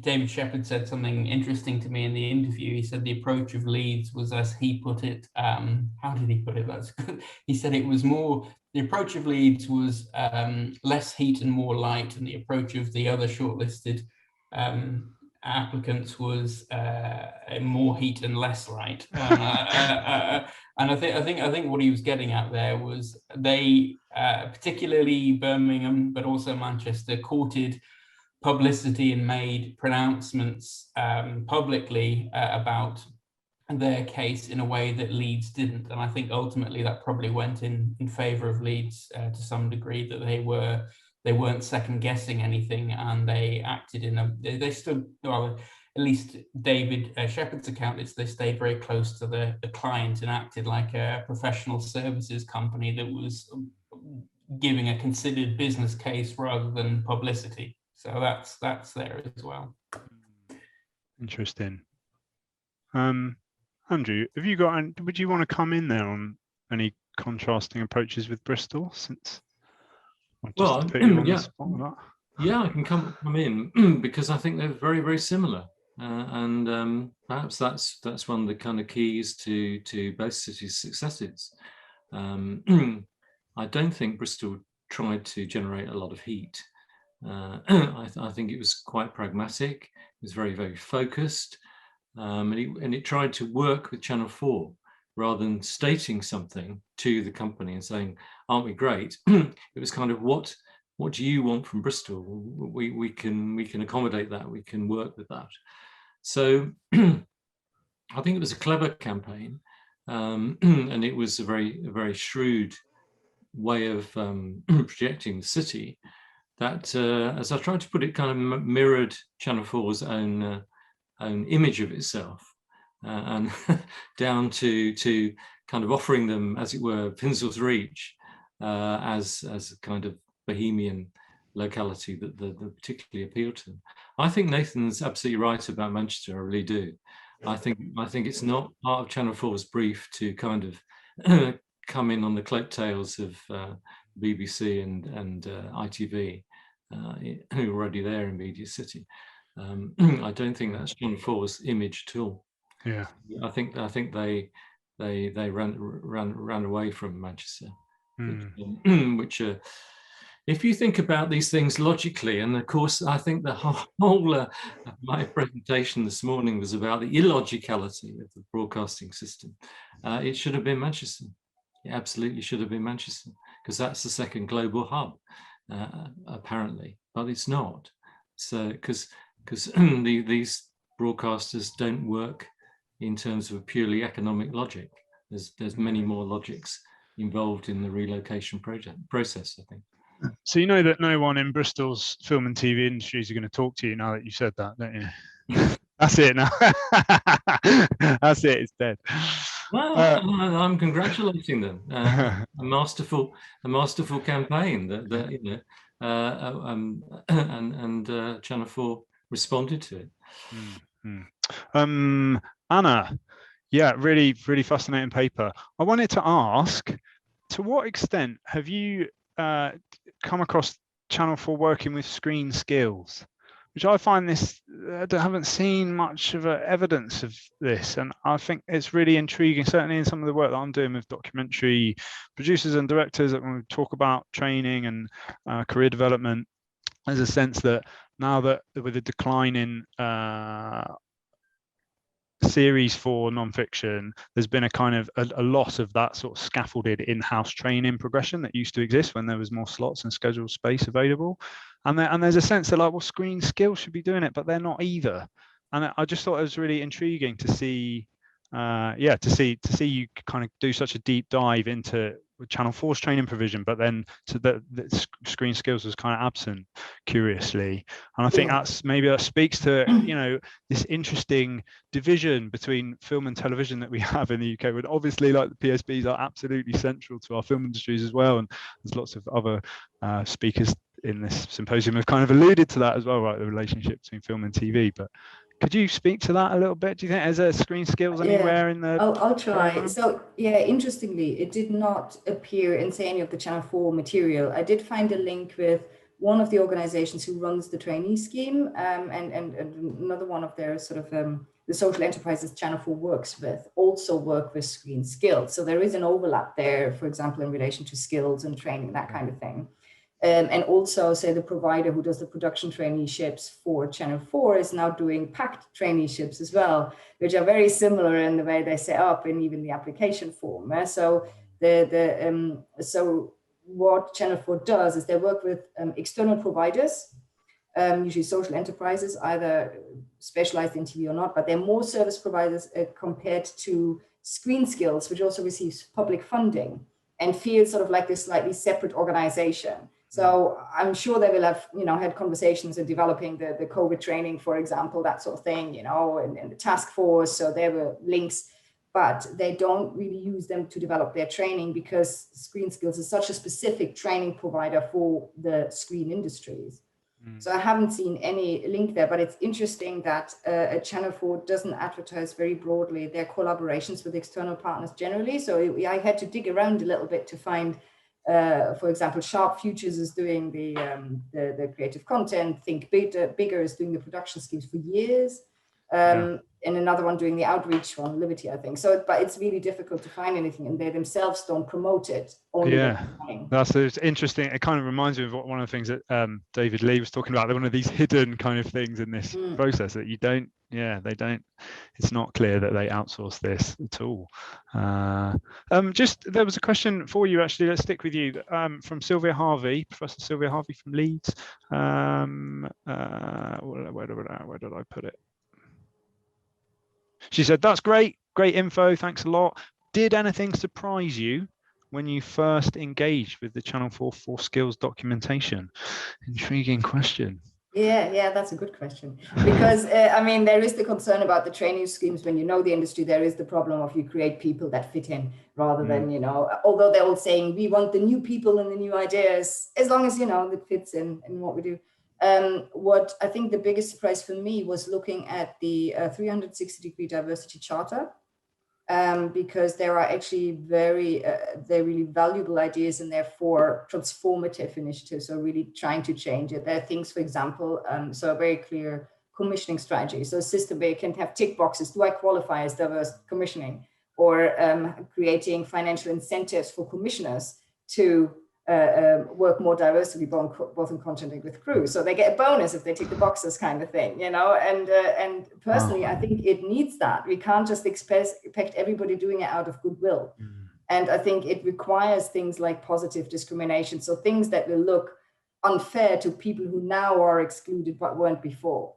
But it's similar with any kind of empowerment of disadvantaged groups, that it seems like you need to overshoot a little bit to then come back. So in this particular document, were very good sort of ideas about qualitative research, specific shifts, changes to practices. The question is how they followed up. So they did one follow-up of the strategy, the charter 3 years later, but of course they're all sort of justification documents, so they're all framed quite positively, although to be fair they did acknowledge problems in relation to class and ethnicity and being able to keep stuff. So they're very good also in giving that open, honest impression of we found a problem, we're sorting it. So there are a couple of ideas that say from an academic perspective you would also suggest, like, yes, you need to study the experiences in the workplace qualitatively, that's in there, but are they doing it? Where the results, so it's loads of different points, some very good ideas, I think, and very progressive. But it would need more following up on seeing what materializes, what are the problems actually for the channel to realize their own ambitions. Yeah, one of the things that struck me is in your conclusions was kind of asking for or suggesting that academics be more involved in these like evaluation processes. It seems so often that there's like the broadcasters do their own thing over here and the indies do their own thing over here and their own research, and then the academics do their own thing and talk about what they're doing and point out all the limitations and so on. Nathan, question for you from David Lees. Actually, I've got a question for all the panel, maybe just to mull over, and perhaps for everyone as well, just attending. I just think one of the things that struck me about this symposium so far is the methodological challenges. Obviously, Laura kind of embraced that head on, but I just think there's a range of really interesting challenges that are raised by doing this kind of work on this particular issue. So I wonder if that's something that we might want to think about, and whether people have encountered any particular difficulties in doing this work, or whether it's kind of production studies, industry studies. Anyway, but let's go to a question for you, Nathan, from David Lee. He says, thanks for a fascinating paper. Do you know what triggered the shift from the focus on privatization in 2015 to relocation in 2016, 2017? He says, I can see the importance of discussions around the Northern Powerhouse and ideas around levelling up, quote unquote, but what was the internal process? It was obviously ruled out in 2016. Do we know what the policy development process was? Did that happen in DCMS, or was it a joint policy development with Channel 4? How important was the change in leadership at Channel 4? David, that's about 100 questions rolled into one there, but we'll let you off. Nathan, do you want to take a shot at any of those? Well, okay. I should start by saying I don't have definitive answers for much of what's being asked. I mean, I have a feeling about what happened in terms of the government strategy, but it's really my working hypothesis more than anything else. I think the government started out with the most radical case to put the worst possible scenario on the table, which was privatization, and bargain down from that position actively to something that they knew that they would be able to get over the line, which was this regional devolution in line with their Northern Powerhouse strategy. That's what I think happened. I don't think they ever really were of the opinion that privatization would would be realistic back in 2015. I think that's probably shifted somewhat today, particularly in the last few weeks. We've seen once again in the press this pressure towards privatization, and of course John Whittingdale being involved in that process, and of course he was heavily involved in the 2016 BBC Charter renewal process and was very eagle-eyed in pointing out what he saw were some of the deficiencies of the BBC at the time, and he's doing the same with Channel 4, of course. So I think it was a ploy, I think it was a strategy, and they bargained down to where they knew they'd get to anyway, which was reshaping Channel 4 to meet their needs in relation to the Northern Powerhouse, is my feeling. Thanks a lot. Just in case people haven't seen in the chat, there's a Maggie Brown, lovely to have you with us. Maggie Brown has reminded us that there is indeed a chapter on Channel 4 privatisation in her new book. So David, you need to buy that using the discount as an attendee of this event. Thanks for that link again there. And then also Sylvia as messaged as well, just to say that which is also addressed in the chapter in Maggie's book about the change of chair could have played a factor in that process. I had a couple of other questions coming in. We've got 6 minutes left, so we'll see if we can get through 2 more. So Anna, you're catching all the questions. Just quickly, one from Richard Patterson, short one. To Steve's question, importance of longitudinal study stands out. Yeah, good shout, Richard. I always regretted that when I was at the BFI. I always regretted that when I was at the BFI, we failed to sustain the industry tracking study beyond 1998. So more of a kind of comment than a question. That was a shame. yeah, really important point, and something that, you know, Andrew and I, as we kind of embark on revisiting and redrafting and the next edition of Go West, kind of acutely conscious of how rare it is to be able to do these longitudinal studies. So yeah, really good point there. Phil Drake, hi Phil. He says, thanks for all your presentations. Anna, I wondered if you'd traced back the eligibility conditions for the various C4 talent initiatives. I was on a steering group for Ideas Factory that morphed into 4 Talent around 2009, and a lot of the regional funding seemed to disappear, which had been used in different cities to fund new talent commissions. It's a little bit tricky actually to find out. So the challenge is also updated information. So not all information is up to date on the various schemes. Not all includes eligibility. So the entry schemes actually are more clear on that. And there are some limitations in regard to age, but it's quite broad. So there are we have preferences. We would like to hear from you in particular, but it's not a condition, except in the new content creative one, that you have to come from Yorkshire, that you have to be in a particular age group. Same as the outreach, but otherwise you don't. So there is actually very little, I think, formal eligibility. That is something that is worth considering, I think, here. Difficult with the talent scheme, so there are less transparent, they're less long running and clear in how they're set up and what the criteria are here. So that would really have to be looking at everyone individually. And the problem there was that quite a few of them are not running at the moment. So it's very hard to see where they're going to go. And I think it's a matter of when the best time to find all these details is when they're just open for applications. After that, it's sometimes difficult to find this kind of data. So there you have specific ones. So again, there is the encouragement of diverse characteristics, but it's not necessarily a requirement. So that was a notable factor, and a little formal eligibility criteria. So in the talent scheme, it depends on the project, and they encourage diversity, but they don't enforce it. But they do in their pictures. All the documentation is very, very diverse. Great, thanks a lot. We've probably got time for one more. Just quickly again, I don't think any of the panelists will have seen this, but Maggie Brown has reminded us that there was also a change in Prime Minister. So that probably played a role too. And of course, the privatisation is driven by the same MP, John Whittingdale, who people may have seen did a Q&A with the voice of the listener and viewer last week on Monday. I can't remember, but that was really.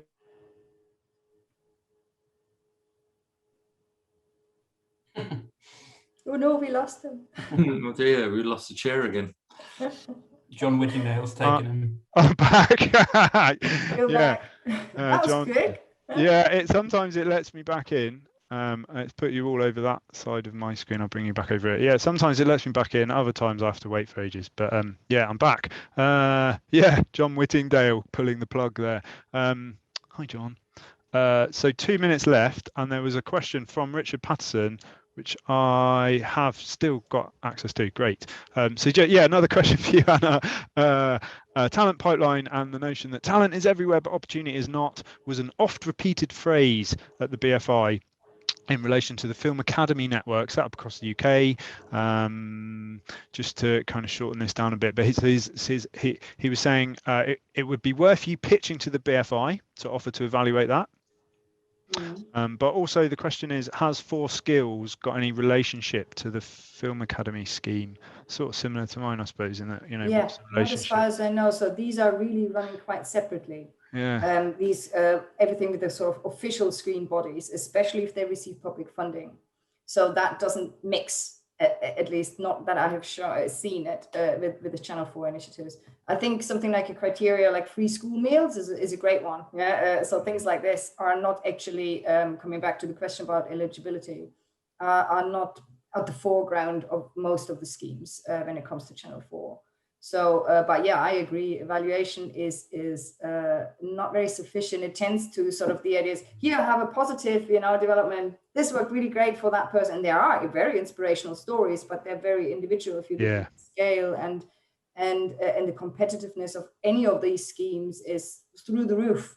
And in a situation where even privileged candidates struggle to find to get into the industry, so that I think needs more untangling, and I do agree. Yeah, more evaluation is needed. Yeah. Okay. So loads more to say about all of this, obviously, but it's 2:45, so our time is up.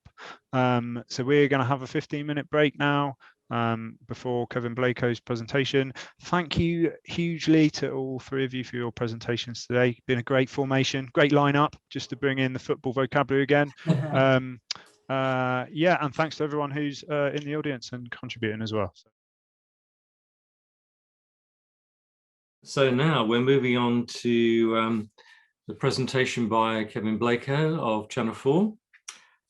Just to simplify his biography, Kevin is Head of Partnerships, Nations and Regions. He's based at the new national headquarters in Leeds.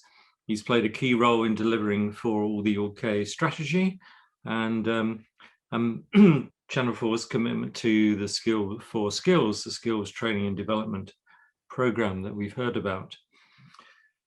Prior to Channel 4, Kevin worked for 12 years at the BBC in London and Salford, most recently as Chief Advisor for BBC Education.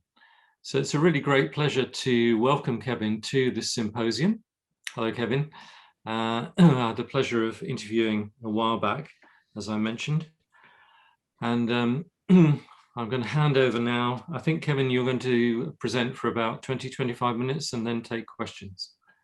Yeah, sounds great. Thanks, Andrew, for that. Okay. I will done a few slides, so I'll share screen and then do let me know if it doesn't work, and we'll see what we can do. Bear with me 1 second. Yeah, so, that's it, Kevin. Great. We're all good, and yeah, I've stolen the templates that we use for our annual report, so it's much beyond my normal PowerPoint skills. Just want to make that clear from the beginning. So thank you for that. Thank you for that introduction, Andrew. I'm really pleased to be here today to give you a bit of a Channel 4 perspective about our move out of London.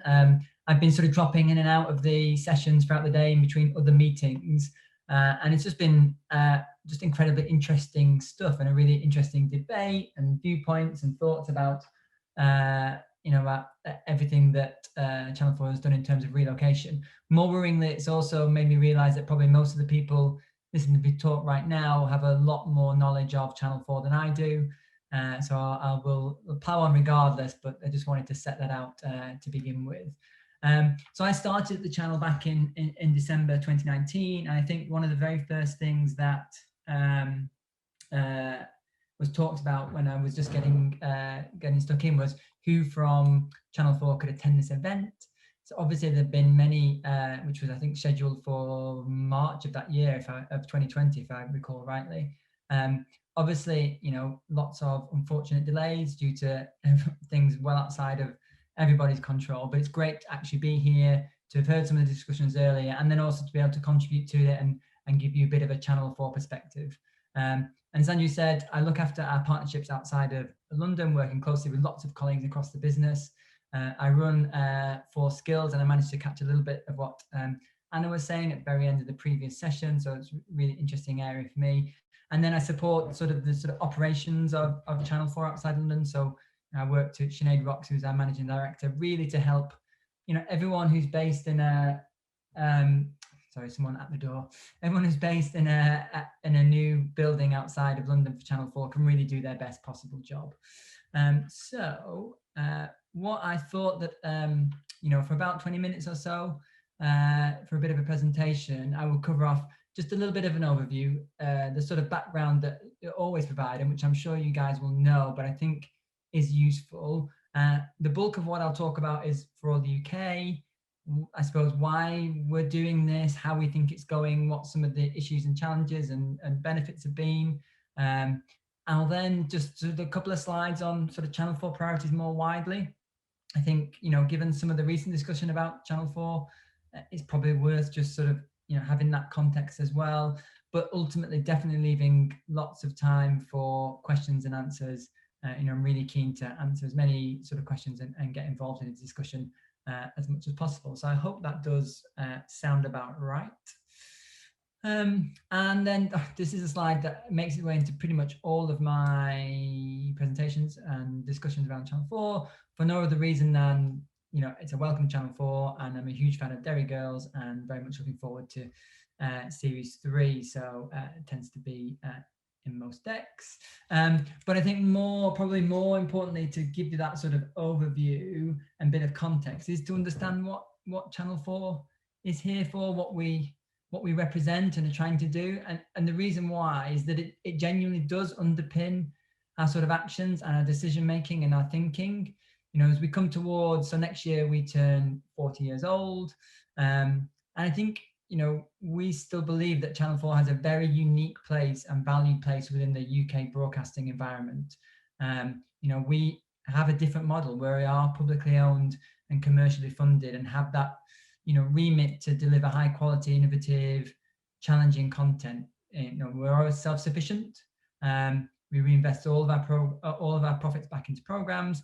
And actually, you know, the fact that we don't cost anything to the taxpayer is something that, you know, I'm sure you all are aware of that, but a huge amount of people don't understand that. And you sort of realize that a lot of people, even people who come and end up working for Channel 4, didn't realize that, you know, we're not part of the license fee or provided funding by the government in one way or another. So that obviously, you know, is critically important. And then, you know, the publisher broadcaster model, they're not, you know, producing our own program, but working closely with our production partners, you know, across the UK. And, you know, those things were enshrined right from the beginning. And while, you know, sort of the political landscape, the social landscape, you know, the creative environment, you know, technology and economics have all changed hugely since we were created by, you know, the Margaret Thatcher government. Actually, you know, that model is still pretty consistent. Our values and our remit still feel important and as relevant as ever. You know, we are there to sort of be an engine of the sort of UK creative economy, to be innovative and risk-taking, to appeal to young audiences, to represent and speak up for the whole of the UK. And, you know, I think that is as relevant and important now as it ever has been. And I think it's just worth having those sorts of values and those aims in mind as we, you know, think about for all the UK and the progress that we're making, as it does, you know, provide the basis for that and the kind of why we've done it and why we think it's important. So let me talk a little bit about for all the UK then. And I know that, actually having seen some of the presentations earlier, this will be information that some of you are very well aware of, but hopefully, giving a sort of Channel 4 side to things is helpful and interesting. So, and I think it was said earlier in the day, but and I know that Alex has said this before publicly, but For All the UK, represents the biggest sort of organizational structural change that Channel 4, has ever really undertaken and gone through. It was a decision before my time, before I obviously joined the channel towards the end of 2019. But it was, really quite a monumental moment. And Sinead Rocks, who's my boss, talks about the fact that, just to give you sort of a kind of granular insight into sort of the scale of that it was only towards the end of 2018 and into early 2019 that actually in Horseferry Road, they moved away from having fixed desktop computers and moved to sort of laptops and more, the ability to sort of take your laptop home and work a touch more flexibly. Until that point in time, that had never really been an issue. They never really thought in that sort of different way. Whereas I'd come from working at the BBC and been using a laptop for, 12 years because, we'd been moving around different buildings and changing the way that we worked, and in Salford we did different things. So, in some ways, culturally, Channel 4 was very, very embedded within its Horseferry Road roots, and then sort of trying to change that both in terms of, the physical side of it, the operational side, the structural side, and then like the cultural and behavioural one has been a really sort of, monumental move for the channel. And I think the reason why, and Sinead has talked about this before, and it comes down to the fact that if we really want to sort of have relevance for everybody, we can't simply afford to feel like all of our decisions are being made in London by people sitting in the same office, looking out on the same windows, on the same view, traveling to work on the same tube, eating at the same restaurants and bumping into the same groups. It needs to be more diversity in terms of our thought and our decision making and our people. And that's not massively oversimplifies things. That's not to say that, colleagues in London can't make great content or do, or really think about the needs of the business outside of London. And likewise, colleagues who work outside of London can't, create great content that appeals to our audience in London, and vice versa. But there is a truth there that, as a public organisation, if we really want to live up to our remit and values, we absolutely have to, feel like we're embedded and connected to the audience that we represent, and having more touch points outside London, having a national HQ in Leeds and our creative hubs in Bristol and Glasgow and our existing base in Manchester, allow that to happen more effectively. So, creatively and commercially, it makes sense. And then you can add in arguments around the social and cultural side, the economic side, the political side. I think there are pros of moving, and some downsides, but there are a lot of pros for each of those areas as well.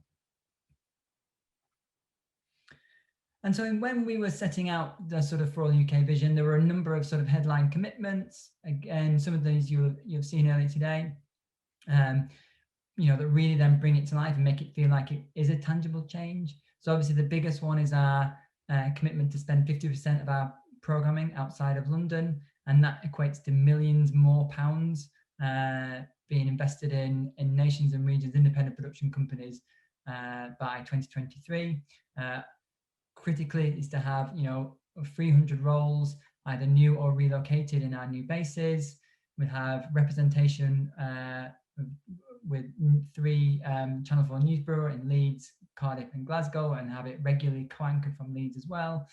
And then some other areas such as launching a digital creative unit based in Leeds, developing and launching our Channel 4 Academy to address skills gaps in the nations and regions.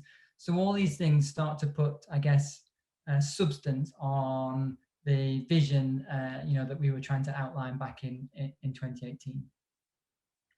And taking a moment to sort of, before we go into the sort of progress we made against those areas, I think it's probably worth looking at that timeline. And again, I know this has been touched on, quite a bit, and it was really interesting, the stuff I saw from David and Catherine earlier. And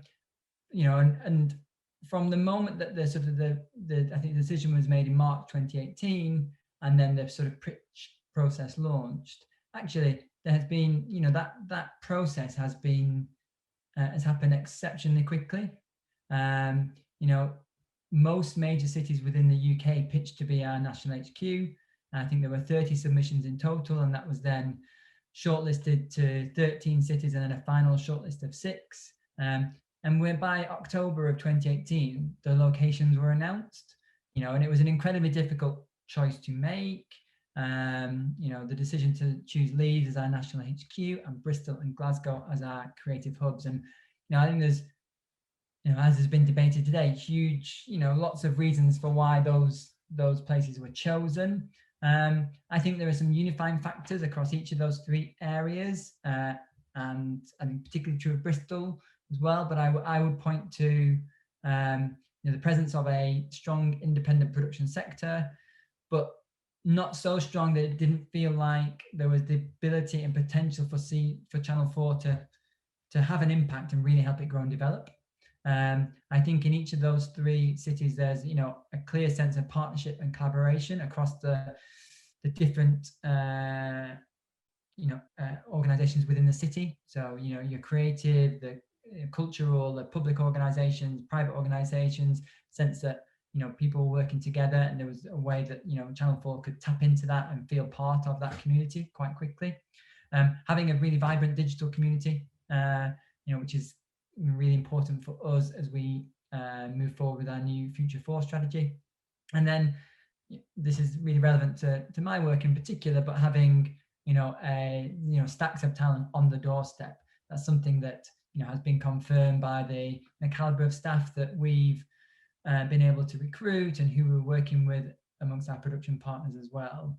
And I think, you know, you can see from that timeline, within less than 2 years from the pitch, we'd opened our creative hubs in Bristol and Glasgow. We'd moved into our temporary Leeds based. You know, the pandemic has clearly had some impact on the speed at which we thought we would go and where we would be. But just on Monday of this week, I got to spend my first working day in our new majestic national HQ, and that was a really, really lovely experience. And it feels like a sort of modern and agile and exciting workplace, and just look forward to being able to have, you know, see more colleagues again and work with partners and organizations and bring them into that building and make it feel like it's a real hub for the region. And so, you know, I feel like, you know, we have made some real progress in a short space of time. And worth pointing out, it's a different sort of process to what, you know, some of the other, you know, in particular, the move of the BBC to Salford. You know, we've had, you know, not tried to sort of lift and shift entire teams. And actually in Leeds, it's a, you know, a slice of all of the business. So it has very much been a different model, and that brings some advantages and then some disadvantages. So looking then at sort of, you know, progress, seeing how we're getting on. So currently, actually I think this is data as of a couple of months ago, we have 265 staff now based in our out of London bases. So I think it's around just over 200 in Leeds, and then the rest made up from Bristol, Glasgow and Manchester. We're well on our way to the target of 300, and actually I think within the next 12 months expected to be closer to 400 overall. Increasing numbers of, we've got increasing numbers of people in our creative hubs in Bristol and Glasgow. Our daytime and features, which is one of the biggest commissioning departments within Channel 4, is actually led from Glasgow and has staff based in Bristol as well. In the Bristol hub, we have drama, factual, daytime features, and are adding more sort of representation across the board. And like I say, that in Leeds, it's a sort of slightly different model where we have pretty much teams from all parts of the Channel 4 business. So we have commissioners and people involved in marketing and the creative side of the business, but also finance and legal and workplace and HR and operations. So it is an HQ, in its entirety. Every facet of Channel 4 is represented there, and so there are a different set of opportunities for people to come in and work with us and for us. So it's a different model there. I think in terms of other areas of progress, we've reimagined what was the Alpha Fund and launched it as the Emerging Indie Fund to help small and fast-growing indies in the nations and regions. We've also focused the growth fund, which then invests in up and coming independent production companies on a commercial basis. And again, that's entirely focused on indies outside of London at the moment, and recently took a stake in Uplands. A couple of areas which I'll go on to in a minute, so I won't label them now, but in terms of 4 Studio and 4 Skills, key parts of our nations and regions vision, and I'll talk a little bit about that in a second. And then overall, as some of you may have picked up from the communication around that annual report a couple of weeks ago, we are on track to hit having 50% of spend in the nations and regions this year, and that's actually 2 years earlier than planned. So that, I think, is a testament to having commissioners based outside of London and the focus on on this strategy.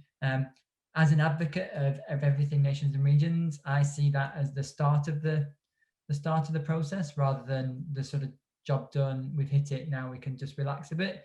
And I'm sure if you speak to Sinead about these things, she describes that as a floor rather than a target. It's where we wanted to get to. Now we sort of need to build on that in lots of different ways. So, I feel like we have made really good progress, but there's more to do, and we're really keen to sort of continue that work in the nations and regions.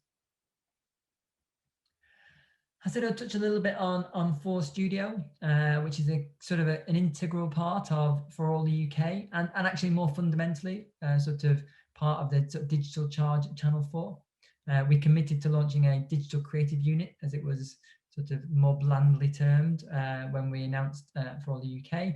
It launched in early 2020 and is effectively sort of Channel 4's in-house digital content agency, focused on social platforms, short form content, and is led from Leeds with a great young team. They've hired around, I think, about 70 people during a pandemic, and scarily, Matt Risley, who's the director, told me that he thinks the average age is about 26, which is relatively terrifying.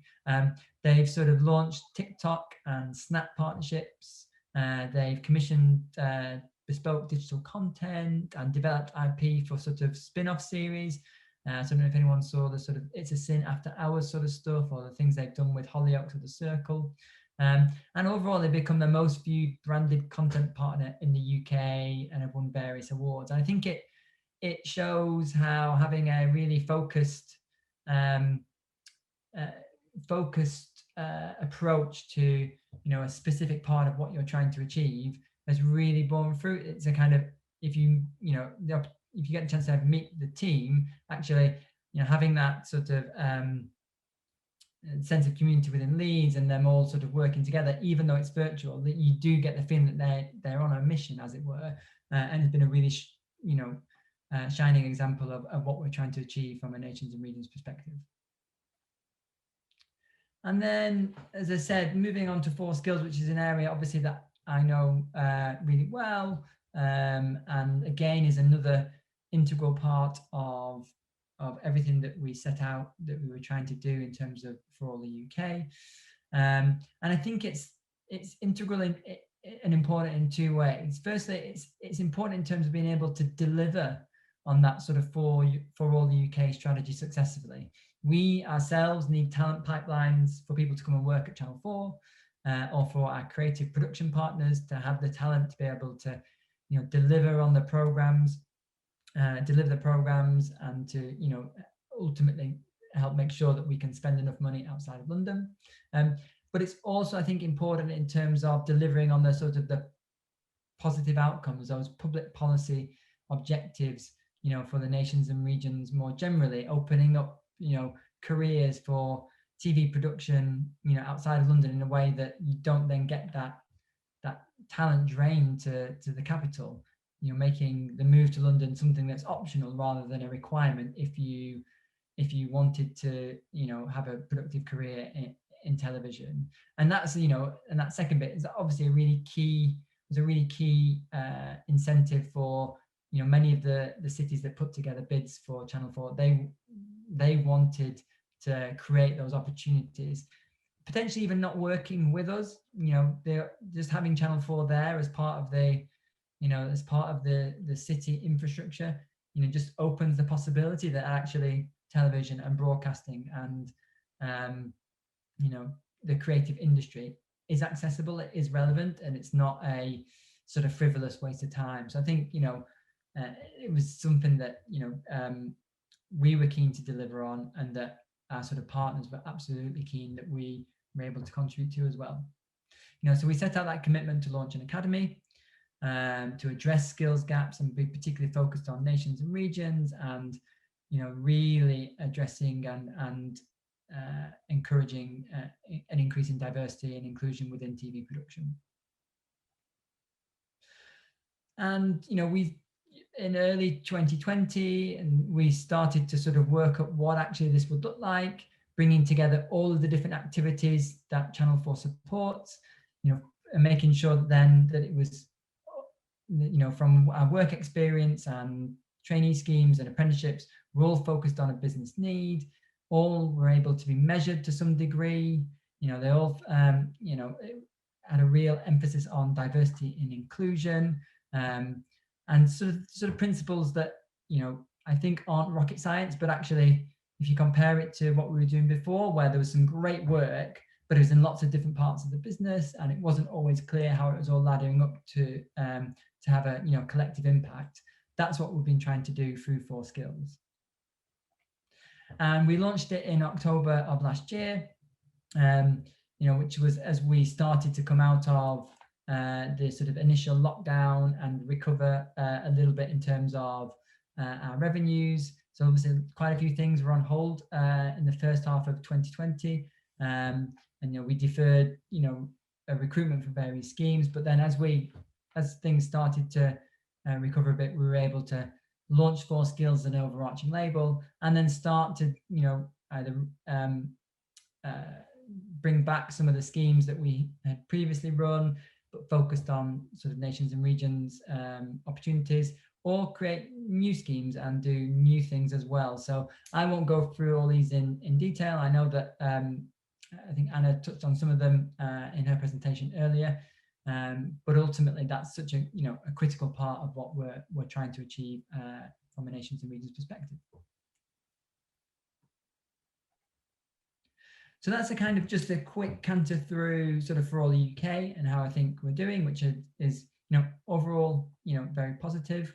But I think, as I said, just share a few thoughts on where we are more broadly as a business, because clearly, you know, for all UK is an important part of that. The media and television environment has always been incredibly challenging and competitive. It's possibly even more so right now. And there's always been discussions about Channel 4's role within it. And, you know, without a doubt, that's been massively amplified by the government's opening the consultation. So just the last couple of slides are just a little bit on sort of where we stand at the moment. And apologies, these are all pretty much stolen from our annual report. So if you've seen that, you'll have clocked some of these slides before. But overall, despite, you know, 2020 being an incredibly challenging year for everybody in general, and then if you look at the creative sector, that was, you know, obviously very, very difficult in lots of ways, especially I think for freelancers, you know, an incredibly difficult environment to be working as a freelancer in. We, you know, saved a huge amount of money as lockdown sort of got underway. We postponed or cancelled anything that wasn't business critical effectively. We worked with our producers who all of a sudden weren't able to produce programs, so had huge amounts of gaps in our schedule. And at the same time, obviously advertising was, you know, taking a major hit. But we were able to weather that and, you know, and effectively run the business working from home, and revenues returned as the year went on. And I think should probably use this moment to say actually the sort of resilience, the ingenuity, the innovation of indies across the UK, and especially in the nations and regions, to think about, you know, responding to the changing environment, to be able to make programs, to be you know, able to do things on, you know, different tariffs and in different ways, you know, to deliver some great content in such a challenging space, I think should be commended, and a real strength of the UK creative economy. Audience-wise, actually, we saw a really strong audience performance. You know, clearly, you know, people were at home a lot more. And so most of the broadcasters saw their volume go up. but at the same time, we actually saw, an increase in share as well. So, we outperformed the market in that way. We had our first year-on-year increase in share since 2011, and increased our sort of main channel viewing amongst young people by 8.6%. So, really pleased with actually how well we did, and feel like, the relevance and the content that we're making is as strong as ever. Last couple of slides. I mean, we always track this sort of stuff around our unique space, our unique place within the broadcasting environment, and that's not changed. We still think we have we are that home for alternative voices and tackle the sorts of issues that other broadcasters don't. So that remains incredibly important to what we stand for. And then finally, it was mentioned earlier in the day, but at the end of last year, we set out Future 4. Clearly, you can't have a label at Channel 4 without putting the number 4 either in front or behind it. But this is our new vision for a new strategic vision for the next few years.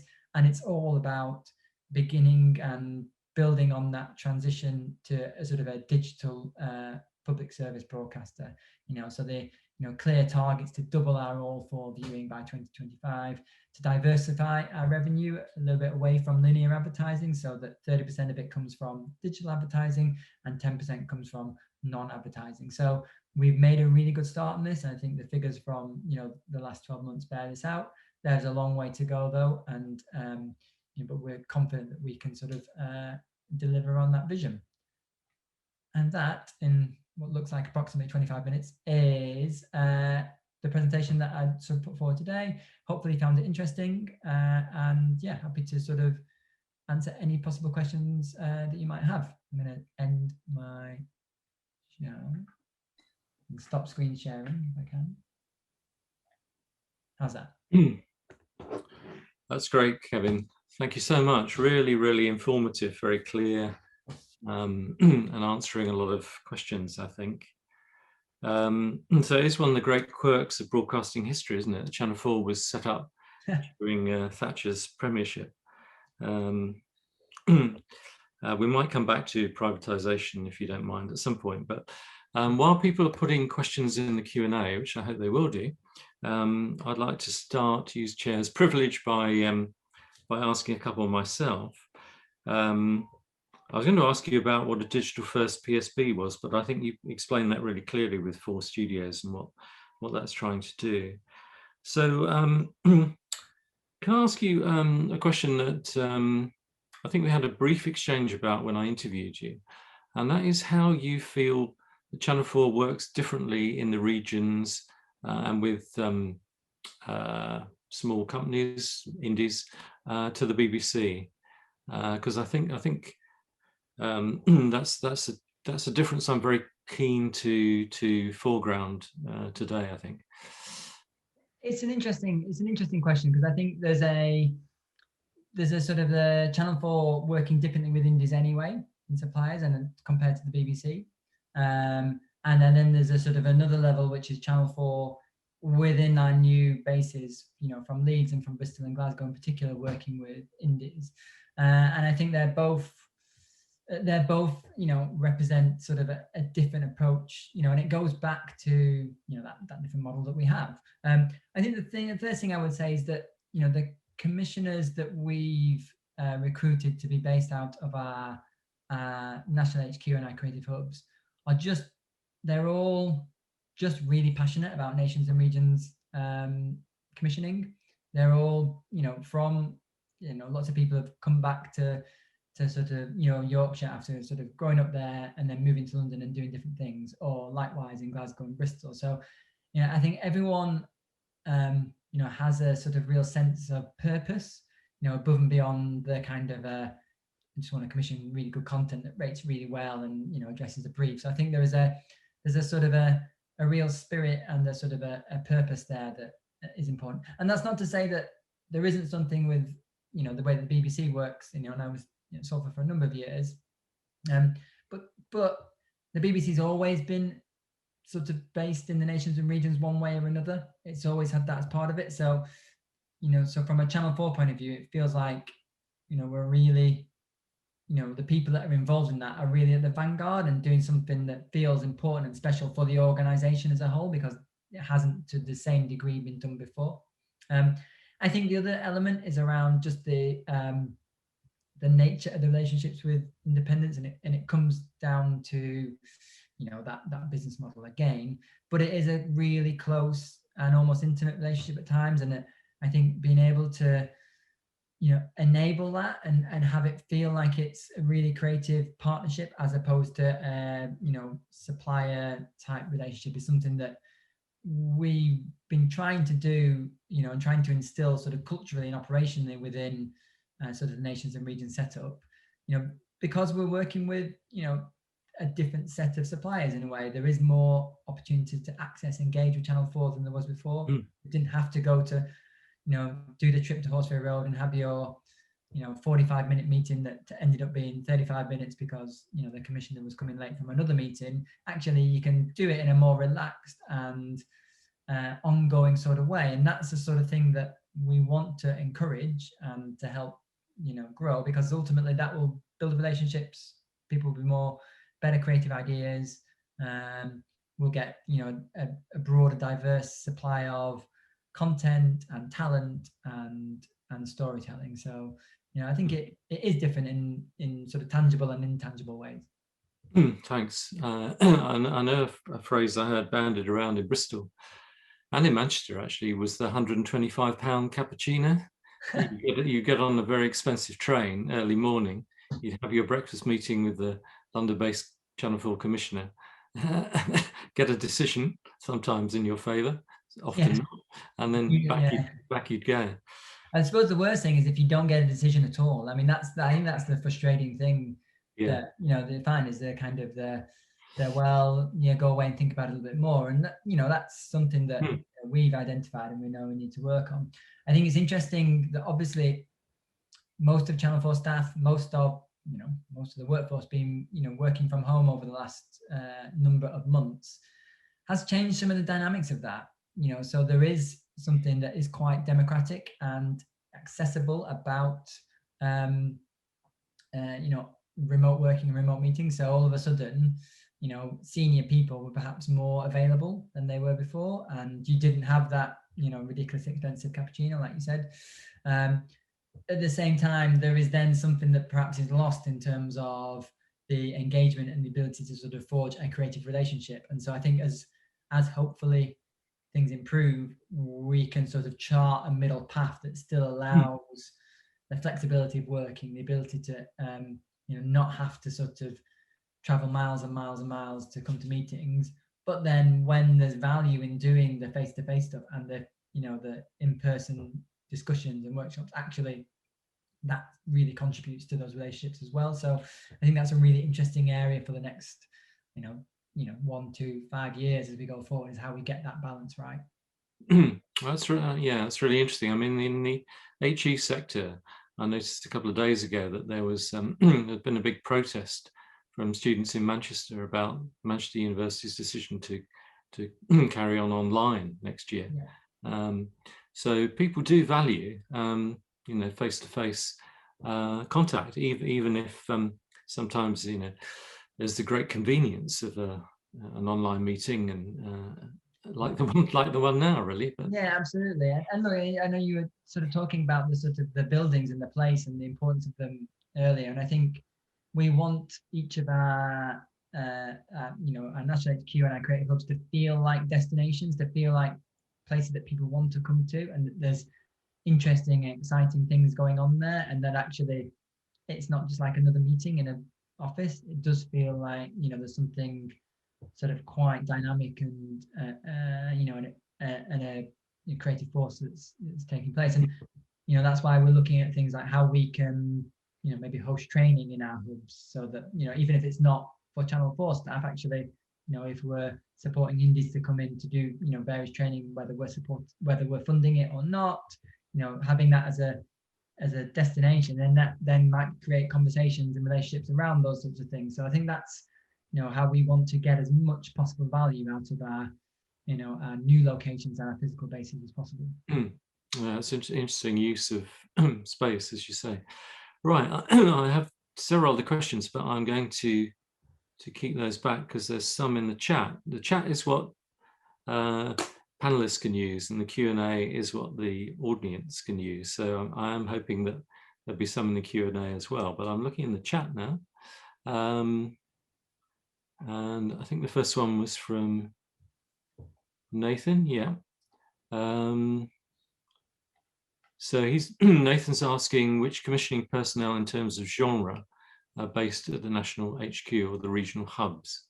How and why were decisions made about who would be where or what would be where? Good question. And I would sort of a little bit sort of plead the fifth and say it was decisions before my time. But ultimately, what, as I understand it, we wanted to achieve was having all of the commissioning departments represented outside of London in different ways. Now, there's not that many commissioners within Channel 4, so there's only a certain number of, it's only a certain size of a team, and so you couldn't have every department represented in every hub in Leeds and Bristol and Glasgow. But actually, they've got senior commissioners based in each of the areas. We've got obviously our head of drama, Caroline Hollick, based in Leeds, a head of sport, Pete Andrews, based in Leeds as well. We've got Joe Street, who runs the daytime and features team that I mentioned, based in Glasgow. So there's senior commissioning, really still the senior commissioning roles that are there that kind of can then not only do the work that they, in terms of their departments and their areas and commission, make decisions and have the authority to do that, but also then be a sort of a force within that kind of that HODS group, that head of departments group, Ian Katz's senior team. And so having a good number of those based outside London then, really advocates for everything that we're trying to do as well, and helps shift that sort of center of gravity a little bit in terms of, the discussions and the, the emphasis that way. So I think having that very senior representation across, in different areas is important. And then looking at, where, which genres could be represented in which areas. So in Bristol, let's say we've got, Sasha and Gua and Kate and Daniel from, and they, cover off a number of different areas. So, documentaries and factual, the factual entertainment, daytime and features, and drama. So you get a good spread there.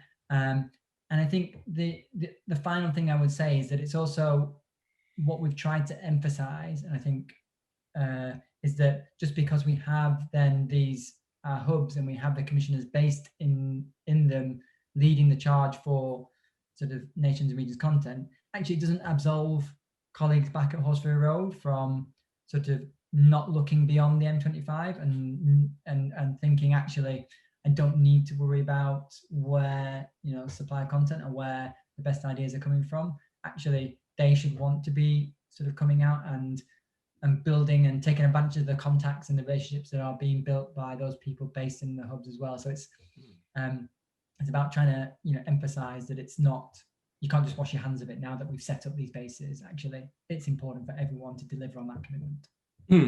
Right, great. So a question from Sylvia Harvey here, which is a hard one, she says, but here we go. She's asking how you or Channel 4 see the possible consequences of privatisation for the new and impressive out of London push. That's assuming, of course, it will come to pass or could come to pass. So it's a hypothetical question at the moment. Let's hope it doesn't, but there we go. So yeah, no, absolutely. I mean, the consultation launched yesterday. Where that will end up, I mean, there's a huge amount of road to be trod, before government makes decisions, and then, various steps after that. I think what I would say is that, Channel 4 has a real clear remit and purpose.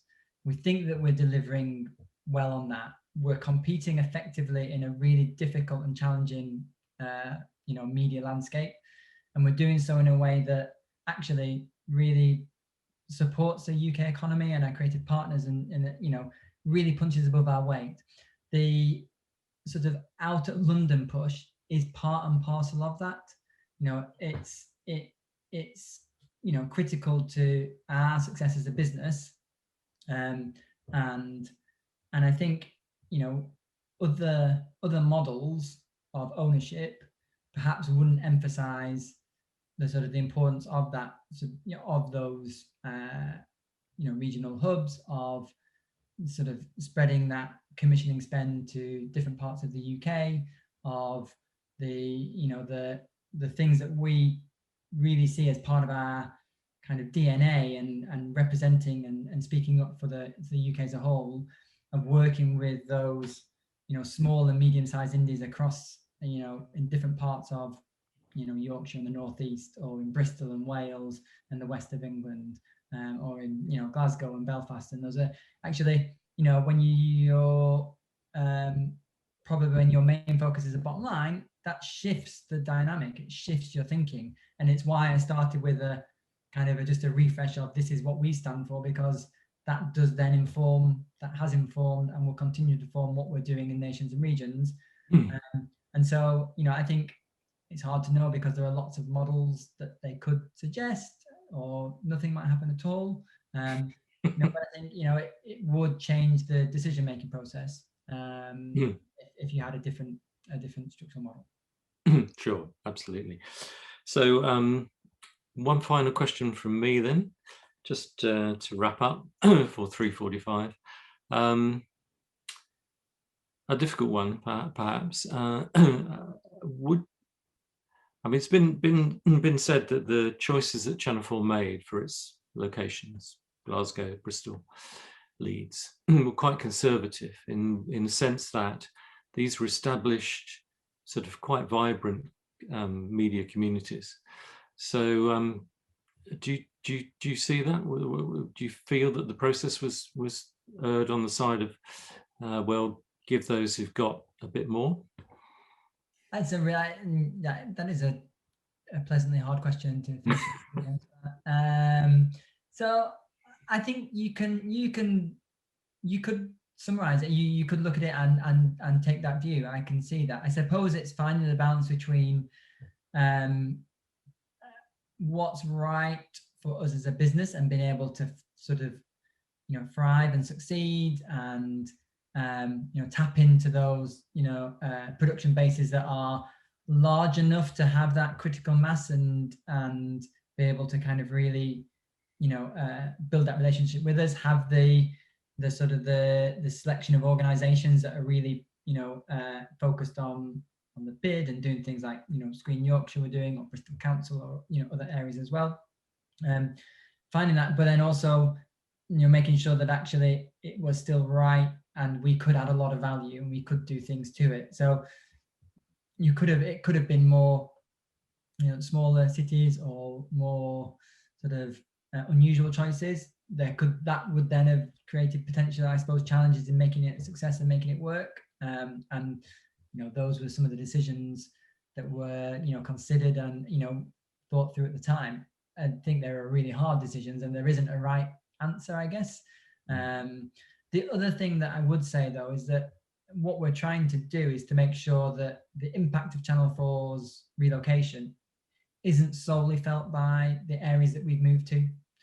So we're working really closely with colleagues and organizations in Cardiff, even though they were unsuccessful in securing the hub, which was in Bristol. Actually, I've had enormous amount of meetings and work and dialogue. We've worked in partnership on various activities and training and skills things and other ways to make that to build on that relationship that came from those discussions about the hub. So I think it's just because that process came out with a selection of cities, actually it doesn't end there, and it provided some opportunities to build Channel 4's relationships and engagement with lots of other places that it just hadn't done anything with before. So I think it's more nuanced.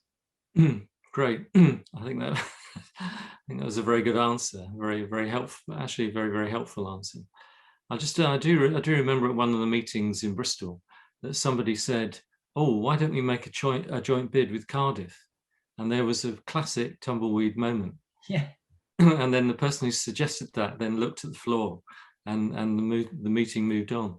So so there were these tremendous rivalries, I think, that came out in the whole process. Yeah. Anyway, it was on one of the sessions earlier about that kind of the rights and wrongs of intra sort of national bidding and the cost, and then there is valid questions, I think.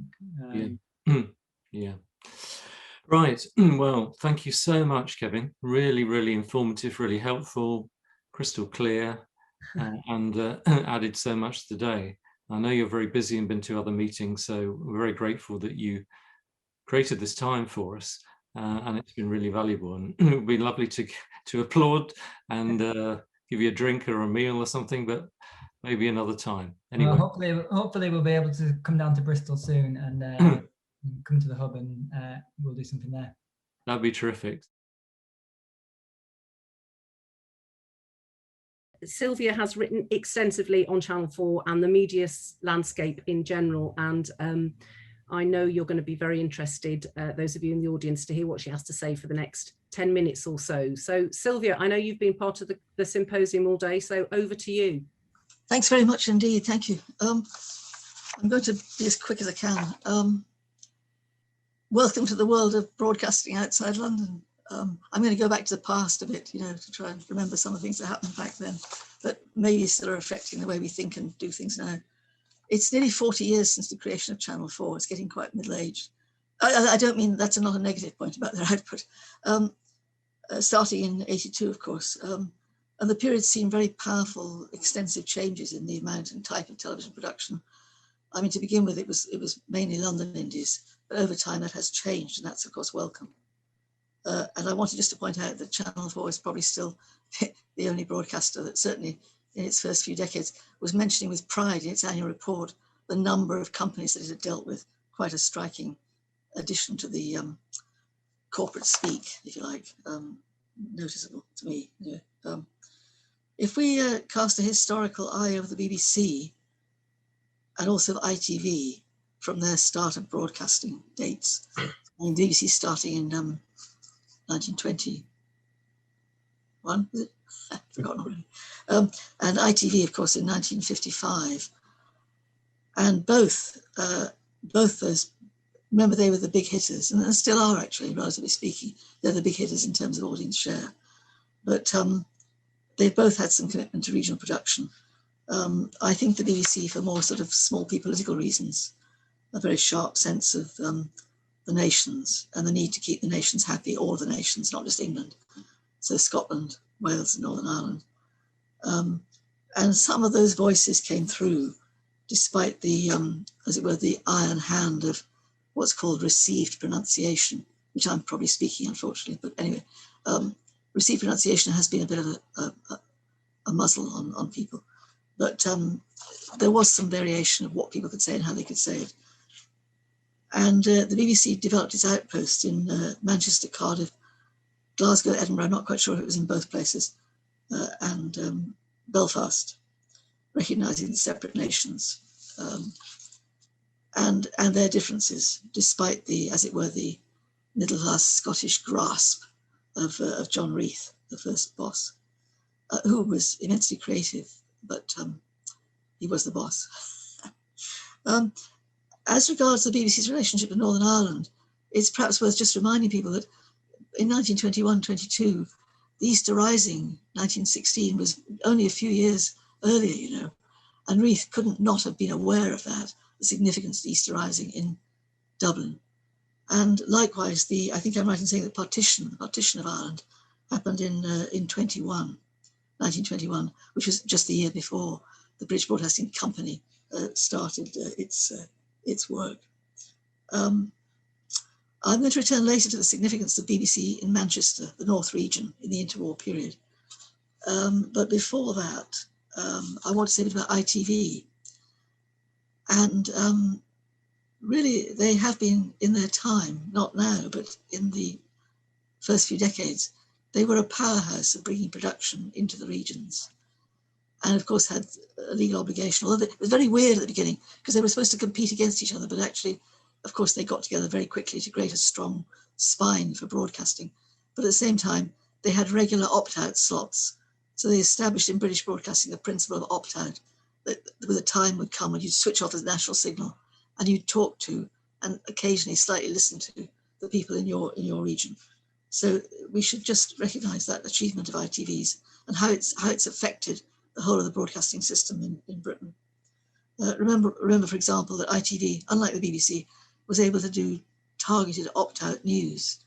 It could do local news to a much more local level. In Yorkshire, for example, they had, I think, 3 sub-regional opt-outs, and where the BBC was only ever able to come from Manchester. So that was one of the achievements of ITV, through regulation, of course, in my opinion.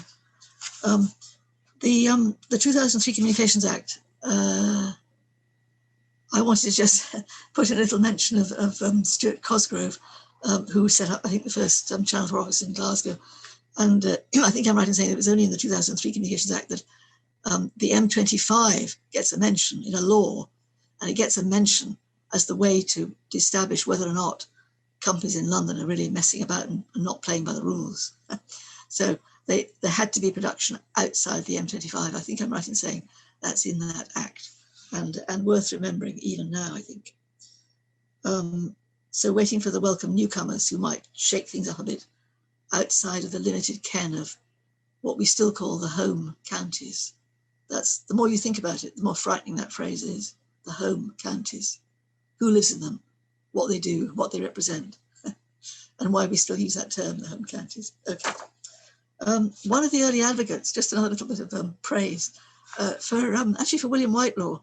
Remember, in 1981, when Channel 4 was first being established, really, and before they started broadcasting, William Whitelaw was a tank commander in the Second World War. And in my opinion, that makes him a very particular kind of person in his party, generous and open. And if he hadn't done a lot of work with the IBA on sorting out the finances of Channel 4 in a very, very clever and skillful way, Channel 4 probably wouldn't be with us now. So I wanted to mention that. So from its launch in '82, it was edgy and informative, and only small contributions to devolution. Worth remembering, though, I mean, the Independent Film and Video Department, for example, was funding ACTT franchised workshops. Nobody knows what that means now, but there were 3 in Sheffield and 1 in Leeds, and there were 3 black workshops, I think I'm right in saying. So that department was instrumental in making a lot of changes, but in that early period. But it was only later really that the push came on to Channel 4 for out of London production. But we'll hear a lot more about that from Kat, I know, later. So I don't want to take too much time on that. Just quickly, some little key quotations from the 1930s from BBC North, from BBC Manchester. William Robson made the unwelcome to the corporation, it was then a corporation, with its Royal Charter. William Robson suggested that in 1935, he suggested that the 5 provincial regions of the BBC should be made completely autonomous broadcasting authorities. I expect Pat already knows this, but I think it's worth saying it in this context. So it wasn't adopted, of course, and must have sent a little shiver up John Reith's spine, but it was just an interesting radical idea back then. Likewise, the director of BBC North, John Living, I'm not sure how you pronounce his name, but in 1927, he expressed a concern about the trend of modern times is to centralise more and more in London the intellectual, artistic and musical life of the nation. And the BBC, he thought, would soon be in a position to make or break provincial culture. And that was then true, and to some extent is still true now. Okay, moving along. BBC North, just very briefly, a huge area it was in the 30s, massive, from Lincoln to Liverpool to the Scottish borders. And they produced some very, very innovative work. They seemed, in my opinion, because my background is in film studies, they were drawing on the city films, the city symphony films, and producing audio material, wonderful audio material. One program that had, I think, 30 microphones in 30 different locations. They were mixing the sound. And Olive Shapley, wasn't it? I think was doing some fantastic work, bringing in working class women to speak about their experiences and lives. Just wanted to end with a point that's made by one of the people from back then. No, sorry, I think it's from the historians, actually, Scanlon and Cardiff, that what we should thank them for was considering that the most important contribution made to broadcasting generally by the North was the discovery that ordinary people talking about themselves, their everyday working lives and interests, could be not only informative but entertaining and pleasurable for listeners. Thanks to the 1930s. In conclusion, I want to enter a slightly controversial arena, and I want to focus on 4 key words, and they are empire, suffrage, that is the right to vote and to a voice, globalization, and Brexit.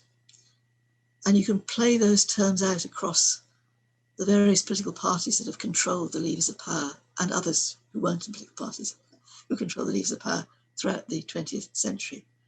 And along with those 4 terms, empire, suffrage, globalization, and Brexit, I add the term levelling up. If you look, you'll see that on the Parliamentary House of Commons library, there's a new document about levelling up, so have a look at it. There's interesting stuff today about that. So it seems to me that this is the controversial bit, the continuing force and power of, and the promise of Brexit has revived a confidence in the power of voting, suffrage, and has offered a forward-looking replacement for the lost power of empire. In its offer of political independence and in the right to enter into new trade deals, it also addresses the failure, arguably, I might get into trouble for this, but the failure, arguably, of New Labour with its principle and concept of globalisation. Because I think that government hoped that the term globalisation, replacing the word empire, would be the answer to our problems, and it would bring, it would hold on to some element of specialised work in the UK, and that hasn't worked out entirely well.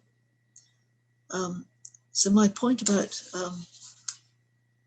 devolution in broadcasting is that is one of the key areas where some of these propositions about the future, about the people who were for Brexit and the people who were against Brexit, which is a very live issue in our culture and tends, I think, to be ignored because it's divisive, but I wanted to mention it here. And so, to some extent, it'll be in the regions that these issues get played out. So good luck. Thank you. Thank you very much, Sylvia. So,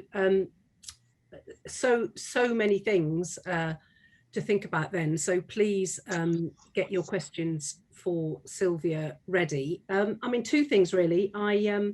Two things that come to mind. I really hope that Channel 4 has a tank commander in its armory at the moment. It could do with another one, couldn't it? And the other thing is a segue, I think, into our next speaker, Pat Loffrey, because actually one of the things that Sylvia did mention, and I absolutely agree with, that we do sometimes tend to forget that ITV and indeed BBC local news has been in our regions for a very long time, and the ITV hubs were fantastic and did some great work, didn't they? You know, Anglia, ATV, gosh, you know, all of those wonderful companies where new talent was grown and people got their first breaks and everything. So news has been doing it in a way for some time, actually, and we do tend to forget that, I think. Anyway, with that, I'm going to hand over to Pat Loffrey, because he knows all about nations and regions and was at the helm of the BBC through some very interesting changes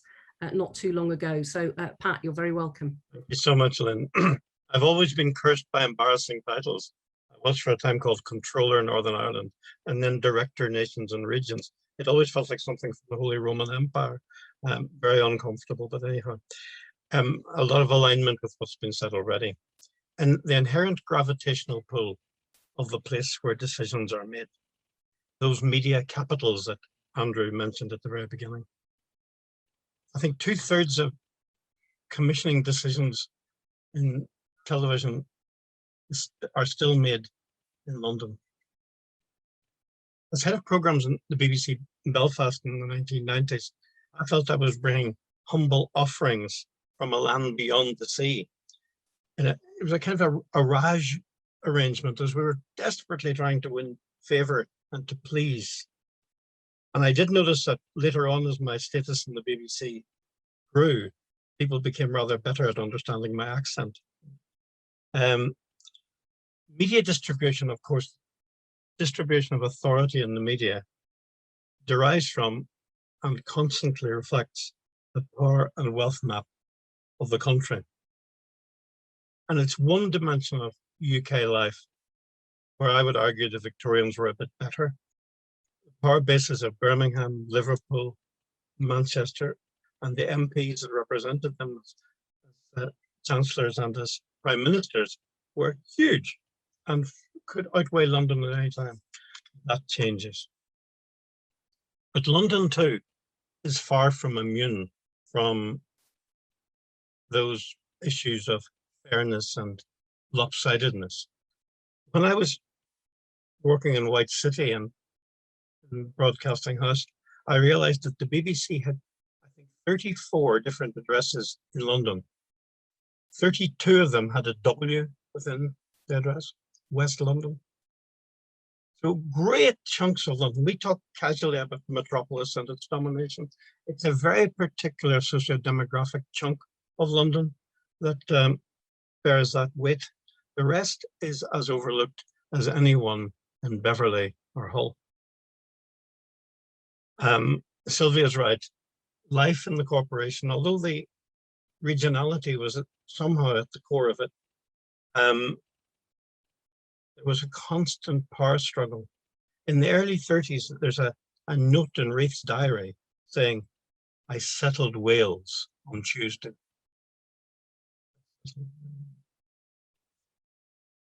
Technology nurtured the regions at first, simply because the transmitters, the signal, couldn't reach the whole country. So for a time, a glorious time, there was, I believe, a concert orchestra in Sheffield. But as soon as the signal could reach from the center, the concert orchestra was closed off. And a sense of metropolitan indifference became the norm. There's that famous Today program when during a weather forecast, someone said, "It's a very wet morning here, but never mind, it's moving north." That was all too characteristic. Hugh Weldon, a great Welshman, like Reith was a great Scotsman. By the way, being regional does not necessarily make you even-handed in these things, but Hugh Weldon defined the public service broadcasting mission as to make the good popular and the popular good. I still think it's a great definition. But there was no doubt in anyone's mind that the centre would decide what was good. And that is a core issue. Sylvia is completely right about the impact of ITV. And I was very pleased to hear through the proceedings today a recognition of what those regional franchises did. They transformed children's programs, current affairs, news, entertainment, comedy, and of course, what regionalism meant. Utterly transformative in quality, in contemporary style, and they brought about, I would argue, Green's revolution in the BBC in the 60s. Without ITV, none of that, I don't believe, or it would have taken another decade or two. We miss ITV's regionality desperately in the wider UK industry. But we should take account that local production does not guarantee and has never guaranteed regional representation. Even lift and shift drives sustainability and can be critical to the process of representation. For the very old among us, Sale of the Century didn't do much for cultural representation in the east of England, but it was important in terms of production capacity and jobs. I do believe that the Channel 4 issue about privatization is that wonderful quote that was used earlier, a solution in search of a problem. I don't feel, and I didn't hear, and what Kevin described, a sense of any crisis or any desperate need for a fundamental shift, but the motive may be more visceral and less economic than that. And I think, therefore, that Channel 4 needs to speak to and to mobilize, first of all, their core audience, and to people for whom maybe they are not the first broadcaster of choice, but they need to make their case powerfully, because there are no lobbyists better than the electorate in political life. And I would hope the Channel 4 can do that.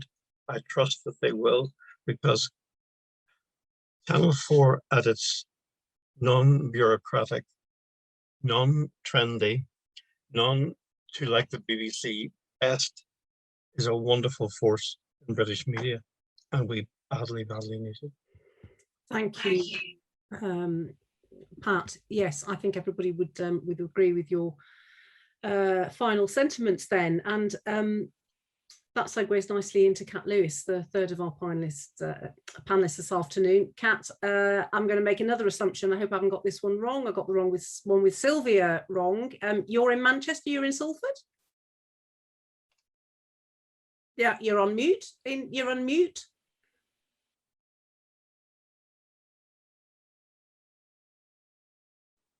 About that, I'd actually flipped over to read my presentation, so that's all right. Hello, you're up in Salford. So really delighted to have you here this afternoon, Kat, CEO of one of the most successful out of London regional indies, based in Salford, 9 Lives, and a vocal and consistent and thoroughly passionate champion of regional broadcasting. So Kat, you're very welcome. I'm going to hand over to you. Thank you. So I want to start by asking a big question about the Channel 4 privatisation, which is why now? Because they've just become a major commissioner in Leeds, Bristol and Glasgow, as we've heard all about today. And they've started to transform these cities and their surrounding areas. And we're lucky because in Greater Manchester, we also have an office of Channel 4. I think that they could really help the government meet its levelling up agenda. So why is the government risking putting a stop to all that by selling the broadcaster to a commercial company, when it's obvious that money that's currently spent on commissioning programmes from independents is likely to instead go to shareholders? And I want us all to remember how lucky we are in this country, because as we've heard in the other presentations, going right back to the 1950s, and before, listening to Sylvia talk about the 1930s and the BBC, production outside London's been encouraged by successive governments through clever And in France, if you want to work in TV, you genuinely have to live in Paris. And that means less creative meritocracy, less representation, less unity, and ultimately less access. And I personally have benefited directly from that access, because my first paid job in TV was at the age of 16 as a kids presenter, working for one of those ITV regional companies we were talking about. And the one I started with was Tyne Tees in Newcastle. And I still remember running up the steps there as a teenager, feeling very nervous, but also empowered that this amazing TV company was just kind of an hour up the road from my home in Stockton-on-Tees. And that does make a difference. That access is really key. And I was working with the same team that went on to make The Tube for Channel 4. I was actually asked to audition for Paula Geldof's role. Obviously, she would always have got it anyway, but I was already working, studying rather at Bristol University, doing English and drama, which included TV production. I'd kind of decided at that early age that I'd be a better off TV producer than presenter. So, and I'm really glad, because after many years of working as a producer for the BBC and ITV, I set up my own Indie 9 Lives, which has kindly been mentioned, back in 2007. And I also set up the Indie Club in 2006. I first started exec producing in 2002, and I recognised the importance of collaboration amongst indies outside London for us to have more traction with the buyers. And so the Indie Club started because of that in 2006, but it was also a way for us to try and together build a talent pool and keep them outside London by coordinating with each other, because we are a project-based business, as to when producers and researchers and assistant producers and production managers were coming free, so that we could together kind of make sure that there was year-round work for people in the north. So over the last 14 years, I've created a lot of jobs for Northern programme makers from lots of different backgrounds. I've always tried to run a diverse company, and we try and produce authentic documentaries and factual shows. They're often not always based in the north, but often based in the north and reflecting the stories and characters we know because of living in the north. And running a business, a proper business outside London, rather than just having a brass plate office, means that we've been able to give work experience to at least 2 people each week, which has been really important because they are people from different backgrounds who wouldn't always have an opportunity or consider a career in television, and that's something that I'm really proud of. So Sylvia mentioned the 2003 Communications Act. It was so important because under the terms of trade that were brought in, you know, out of London was also kind of safeguarded, but under the terms of trade, it means that companies like mine own the programmes we make, as long as we're making them for public service broadcasters. And what this means in real terms is that that IP provides a new revenue stream for us on top of the traditional 10% production fee. You can't run a business on 10%, you know, you need more revenue than that. And we can sell our programs and formats all around the world. And that's genuinely why I'm still in business and have been for 14 years. If I didn't have ownership of my IP, then that wouldn't happen. And that's how the PSB system, the very cleverly regulated PSB system, is so important in this country. It's a very helpful market intervention, and it's given British producers lots of advantages over American and Canadian producers. They're very jealous of us when we meet them at international conferences. And I also think it can genuinely directly help enable the government's much stated ambition to level up the economy across the UK, because those of us that live in the north have heard a lot about the Northern Powerhouse over the past 10 years, but we haven't actually seen much to come as a result of it. And I think that, if the government is serious about levelling up, they really need to work with employers like us in the creative sector.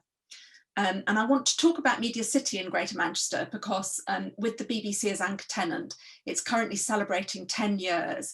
And a recent KPMG report reveals that employment has increased by 142% since 2010.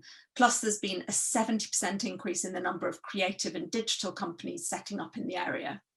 The BBC itself has created 3,000 jobs, but 4,000 more have been created by other businesses, including mine.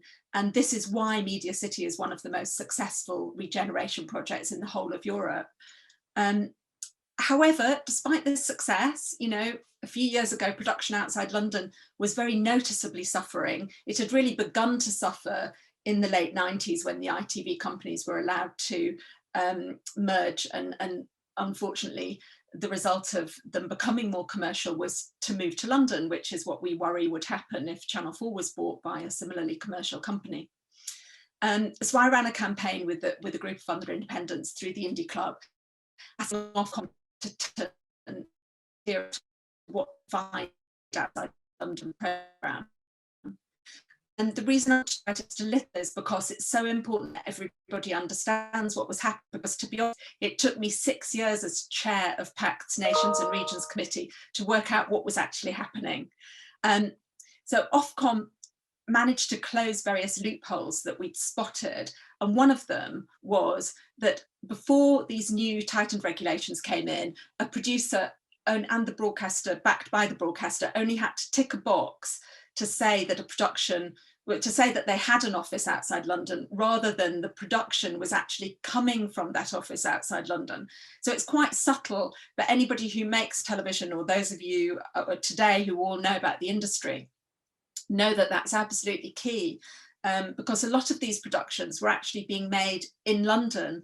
So out of London companies had often bigger offices in London in terms of production, with hundreds of people employed, rather than out of London. And that was obviously a huge problem. And that's why so many of us were seeing that we weren't getting the post-production business outside London that you would expect in a thriving sector, that we weren't getting as many jobs as we needed to keep freelancers from drifting to London. And the campaign also resulted in Ofcom reminding all the PSBs that they're responsible for ensuring that the programmes genuinely create jobs and economic benefits for the nation or region they're registered as made in, because the broadcasters had backed away from that responsibility and kind of suggested that it was the Indie's responsibility, and it was kind of sometimes falling between the two stools, like both the broadcaster, PSB broadcaster, and the Indie were kind of looking the other way and ticking boxes and making statements that quite frankly weren't true. And what's happened is, since Ofcom's tightened the Made Outside London regulation, and since Channel 4 has opened its new offices in Leeds, Bristol and Glasgow, there really genuinely has been a noticeably large increase in available jobs. There's a group that Channel 4 have set up called TV Talent North, launched on Facebook just a year ago, and it's already got 6,500 users, and it's always full of job adverts. It's actually hard now for employers like me to recruit, but I'd rather be dealing with that problem than have a very small talent pool and all the freelancers moving to the capital, which was genuinely happening up until a few years ago. So these are all the reasons why it's best for the government to ensure the whole country gets more value out of Channel 4 by giving the broadcaster the time required for its move out of London to really start to bear fruit. And they should do that before considering privatisation. And that's, to be honest, what I suspect will happen. I don't see how the government can talk so much about levelling the economy without having very practical ways that they're going to do that. You know, there's still a much larger talent pool in London than anywhere else, and that's why, for commercial reasons, it's safer for you to have a company there. And why would a commercial company take the kind of risks that Channel 4 can as a publicly owned by all of us, I'd say, broadcaster, which is a publisher broadcaster? So before the pandemic, the creative sector was second only to finance in terms of the number of jobs being created. And these are jobs that young people really want. As we've heard, the BBC is planning to spend 700 million outside London, but the BBC cannot level the economy on their own. And the current Director General, Tim Davie, made this point in a speech yesterday. And it's worth remembering that it was the former head of BBC North, Peter Salmon, who first suggested that Channel 4 move outside London. And at the time, that suggestion was really taken as a kind of, it was just, everybody was shocked. Everybody was like, how could that happen? How could Channel 4 move outside London? But actually, you know, it's going to be to the benefit of Channel 4 and to the whole country, and to the government, I would argue, in terms of levelling up, that has now happened. And ITV does still make programmes in the north, but because it's a commercial company, it's managed to negotiate very good terms with the government. Only 25% of its content needs to come from independent companies. And it was really interesting that it was fined by Ofcom in 2006 and 2007. It was fined £220,000 for not meeting its remit for making 50% of its programmes outside London. And what happened in 2008, it then negotiated that it would reduce that remit from 50% to 35%, which as a commercial company, the government decided it was allowed to do. And as soon as it moved from 50 to 35%, it was only making 35%. And during the recent kind of work that we were doing in terms of production outside London, it was discovered, much to everybody's horror, that ITV in the Midlands was actually categorising nighttime, which was night screen, which was essentially just a kind of photo montage, as production outside London. Yet it was no different to really some kind of, you know, just the most simple kind of, you know, bits of information you can possibly imagine. And that was actually at least 30% of its production from that area in the Midlands, which was really, really sad if you think of all the wonderful programmes ITV, you know, still makes outside London, and indeed has always made outside London. And of course, the reason why ITV wants to only have 25% of its content made by indies, although it does usually exceed that, but it's because it wants to own its content so that it can make programmes and sell them around the world, as we talked about earlier. And if Channel 4 is bought by one of the big global media companies like Discovery or Liberty Global or Viacom, that's exactly what they're going to do. They're going to want to change from being a publisher broadcaster to being a broadcaster which makes quite a lot of its own content and owns quite a lot of its own content. So instead of commissioning from independent production companies, you know, they're going to instead invest internally And this is something that we've noticed another commercial company, which is a PSB as well, Channel 5, is doing. Now, Channel 5 is fabulous at working with northern companies, but it does give a lot of production and commissions to its own in-house arm, which is called Elephant House. So taking a stand about Channel 4 being privatised, it's not just about the economy, it's about democracy too. One of our specialisms at 9 Lives is making current affairs programmes. We've actually got 2, one on BBC 3 and one on BBC 1, a panorama going out on the 19th of July. 2 different undercover investigations. ITV's a commercially run PSB. They do commission investigations as well, but only a handful every year because it's not a commercial decision to make. Channel 5 doesn't make much current affairs at all. The BBC does, of course, and really its only competitor is Channel 4. And the very important current affairs content that Channel 4 makes is highly likely to stop being commissioned, or certainly to be reduced if the broadcaster's privatised, because you've only got to look at the model of ITV and Channel 5 to see that that's inevitably going to be the case. And also, unfortunately, it's highly likely that the excellent daily hour-long Channel 4 news won't survive commercial ownership, even though, you know, in our family, we watch it every night because it's excellent. The reason the government says it's considering privatisation is that Channel 4 is over-reliant on gaining an income from traditional TV advertising, and that spend is obviously has been moving online for quite a number of years. And the argument goes that Channel 4's funding model's out of date. However, the broadcaster has been able to substantially increase the revenue it makes online in the last kind of year or so. And also I've been very impressed by its new global format fund, through which it develops formats with independent companies and then shares the back-end revenues created by sales of those programmes. So it's a different model of the terms of trade, but it's one that I think really works. In order to thrive, indies like mine based in the nations and regions need to get series commissioned which meet 3 criteria. They've got to be scalable, they've got to be returnable, and they've got to be repeatable. And the BBC Commissioner for the English regions, Aisling O'Connor, has recently started putting opportunities to win series commissions out to tender for indies outside London. We can all bid for those, which is a brilliant move, and it's hopefully something I think Channel 4 might copy as it builds on its global format fund. Because when you're running an indie, it is easier to kind of go for a tender where you know there's a kind of definite opportunity at the end of it, than just to continually have dialogue with lots and lots of different commissioners, which can be like throwing paint to wall, because if you're not sure exactly what they want, you could be totally wasting your time. So I think Channel 4 needs to create more new revenue streams, like the Global Format Fund, like the work that they've done in terms of digital.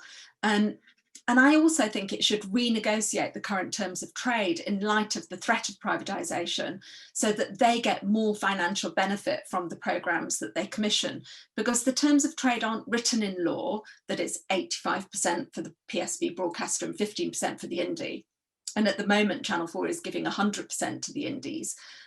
Those terms of trade are a constant negotiation. I think that Channel 4 should start reconsidering its current position. Back in 2016, when privatisation was last examined, the House of Lords concluded that there were many more risks than benefits.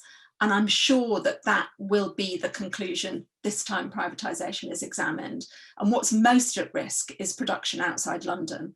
So if you care about these issues, please do search online for the British Broadcasting Challenge campaign, and Broadcast Magazine are also launching a campaign, and write to your MP to say how damaging you think privatising Channel 4 will be, particularly for jobs outside London and that levelling up project. Kat, thank you. Okay, so you've absolutely demolished the argument for privatising Channel 4, but just to go back to your first question, if you like, as people are, please put your questions in the Q&A box. Here's your opportunity to join the conversation. Kat, you asked why now? That's the thing that you would be asking the government. Why now? So you've just demolished any potential arguments there might be, from loss of traditional TV advertising to this, that and the other. So why now then? Why do you think now?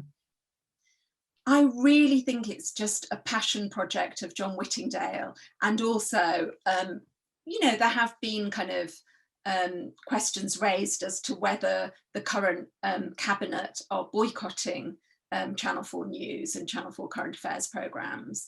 And, you know, perhaps it's to do with that, I don't know. But, you know, the reality is that it was thoroughly examined in 2016, which really wasn't very long ago. And since then, Channel 4's been asked to move outside London. The government's got this levelling up project. Why on earth would they suddenly intervene and say, actually, you know, we want to kind of make some money out of you, which will be a relatively small amount of money, and you can guarantee that you know, they're going to have to totally reinvent the wheel in order to then kind of divert any monies that they get from Channel 4 into creating jobs in the nations and regions. There's a really good model for them to be able to carry on and let Channel 4 help create jobs in the nations and regions, the way that the BBC has done through Media City and the way the BBC is going to build on. It just seems absolutely absurd to me. But John Whittingdale has been obsessed with this for the past kind of 30 years. And I think it's really a bit of a personal project for him.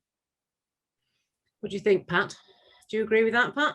I think it's John, yes, but the Tory backbenches as well, and a sense of we all know about the cultural conflict that's being engendered. Channel 4 may be a proxy in that, in the woke issue. There definitely does seem to be a standoff from Channel 4 News. The head count of cabinet ministers appearing there is very, very low. They didn't attempt to boycott the BBC as well, but they discovered they were losing an awful lot of their own voters' audience, so that didn't work, especially during the pandemic. I think there is an atavistic urge to tamper with a consensus that they think doesn't suit them. I presume, looking from the outside. But the way what Pat has described is how Channel 4 should respond. And that is rationally, calmly, and with the support of the audience. And mobilizing MPs and doing the kind of work that the BBC's had to do since the very beginning, I'm afraid is the way. And as I said, no influencer is stronger than a voter. When voters let it be known that they resist something, it's hard for the MP to think otherwise. Yeah, I mean, that's true. You know, how do you mobilise your supporters? And I mean, the other thing, Pat, is you know, we're talking about this all eyes on Channel 4 at the moment with the consultation, but of course the BBC is about to enter a really difficult conversation with Westminster, isn't it? And pivotal, you know, a moment in its future as well. You do feel a degree of softening up going on, don't you? The usual is a category of, and every charter renewal has a pre-period of fisticuffs, and where that's going on, and I'm sure that the Brexit debate will resurface and issues around the Brexit debate for Channel 4 and indeed for the BBC, a sense of blame and a sense of allegations of prejudice. I think the BBC, all that I've read of the BBC, and I'm doing it now entirely from the outside, the positioning seems to be very wise. I think the depth of commitment to the regions beyond Salford, but obviously Salford as well, is innovative, different to anything that's gone before, and probably far more effective than many gestures that have been made before. It feels like a stronger degree of commitment. And that notion of that, Sylvia is right to say that the nations always had a louder voice, but in truth, they didn't have a sustainable media economy. They do now. They do now. Who would have thought of Line of Duty or the rest coming from Belfast in my time? We were just a horrible news factory, bad news. And that has happened. So I think it is now demonstrable that great production can happen in the right ecology. Yeah, and I mean, a question to all of you as well, but I'll ask Sylvia to answer first, if you wouldn't. I mean, there's a huge, you know, it it is public money, and there's a, you know, the importance of placemaking. I mean, Kat, you talked about that as well in terms of placemaking in Salford and Media City, in terms of placemaking and what PSBs can do to an environment is quite extraordinary, isn't it, Sylvia? And I mean, you've got you know, you can look back on where it's been successful and where it hasn't worked. But it's not simply it's about place, isn't it? That might be how they see levelling up, but it is about placemaking as well. Yes, I think that's right. Perhaps it's important to remember that every political party in government faces the problem of keeping all its party members on side. And although the present government has a very large majority, that principle of keeping your members on side, not only for practical voting reasons, but also for kind of projected image reasons, that's quite an important factor. So in my opinion, although it is, I agree, a passion project for the Secretary, the Minister of State, for John Whittingdale, the Channel 4 privatisation, I think it's also actually bigger than that, and I think it's a way of keeping your backbenchers on side, actually. So that makes it more challenging as an issue. I want to also just quickly do agree with what Pat has said about the skill with which Tim Davie has been handling matters has been really notable. I hope he continues going on doing it. He's been very, very astute. I think one of the very first things he did was to say, well, we'll go on, sing the Rule Britannia song and sing it, you know. I mean, because people wanted to sing it. And it was, in my opinion, it was a very sensible thing to do. Although wearing another hat and talking about empire, I'm the first one to quote from Rule Britannia, the bit that says, Britons never, never, never will be slaves. And what that means is white Britons never, never, never will be slaves, in my opinion. And it's frightening territory, really. But Davies managed that frightening territory really well. Yeah, I mean, the skills you need to be Tim Davie or Alex Mann or Karen, you know, any of the people that run our big broadcasters, whether they're PSBs or commercial, is quite extraordinary. It is an incredibly complex job, is it not? So, Kat, what you know, you're saying the arguments are all about the importance of, or one of the elements of the investment outside London is the regeneration of the place, and you are living proof of that. What was, give me a snapshot, tell me in 25 words, what was Salford like 20 years ago and what's it like now? If you had to describe the difference. I worked in Oxford Road, so I remember the BBC in Oxford Road, but I don't think I'd ever been to Salford. No, I mean, the BBC in Oxford Road, which is where I started as well, because I was a BBC trainee, you know, when I started second time round after my degree and my postgrad, it was a great place because obviously they made a lot of shows, like a travel show, and I worked on a breakfast show as well that they did, or early morning show. But ultimately it was so much smaller, you know, and so you've now got this kind of really huge investment. But nevertheless, what the BBC have always encouraged, which I think is good, is for people to kind of spend time outside London. Unfortunately, a lot of them have then moved back. And so what it meant, I suppose, because there wasn't the same kind of scale, is that you could work in television outside London, but you couldn't necessarily have a career. Whereas now you can progress from working in local radio to working in local television to getting a job on Breakfast News or working on 5 Live. And all those programmes, because they are network programmes, but they're based outside London, are more in touch with viewers, which is what's so important. So, for example, it was the people on 5 Live who were telling everybody else in London that Brexit was going to happen, because they were the ones who were in touch with viewers on a daily basis with all their call-ins, and the staff were all based in the north, and they really knew it was going to happen. Whereas down in West London, you know, people just couldn't believe the vote was going to go through. No, I think You're absolutely right in that. Okay, we've got a couple of questions in the Q&A and we've got about 10 minutes left. So I'm going to have a look at those if that's all right. Thank you very much for your contributions so far. Please, those of you in the audience, do use this opportunity to encapsulate your thoughts of the day, or ask a direct question, or simply if you want to make a comment, you're more than welcome. Okay, so this is from Richard Patterson, and Richard says, to everyone, any thoughts as to why the City Station initiative, which Jeremy Hunt sponsored, has failed so miserably to offer opportunities to the indie sector, compared with City TV in Toronto, which many of us saw as a great model back in the 1990s? Yeah, really interesting question. Who wants to take that? Do you want to take that, Pat? Do you take that, Pat? Because only initially because I was involved at the very beginning of it. I'm very hopeful about it. Firstly, Jeremy Hunt moved on, another dimension, Sylvia, of British political life. When ministers move, the impetus goes.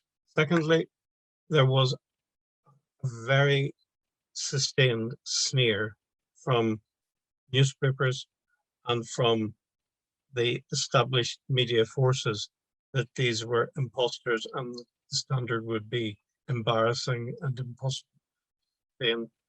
And for other reasons, but for those reasons as well, enough revenue was never quite created to make it sustainable. It was ultimately there was a revenue issue, but Kat probably has more direct and recent experience of it. Yeah, I mean, the big problem that they didn't solve is, yes, they created kind of a little bit easier access because it was the 8th button, wasn't it? That we could all get to, you know, a lot more readily than we could with some of the other channels. But they didn't create any ratings, and they couldn't create any ratings. And if you were wanting to advertise a product and somebody was saying, oh, well, we don't quite know how we rate, then obviously you wouldn't spend any money on it. And also, a lot of spending decisions are made in London because, you know, a load of our high streets are the same, with the same businesses. So there isn't really that much local advertising revenue that's going to support those stations. But without ratings, how was it ever going to succeed? I mean, to be honest, what really annoyed me about Jeremy Hunt is he used to criticise the ITV regional hubs, which had just been wonderful from the 1950s. And somebody had obviously told him a load of false stuff about those, and he was very critical of them. And it was just, you know, he just didn't know his subject, I don't think. I mean, I completely take my hat off to anybody who's working in community television or radio these days. Much harder in television than in radio. It's like being on the bridge of the Titanic, really. They're fighting really hard to keep it going, but it lacks the means to exist. Tragic. Yeah, I agree, Sylvia, but there's also that thing about the sort of explosion of mobile technology in the last, it's very interesting if you watch a big story unfold, and I've been doing that in Bristol in the last year, lots of really big global stories in Bristol, and watching it on Twitter and watching the live feeds from Twitter, from community correspondents and people who may have worked in that space now, who now work in the mobile space. It's actually very, from the ground up, it's very interesting. So I don't think that helped it, because its model was cameras out on shoulder, the sort of VJ model, wasn't it? It wasn't a mobile model in that sense. It was trying to sort of emulate the sort of better finance models of production, I guess, wasn't it? I think so. I think it suffered from that too. But yeah, not one of Jeremy Hunt's finest hours, I don't think. Okay, so do we have any more questions? Because I think we're just about coming to the end of our hour. So if we've got no more questions from the floor, I'm just going to ask very quickly our three panelists for a sort of 30-second crystal ball gaze of the next 10 years of public sector broadcasting in the UK. So your desire, if your crystal ball's a bit cloudy, what would you like to see if you had the power to achieve it? Shall I go? Matt, you've got an answer. You go first. I don't, but I will create one as I talk in my Irish way. I think that if the BBC is allowed to continue on the course that it has set for itself in the last decade, it could be transformative, and the content will follow. We have evidence of that. I think that could be a very rich mix, but the BBC alone is never, Salford proves the BBC alone would have been inadequate. Look what's been achieved, because that's not all her colleagues are there, because ITV is there. You need a joint approach. I think it would be absurd and horrible for the regionalisation of Channel 4 to be cut dead before it's even evolved, and that would be some kind of public service tragedy, and I don't think it will happen, but I think we should all convince ourselves that it will happen and be mobilized, because if we are complacent, we will be less resistant. Call to arms, Pat. Thank you. Sylvia. Yeah, I certainly support what Pat has said. It seems to me that I'd call the BBC the anchor tenant of British broadcasting, really. And without that anchor tenant, there's a real problem. But it kind of cuts both ways. That, as Pat has pointed out, you need an ecology of broadcasting. You need not just the BBC. I mean, Britain is such a fortunate country. It's silly to say this, but it is true that it has created rather a good broadcasting system with BBC, ITV and Channel 4. And there's a lot to lose there. And I would hope that wiser voices in government will prevail, or in and out of government, but wiser voices that will be listened to, that will point out that it'll be, whatever your political party, you know, whoever you support politically, wherever you stand on Brexit, I mean, to lose the broadcasting ecology that we have at the moment is to lose like the most precious endangered natural species that you can think of, really. I mean, it's got to not happen. Yeah. I think, you know, as Kat said earlier on, Sylvia, creative industries are bringing a huge amount, £18 billion a year to the creative economy. Our content is the very best in the world. I truly believe that. I'm not just saying that because I'm a content maker all my life. We make some of the very best programs in the world. And it strikes me, and I'm sure, Kat, you'll have something more prosaic and interesting to say than me, but it strikes me is that we've never really been in such a fantastic position of explosion of talent, and it's like, why would you be poking that? Why would you want to? I don't know. Like snatching defeat from the jaws of victory, isn't it? Yeah. So absurd, you know, just when they've got Channel 4 to do what we've always wanted it to do and kind of properly become a kind of a company that is commissioning 50% of its content from out of London, and the BBC, you know, are doing the same and doing great guns.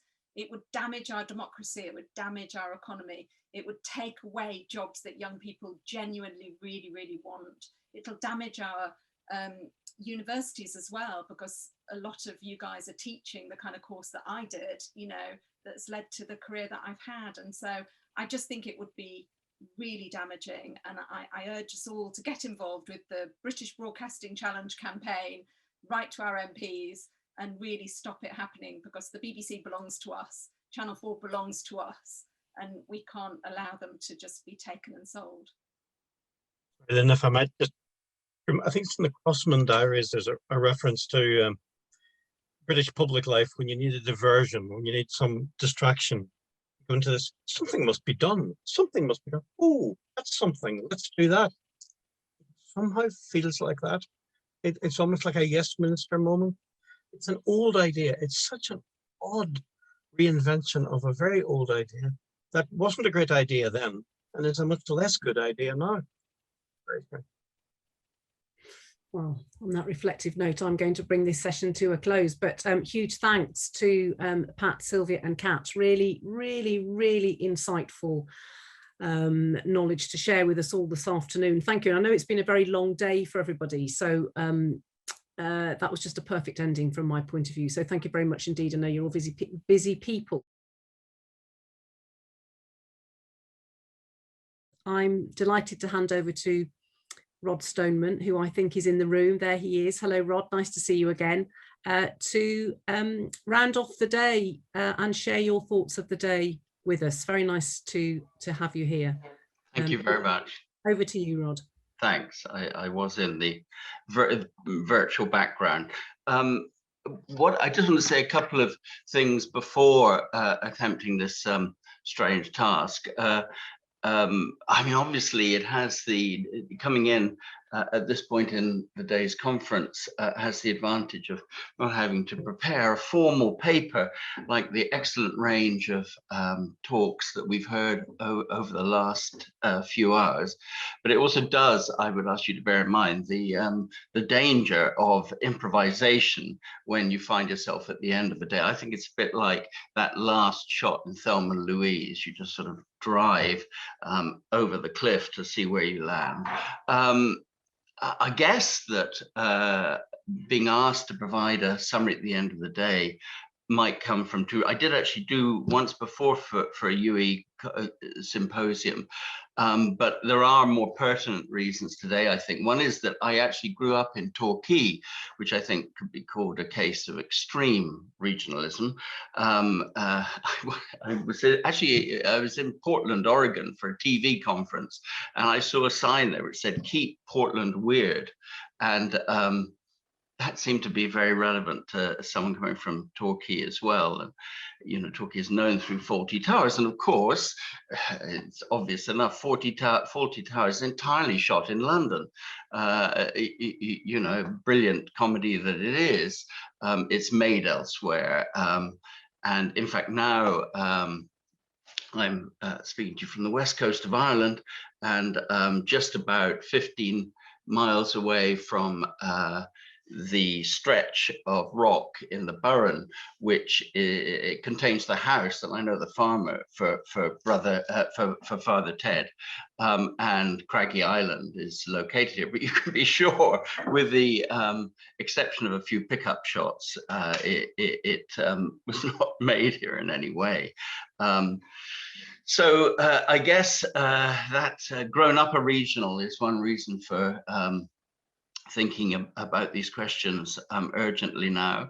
Another might be that I worked for Channel 4 in the first 10 years of its existence in the independent film and video department that's been mentioned once or twice, with Alan Fountain, who has passed, sad to say, and Caroline Spry. You know, there may be one or two anecdotes from that period in what I have to say, though I will try very hard to bear in mind the laws of libel and slander. And what I have to say is certainly not quite, it's in contrast to scholarly discourse. Because I can't help summarize a rich and interesting series of contributions today. And if you really want to pick up on something, you can press the button for the transcript, which actually had I had it on for some reason, and it had very weird and inventive AI transcriptions of what people were saying. You know, put it this way, a lot of words changed in unexpected ways, but you can find, if you want the summary, you can find the actual talks on the transcript button. I'm going to try and reflect on some matters arising from my point of view, but I would want to say straight away, this is not nostalgia. This must not be. Nostalgia is almost as unproductive as emotion as guilt, in my view. I guess that you know, the crucial thing, especially with Channel 4 represented here today in a very interesting talk by Kevin. It's important that you know, there's no perception of coming from outside in some kind of reproach to the current people running Channel 4 or other British television stations. They're operating in a very different situation from the late 80s and early 90s when I was there. And I don't know, but my sense was there was always, we used to call it fortress television. There's a sort of defensiveness sometimes for people working in television, probably not always for bad reasons. It's important that one works and engages with the most productive possibilities taking place, and Channel 4's move to a degree of regionalization is clearly one of those. Having said that, it was in the last session, several of you were saying, you know, British television is brilliant, precious, best television in the world. Well, obviously I live in Ireland, so I don't see that much of it anymore, but I would be a little bit more critical. And I mean, I think contemporary television falls a long way short in a number of regards, culturally, politically, aesthetically, socially. But that's another issue really at the moment. Just picking up some of the things from today's debates. I mean, Andrew's brilliant to make a keynote in such short order, but Andrew's point about a degree of autonomy being crucial in regionalization is absolutely correct. Or behind autonomy stands the P word, power, and power and budget is power, budget, and schedule probably is what should be delivered. I'm actually just going to flash back to Scotland for a moment. My memory is actually that the entire commissioning cohort traveled to Scotland twice a year, not once a year, and it was a 3-line whip, as it were, in Liz Forgan's hands. You know, you had to go, though actually the commissioning cohort was divided into 2 flights in a sort of royal family-like way. In case one plane crashed, there would still be half of the commissioners of Channel 4 alive, or at least that was what I was told.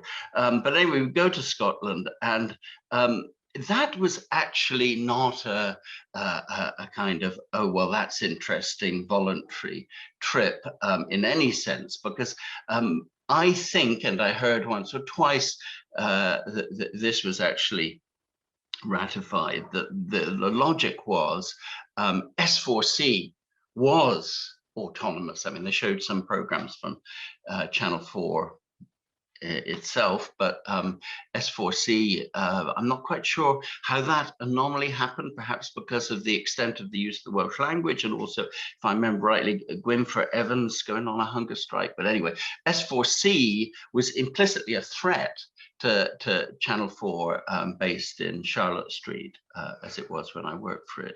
I actually am pretty pleased and proud to say I was involved in you know, it was the kind of 1844 division of continents within the independent film and video department, and I looked after most of the stuff that we committed to in Scotland, like the workshop and low budget features and the documentary work.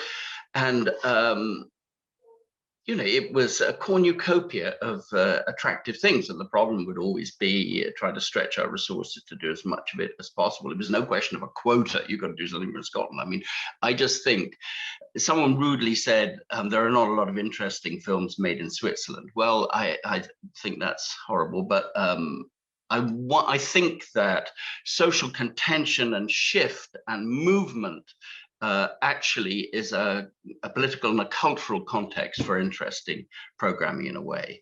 And so I'd like to just say here are 2 principles or policies which were in my mind, you know, what we were trying to do in that epoch. The first we labeled radical pluralism. I mean, it's obviously diversity turbocharged before the word diversity was being used. Radical pluralism was key. And the other was direct speech. And what I mean by direct speech is trying to minimize the degree of mediation. This happened in a number of program areas. You know, we follow the BBC into access television. You know, obviously the community programs unit and the BBC Open Door had done it a long time before, but with People to People, with Paul Madden and our department, we were working in access, and those were collaboratively made programs that professionals helped with, but the community was driving driving the program. But that's also true in Out and Out on Tuesday and the first gay programs. It's also true in Cinema Three Continents and South. I mean, it's true in fiction as well as documentary, and quite a lot of the 11th Hour.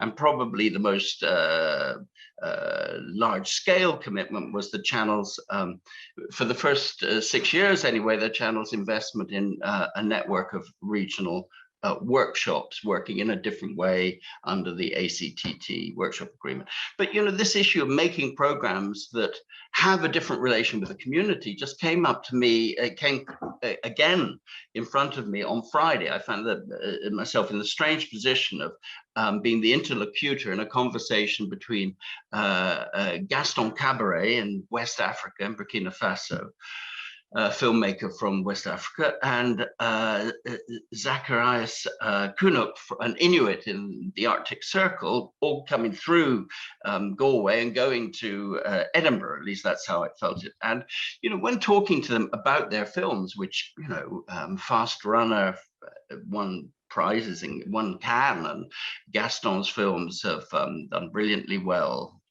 over the years. I asked them about that, but they didn't talk about them as their films. They said these stories came from the community and they're made for the community. There was a different, frankly, non-egotistical auteurist relation with the films they were making. And I think that's a far out, an exaggerated example for lots of program making, but it's also about the relationship with the people that you're making representation for. I mean, in Bristol, the direct speech, talking about direct speech in Bristol, I remember, I think it was Andre Singer, who became head of BBC Two, came to the 1979 Independent Film Festival, and having seen lots of local efforts and a bit of avant-gardism, he just said very simply, I'm not having your films on my television. We put a lot of them out on the 11th Hour in subsequent years, but it was the use of the possessive my that struck me for a television operative, dismissing a whole sector of production. I think that Andrew touched on it, but Bristol has taken a big role in relation to Colson's statue, going into the dock, Black Lives Matter and the politics of race in Britain. And it's very important that what I'm hearing at the second hand, locally based companies are able to articulate that community's views in collaboration with them rather than parachute journalism from outside. I mean, the workshop movement were in place when the miners' strike happened. So immediately there was direct speech from the different mining communities in that moment of dramatic crisis. Talking about, obviously, the shadow of privatization is there.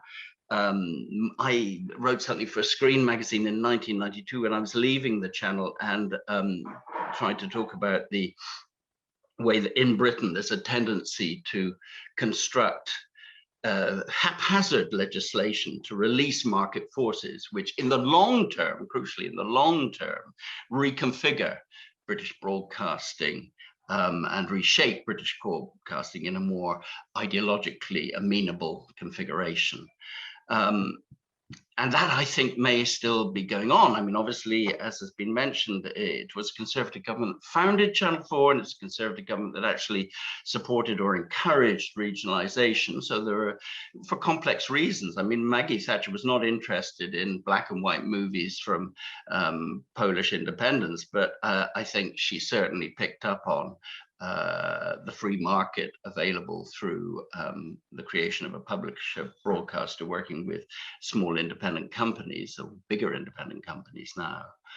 And I think, the threat of globalism is clear. The centrifugal homogenization of versions of a monoculture.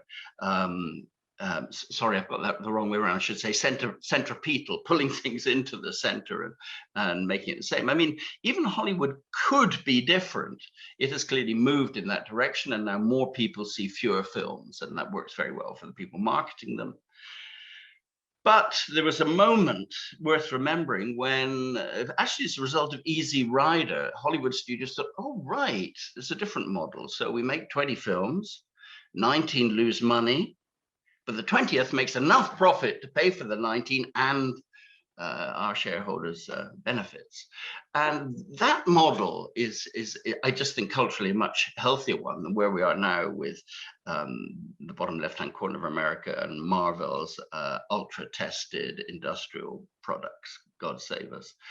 There's a sort of self-fulfilling prophecy, which is part of the people who mobilize arguments for the free market, because actually it's populist and democratic, but it's actually part of a process, I say, self-fulfilling. And I think we're in a different era, a very different era, as I said before, and streaming and digital watching is a different way of watching, and we've lost the moment. I mean, I do hear where I live, oh, such and such has appeared on Netflix, and within a week or two most people might get to see it, but by and large there isn't that synchronous connection with audiovisual product. And it's not to be entirely pessimistic. I said to Andrew at an earlier point, I was uneasy about his simple dichotomy between public PBS and commercialist broadcasting, because I think it's crucial that at least some version of the criteria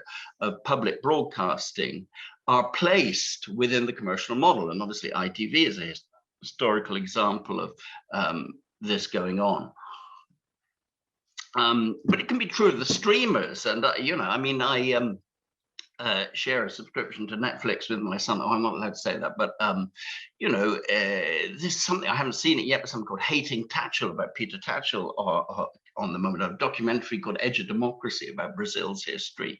And actually the most bizarre and wonderful avant-garde example would be David Lynch, who is, you would know, is right out there. David Lynch has got an 18-minute piece called What Did Jack Do?, which, if you haven't seen it, I would spend 18 minutes on it. David Lynch is interviewing a monkey about a romantic moment in a very wonderfully weird way.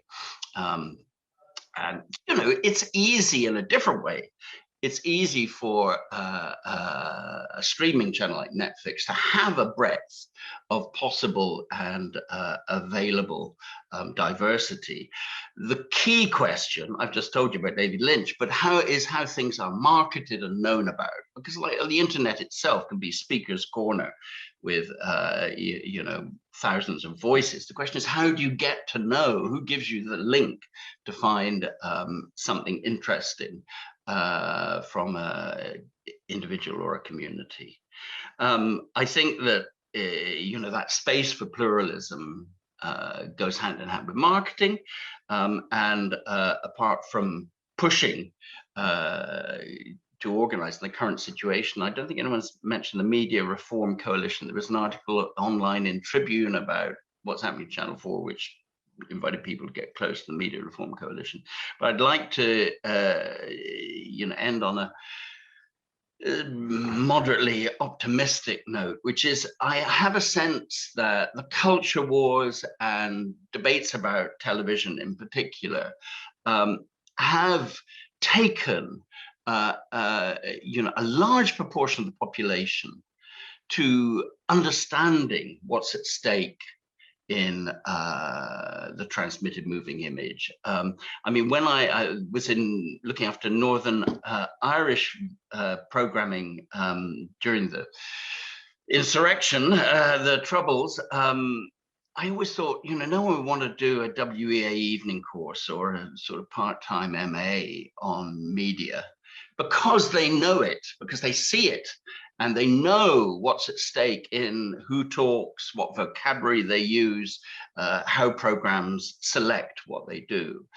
And I mean, thank God we're not talking about you know, armed conflict here, or, well, actually, I don't know, but anywhere at the moment.